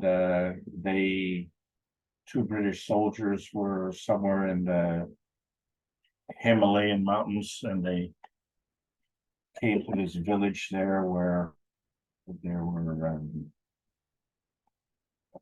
these like nomads, that they weren't living the life of luxury. Okay, they were just living in tents and just people of the earth, very common people. And then through their stay there, they discovered that that community was actually incredibly wealthy. They had gold, they had diamonds, and they had a massive vault. And of course, they started to palpitate because there was this phenomenal wealth. And if they could take this and bring it back to England, they could, live high on the hog. But the problem was that how do you transport that to England? And what they were really astounded was that there were no security guards. And they said, well, if you take it, where are you going to take it? You have to transport it, then you're weighted down. So, you're not going to take it. You're not going to be stupid to take it. So what was the purpose of having all of this wealth? Well, that wealth was not in the land. The wealth was in the land. The wealth was in the people of the land. And the gold was in the land. So, the fact that a society brought all that gold as if to put in a storage vault and in a remote place, which made it difficult to transport, that gave it its security. Well, it's so security that no one cared about this apparent value of gold, because that didn't make a difference to, the food on the table or the clothes that they wore or the social conduct of the community. And so that was a lesson for these two soldiers, because they were comparing two different societies. One where everybody was wanting to steal the gold, and another society, well, they didn't even have security guards for it.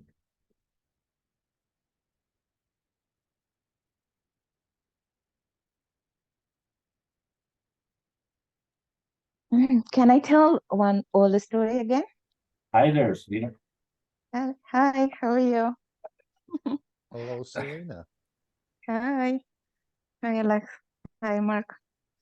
Am I permitted? Of course. Okay. So, long time ago, already repeated the story, I think so, few times, but again, I will repeat. It was, how long I can say? I don't remember the time that much, but I remember all events. I was sleeping at the night, in my old house, not this house. So sometimes it happened like whole night we dreamed and then feel like we didn't sleep, but dreamed. And what did I dream? I don't remember. Those kinds of stuff. That day is happened to me. I felt whole night I dreamed, but I don't know what kinds of dream. And then when I woke up and first and sit down on the bed, and when I opened my eyes, I saw my feet in front of me. And then I was feeling different. And then when I saw my feet, oh my God, it is so beautiful. I felt so beautiful. And I felt long time I didn't had any feet. And this is the feet I am having, and it is most beautiful feet in the world. And then I'm looking, I think so 10-15 minutes, I'm watching my feet only. I'm just like a stone. I can move. I'm paralyzed seeing my beauty, like those kinds of feeling. And I'm so happy. And then I'm watching my body and everything. And it felt like the in the highway, there is a big lorry with two horn.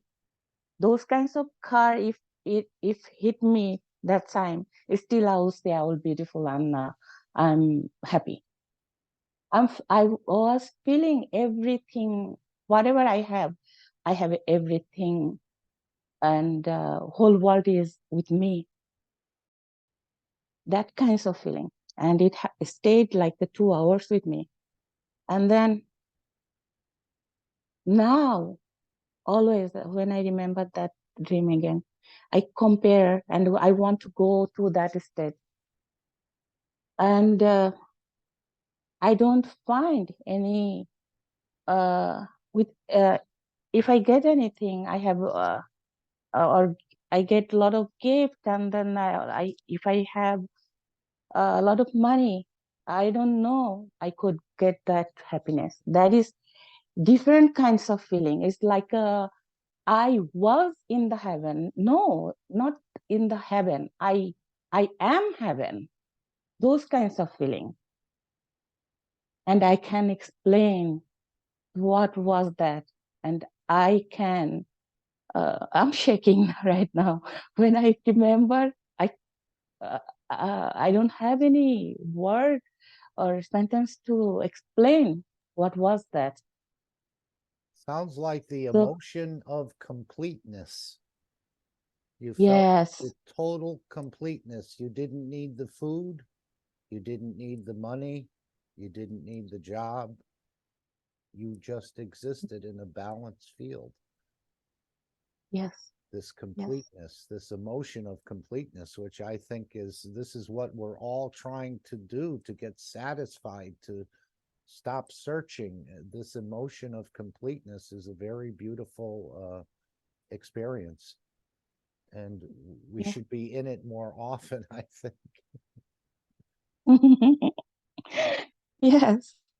And we are always trying to do this and that to Yeah, get the happiness. yeah. Yeah, I think Every, that's a beautiful story. Thank you. I love it. yeah, thank you for listening, everybody. I'm shaking still.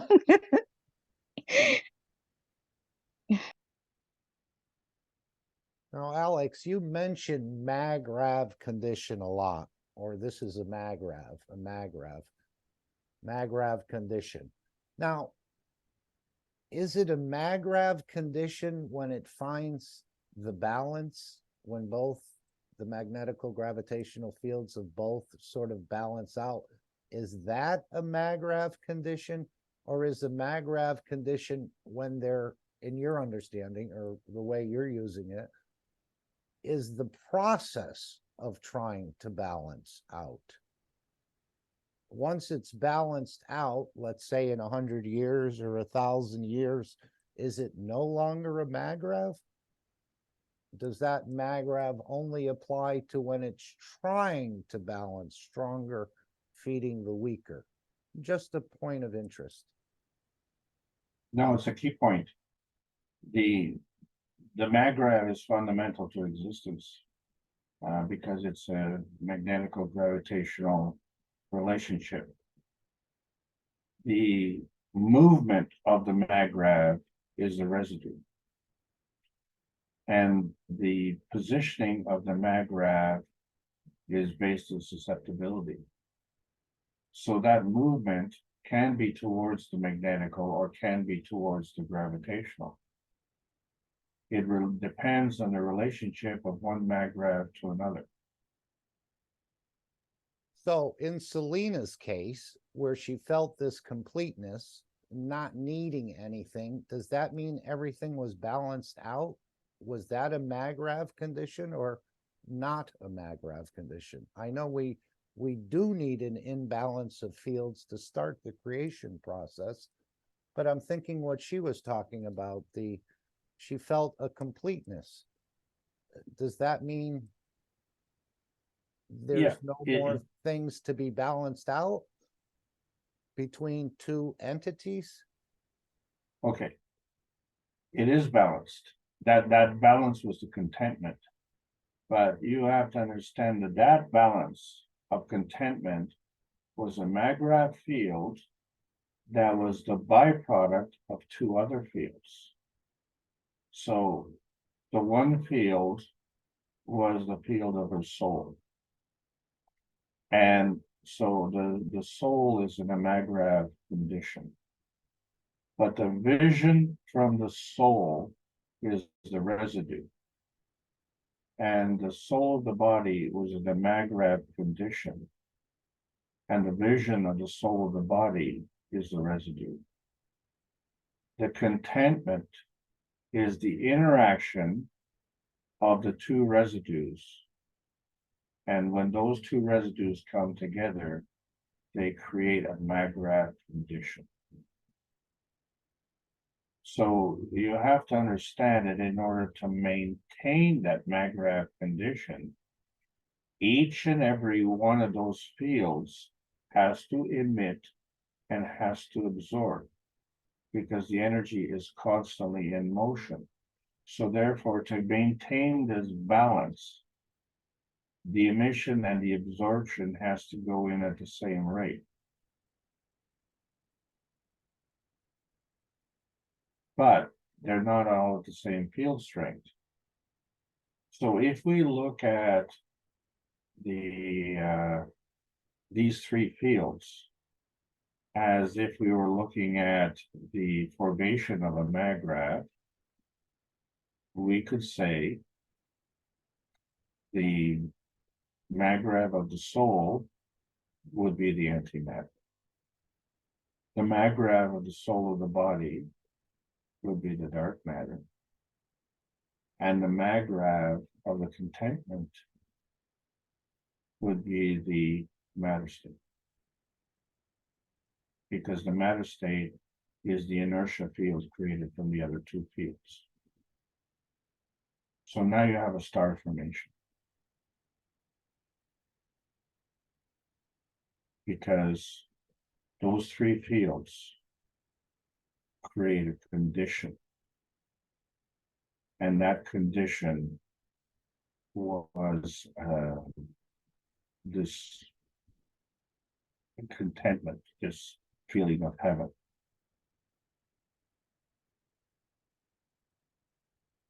That condition became a fourth dimension. And that then becomes either part of the creation or it becomes a co-creation where it can be now emitted to another. See, this is a really, really important point now, because when you look at the family of souls on this planet, part of the preference and sentimentality for you to come to this planet, it wasn't just you and the soul of the earth. The soul of the family had a big part to play in it, because you are part of the humanity family. You are not part of the earth family. It's the environment of the earth that is conducive to the arrival of the humanity family. And so you are part of the humanity family. So your arrival is determined by the satisfaction of the humanity family and the satisfaction of the soul of the earth. Now, that attracts the soul of the man. And as you start, then you manifest as part of the humanity family. And then you look at the humanity family, and they have manifested another step down, materialized into physicality. And so you did the same thing. That's why we're all here in the physicality. And then having gotten here, all of a sudden, where we have the currency of the universe, the PMTX, and the currency of life being the ATP, adenosine triphosphate, we now have this new currency which says, well, 1 and 1 is more than 2. No. I just want my 5% or 10%. Okay. And I don't want to work for it. I want you to work for it, and you just pay me, 5%. And so the bank prime interest rate today is 7.2%. So that's what the bank was. The bank was 7.2%. But what does the bank do as an industry? Like, really nothing. Well, their industry is to print money and then to give it to you. And then they write the rules on how you use that money. So, in essence, when you have this money and you don't know what to do with it, then you don't even need the money. That's what I'm saying. So I had another case in point. I had a gentleman who was going to amputate his toes because that was a condition from his diabetic condition. And, there was a possible benefit to him, but it would have cost about $4,000. He said, that's too much money.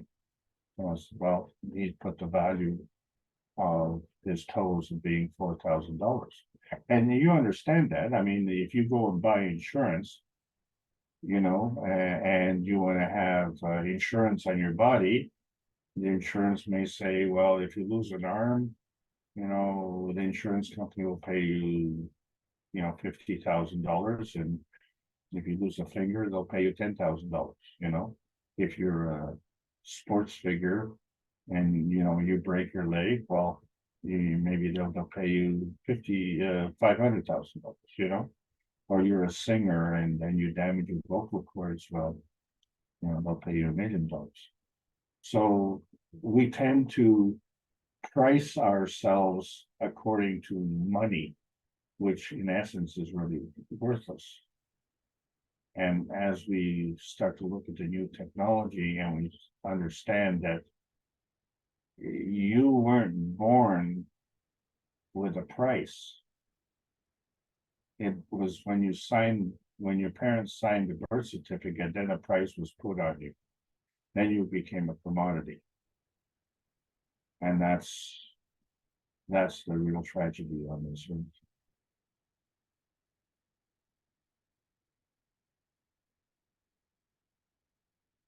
Have I answered your question?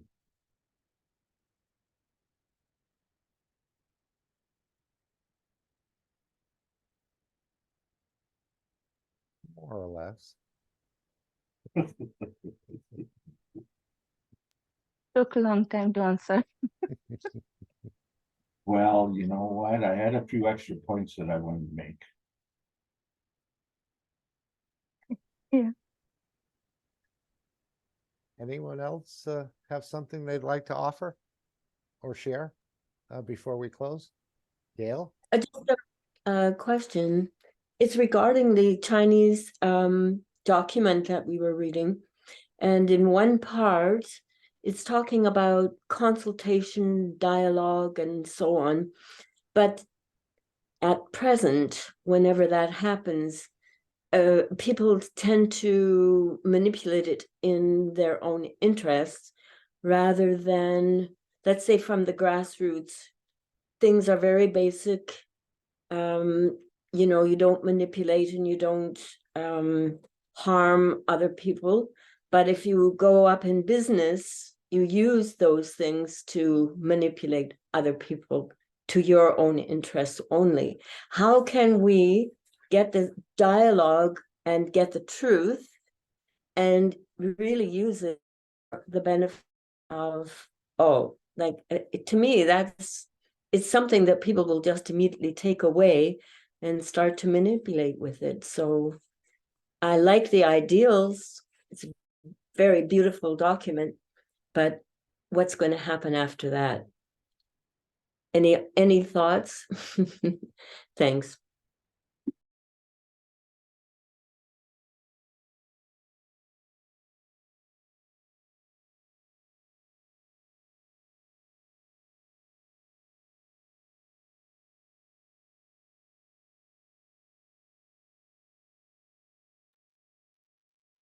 Anyone would like How to about you? Huh? How about you? Well, Alex, you can use your Magravh reasoning. Well, you know what, Gail, for the last 2 weeks, we've been talking about the PM ticks and their basic construct. So can we safely conclude now that in order for a PM tick to exist, it has to have a Magravh relation? Everything does. Right. This is a huge point. So, you know, the thing is that the PM ticks operate by a set of rules that are beyond the Earth space.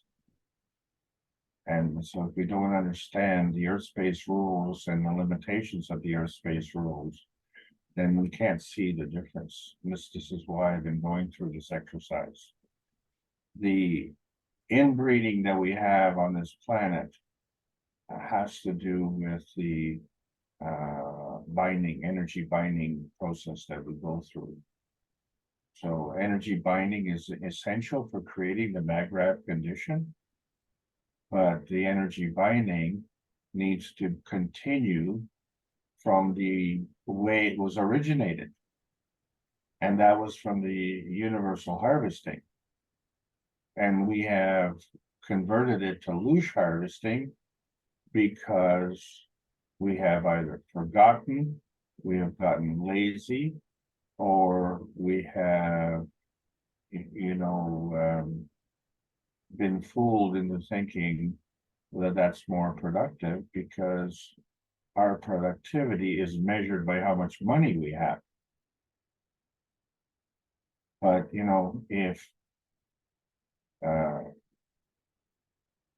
if you're measuring love by the amount of money, and there was this game of love that they were playing on TV, and the lady said, well, here we're going to give you a list of millionaires, and which one would you like? And then the lady says, I don't want any of them. She says, if I have to compromise for money, I'm not going to settle for a millionaire. Show me a billionaire. Okay, and now we're talking. So, it's to make it worth her while. But so she's putting a price on love. Well, love is the currency of the universe, and money is the currency of Earth space. And this is the confusion that we have. So we have to understand the value. We have to understand the value of money. And we have to look at that if money is not in motion, then it's worthless. See, the bankers know that, and this is where the concern is these days, because money makes money, but you know, factories make products, and selling those products also makes money. So you can base your money on the petrodollar, which is oil. You can base your money on the gold standard, which is gold, or you can base your money on industry. And industry are the people. The people of the nation are the assets, and the people of the nation are more valuable than the gold and the oil. So we have monetized our human existence. And as a result, it's put limitations on our growth, where part of the business plan is to undermine our competition. The whole purpose of the competition is to elevate the quality. And we're not interested in quality, we're just interested in profit. That's where the fall down is. And then we always, justify it. Oh, that's the bottom line. That's all I'm interested in, the bottom line. So we have the situation in Canada where the largest mine in the world is sold for money. Now you tell me if that was a good deal on behalf of the shareholders. That mine was sold 15 years ago. That mine was in operation for 50 years. That mine is still in operation today. But they decided to cash in the chips. So when you sell an asset, an earth asset, for money, and you call yourself a smart businessman, I'm not sure.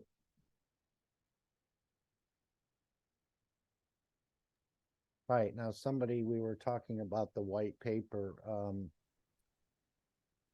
Somebody's put in the chat, see what they do, don't hear what they say. Is easy to say said beautiful thing.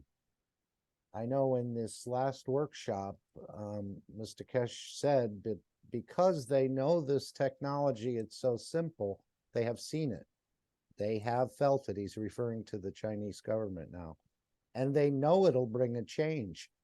When they offer to the international community, they have to offer first to internally to all nationals. Chinese citizens cannot be any shortfall of the rest of the world's citizens that government of China is trying to change to bring that it's shared. And this will bring a balance between the nations and all citizens of this planet. So I think Mr. Keshe will be overseeing this and China's work, but I think they are going along with it. It does sound that way. And I know Mr. Keshe had said in the past that President Xi is one of the most peaceful people he's ever met. So it sounds like we need a new focus on our business plans and things that are worthy and create, call it wealth, although I don't like that word, for everyone. They have to become the method of being successful. So yeah, whole new way of looking at our earth business. Definitely. Yeah, it's ecosystemic, okay? So the quality of life that you wish to acquire is the quality of life that you need to emulate. So if your business plan and the method of conducting your business is in lockstep with the desired quality of life that you want to achieve, then that is an ecosystem.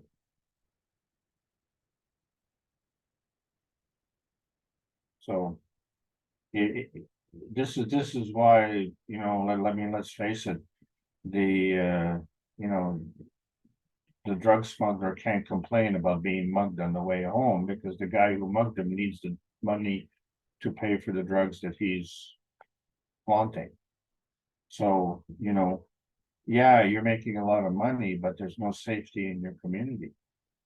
You know, you can't even walk safely. I mean, our fearless leader walks around with a 20-car convoy of bodyguards.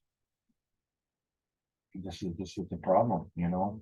So he's not very happy. So I'm just hoping that at some point in time he gives us all his money so that he can be very happy.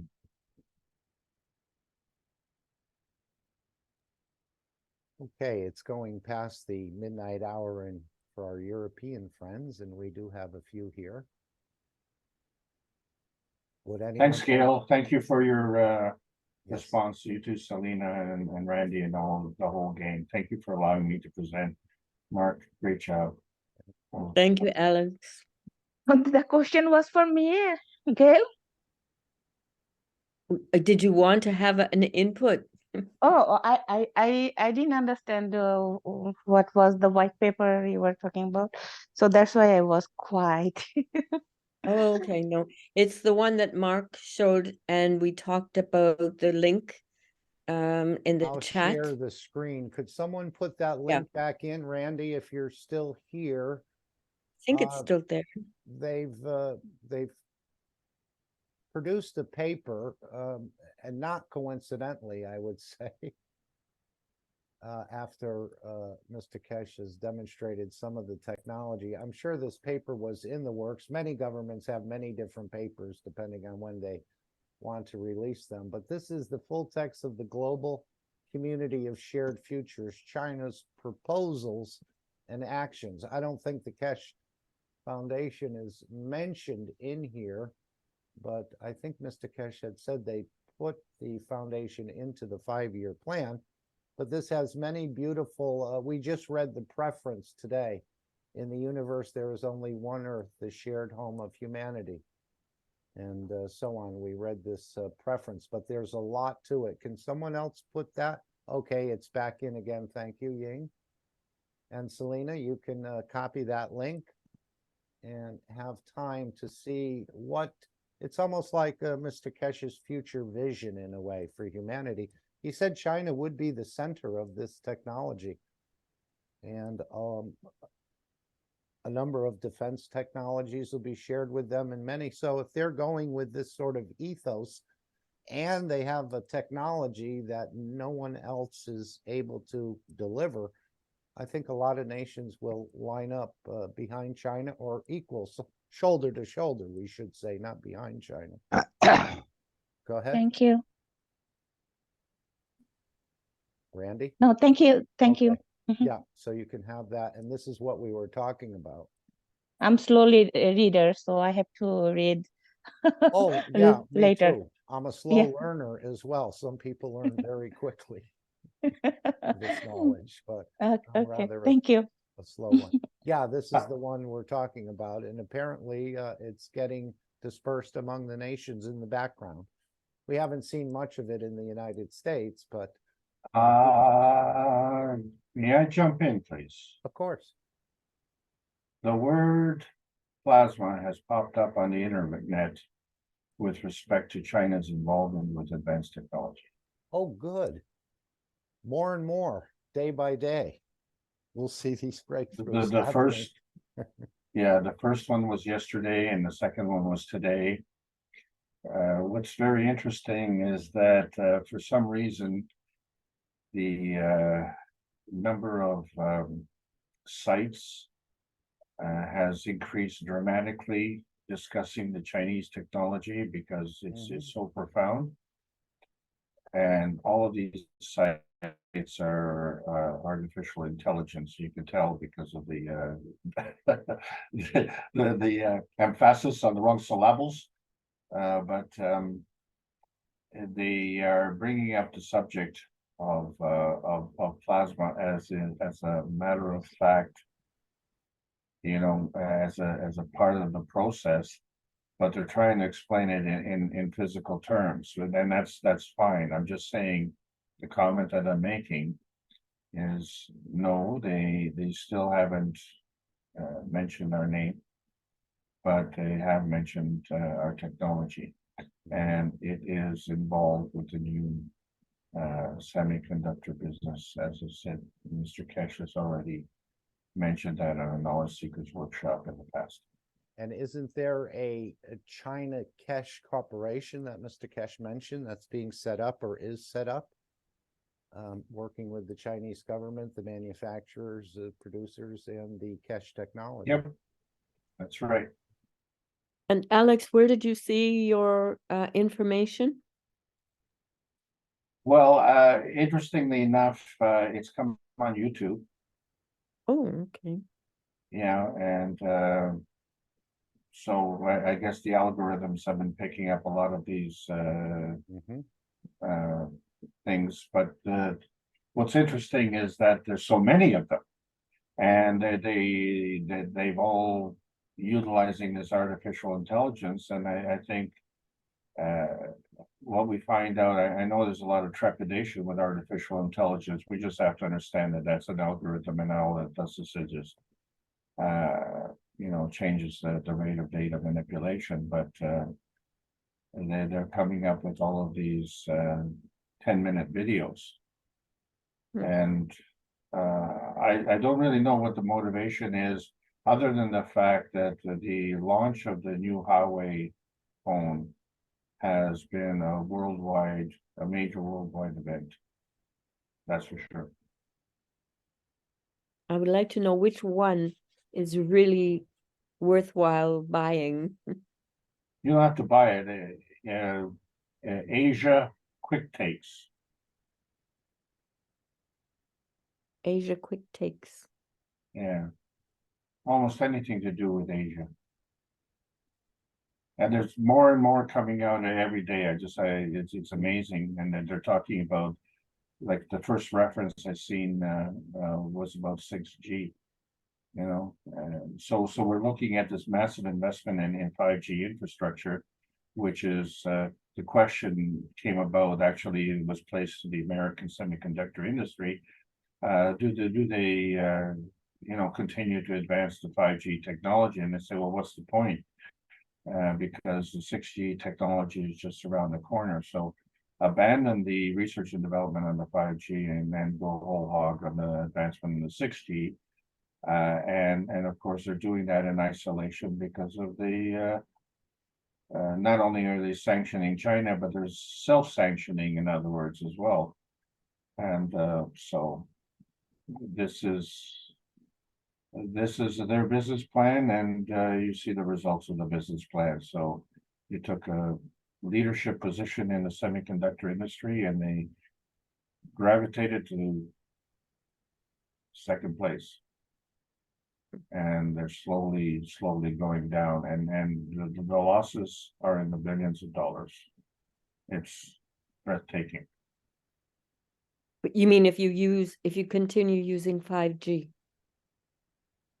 They're not even selling. Well, you're a semiconductor manufacturer, and you have 80 billion chips with no customers. Oh. How's that for a business plan?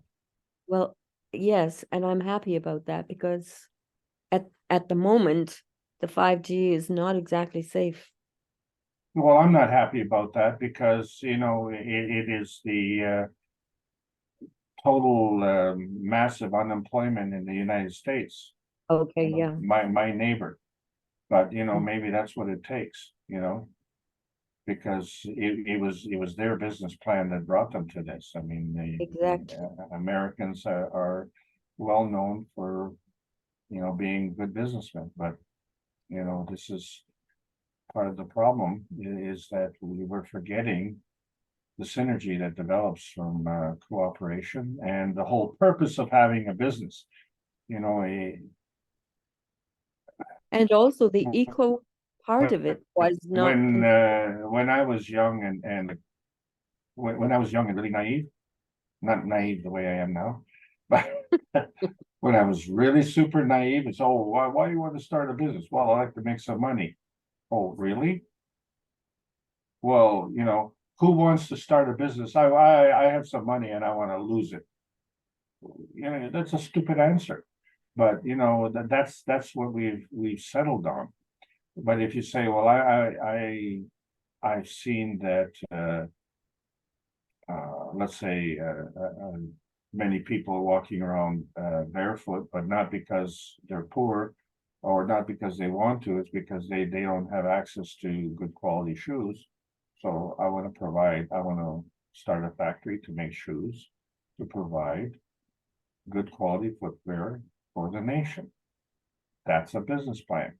And if you execute that properly, you'll make some money. So the money becomes incidental to the business plan, you see. The money itself is not a business plan. It becomes incidental. And that's what we have to understand. So it's the same thing when we're eating food. Why are you eating food? Well, because you need the energy. But that's not what you say. You're eating the food because that's the food you like. Why do you like that food? Oh, guess what? It gives you energy. It's the energy that you need. So this is just a way. If we were to extend that one step more, and this is the point I want to make. Whatever you're doing, if you do it on behalf of someone else, yes, the benefit inures to you automatically. So if you do something specifically to benefit yourself and never mind the benefit to the customer, then you might get that customer, but they won't be a repeat customer because you never looked at their interest. And the example that I use, I went into a restaurant, a new restaurant. They had beautiful furniture, beautiful paint, beautiful paintings, statues and everything. And I ordered a very expensive bowl of soup. And, I know the difference between a bowl and a cup, okay? So what they gave me was a cup of soup. And I said, is that, can I get the adult size bowl of soup? Well, he said, that is the adult size. I said, okay, fine. And I paid the bill and I never went back, okay? Because I didn't go there for the paint. I didn't go there for the fancy chairs and comfy chairs. I went there for the food. You have to understand what the purpose of your business is. Provide good quality for your customers, their satisfaction in mind, you get the benefit automatically. And the Chinese restaurant business is a prime example. When we lived in Toronto, we used to go to Chinatown, and we went to the seediest restaurant because it was standing room only. You had to wait to go inside. When you get in there, there's a table and chair. The walls were white, and the place was jam-packed with Chinese people. And we're not Chinese, but we go in there. No one said a word, about us. But we came to eat, and boy, did we ever eat! And the food was delicious, So, what do you want? You want food? That's why you go to a restaurant. You want paint? You go to the hardware store. Simple decision. So you didn't order the $20 baked potato to go along with that cup of soup? No, well, that's the other thing, you see. That's right. I just took the soup. Oh, what would you like to have for dinner? I'll just breathe the air, thank you. Yeah, someone Yeah. had put in the chat about that Huawei M60 Pro shocked the world. Why is it Huawei Mate 60 Pro, M-A-T-E, Mate? It may not have shocked the world as much as the news reporting on the Chinese government instructed all its personnel to refrain from bringing any foreign brand phone into government building. Apple immediately, according to this post, lost 200 billion of its market capitalization. That's 50%. Yeah, in 1 week. Pretty good, eh? 50% of the total Apple revenue generated in 2022. Wow. Sorry, Mark, where did you see that? Oh, somewhere. I mean, Sure I'm you trying can find to. it. Yeah. It's Yeah, all I'm- over the internet. All over. Oh, I haven't seen. Yeah. Well, go on YouTube and check stories about Huawei or I don't think they're iPhones. allowed in Canada or the United States. Do you have that model in your? Yeah, the Huawei is allowed in Canada, but Okay. I don't think that we can get it because it's sold out. Right.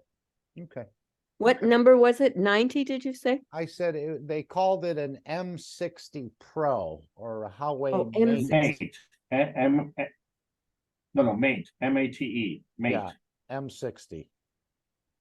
Mate 60 Pro. Mate 60 Pro. Okay. Mhm. I think they go for around 50,000 rands. It's 1750 Canadian dollars. Yeah, well, you multiply that. Oh, that would be around 30,000. Okay. Okay. Well, we'll be using more and more the head units, the zero-time communication in the future. Although Mr. Keshe did say that we could get to this G9 and G10, having two cell phones in your hand could create things. I don't know if that is still in the works. Many things do change, but he said they'll eventually, they're already planning for the G9 and G10. Well, case in point, Mark, Mm-hmm. Huawei is not going to bring out G9 without traversing through 6G and 7G. Yeah. Mm-hmm. Right? Which is exactly what Mr. Keshe said. We're not going to abandon the technology platforms at this point in time. Darn. Okay. You're so funny, Gail. Unless somebody has something else they'd like to share, please feel free. We're going to close the meeting with the Wellness Center again. And the final disclaimer, just a straightforward reversal of the way we open the meeting. By the way, as I interject another point, when we had the combo plasma units, the combo generators. Gas, electric, yes. Yeah, and to a man, everybody said, "Oh, that's expensive." Well, okay, that's expensive. The price has gone up 2.5 times. So I wonder if that price is still expensive. You're talking on the Matter State combo gas unit? Yeah. Okay, with the Matter State generator, which is powered by a plasmatic gas configuration. Right. It's more than doubled its price. And you can choose whether you'd like one with methane. I guess that with the CO2 would not run the generator most likely, but the methane production will. No, I don't think the CO2 is available. I think it's only the methane one. Okay. Yeah, because the burning of the methane produces CO2 and water. And water, yeah. Plasmatic CO2. Plasmatic water as well. Yeah. So there's a lot of big things happening. And so we should stay humble, feel privileged that we're part of this. And again, as Mr. Keshe said, we're just the light bearers or the early sort of pioneers. Otherwise, you would see 50,000 people here. And that will probably happen in the future. And the future is probably closer than we think.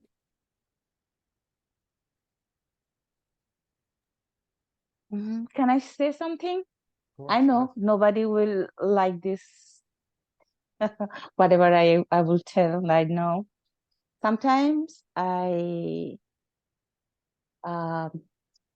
talk in the Bengali channel, Bengali teaching that, but nobody mind there. But Oh, yeah. I know here nobody will be like that. But I will tell still. Is that with MOSFEC? Yeah, Yeah. Mhm. Okay. we do that. Yeah, Sure. I talk a lot of stuff over there. Do you know what I feel? We always talk. We are organic being and this and that. I don't know what I feel. Someday we'll find everything is. I will say other way. I feel. Sorry about that, but still I'm saying. I feel someday we'll find the God or the source will be the some kinds of computer or and we are all organic and something else too. Sorry about that. Okay, no, there's no problem. We respect your but understanding or what you see, and of course that can change. All of our views, I think, have changed over time. Yeah. And that's Yeah. what it is. The more knowledge you gather, the different understanding you have. And so that's why Mr. Keshe likes to say, no one's wrong and no one's 100% right. It's all the way in. This is what all this knowledge is how you want to approach it and what it means to you, not what anyone else tells you it's supposed to mean to you. That way, there's no magic, there's no intermediaries, and there's no prophets that you have to lean on to say, how do I understand this? How should I look at this? Tell me how you understand it, which is fine. No problem in sharing knowledge.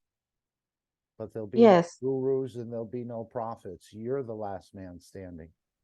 Thank or you. Woman Thank you. standing. Yes. Yes, and all about our understanding, and if we um, um, if we understand in that deep level, I think so everything will be the problem will be solved. We don't need anything outside of ourselves. We have everything inside us, and that confidence, if we bring to ourselves, then everything will be, what is that? Who? Well, we don't need anything outside from us. So right now we are struggling because our programming is different. And when our programming will be changed, then everything will be changed. That is my understanding. Yeah. Thank you. No Thank question. When we move more away from the physicality and realize the fields can do so much more, so much quicker. And again, it's much easier to work in that plasmatic state. We're learning. Again, I'm learning as well. Rather than working so hard in the job in the matter state, you can do much more productive work, I think, in higher orders of work.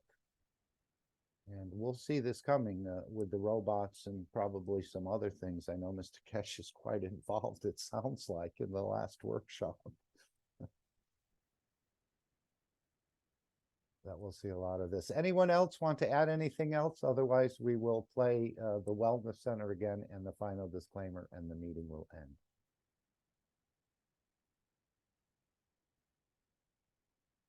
Okay. Thank you all for being here, bringing the change, and being part of a wonderful delivery for this planet and the universe. it does sound like the planet will be some sort of central station in a way, to reach even into the universal community and help them with their physicality and other issues. And of course, they'll come here when it's peaceful, and they'll share much of their technology or all of it with us, depending on how we can handle it and understand it. So there's a lot going on in the background, but this is the change that's coming, and you're all part of it. That's why you're here. Alex, anything else on your end?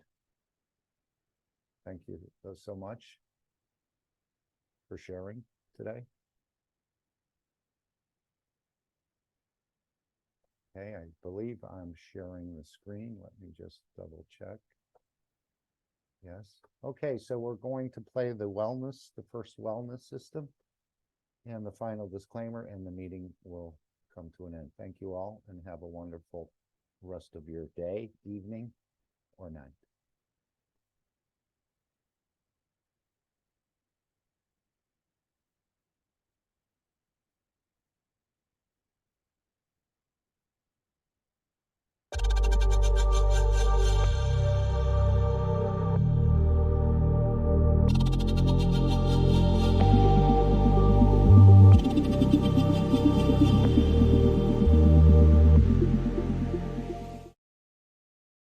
This is what you see is what is to come. This is the first time you see the Space Center Wellness Center. These systems can reach man in the deepest part of the universe. As you can see, the transmutation and transportation of the soul and the physicality is within the system. And you will see each system on its own. It can reach all conditions of unwellness of the body of the man, operated by doctors. It is part of the space program. And for the first time, we show what is to come. And these machines have been operating for past 12 months. We know how they work. And some of you who've been to LINS sat in some of these systems. Now they've been positioned as one of the first wellness centers in the world. Now you see the future of wellness, feeding, and making peaceful man out of the man. In this center, in coming months, hundreds of these units will be installed. And more or less anyone in the world can reach. As you can see, there is room enough to add huge number, and the doctors will monitor everything remote. This is more or less the hospitals of tomorrow, with no patients.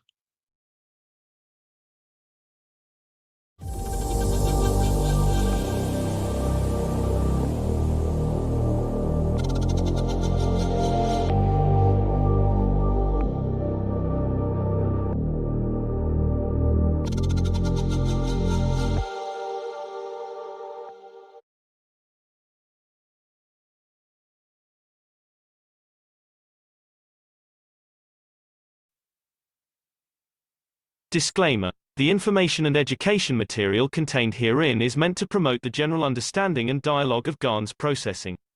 Such information is not meant or intended to serve as a substitute for a healthcare professional's clinical training, experience, or judgment. For patients and individuals, such information is not to be a substitute for professional medical, therapeutic, or healthcare advice or counseling. For medical issues or concerns, including decisions about medications and other treatments, readers, viewers, listeners should always consult their physician or, in serious cases, seek immediate assistance from emergency personnel.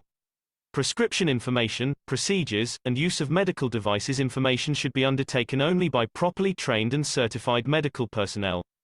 We specifically disclaim any warranties, express or implied, including implied warranties of merchantability or fitness for a particular purpose.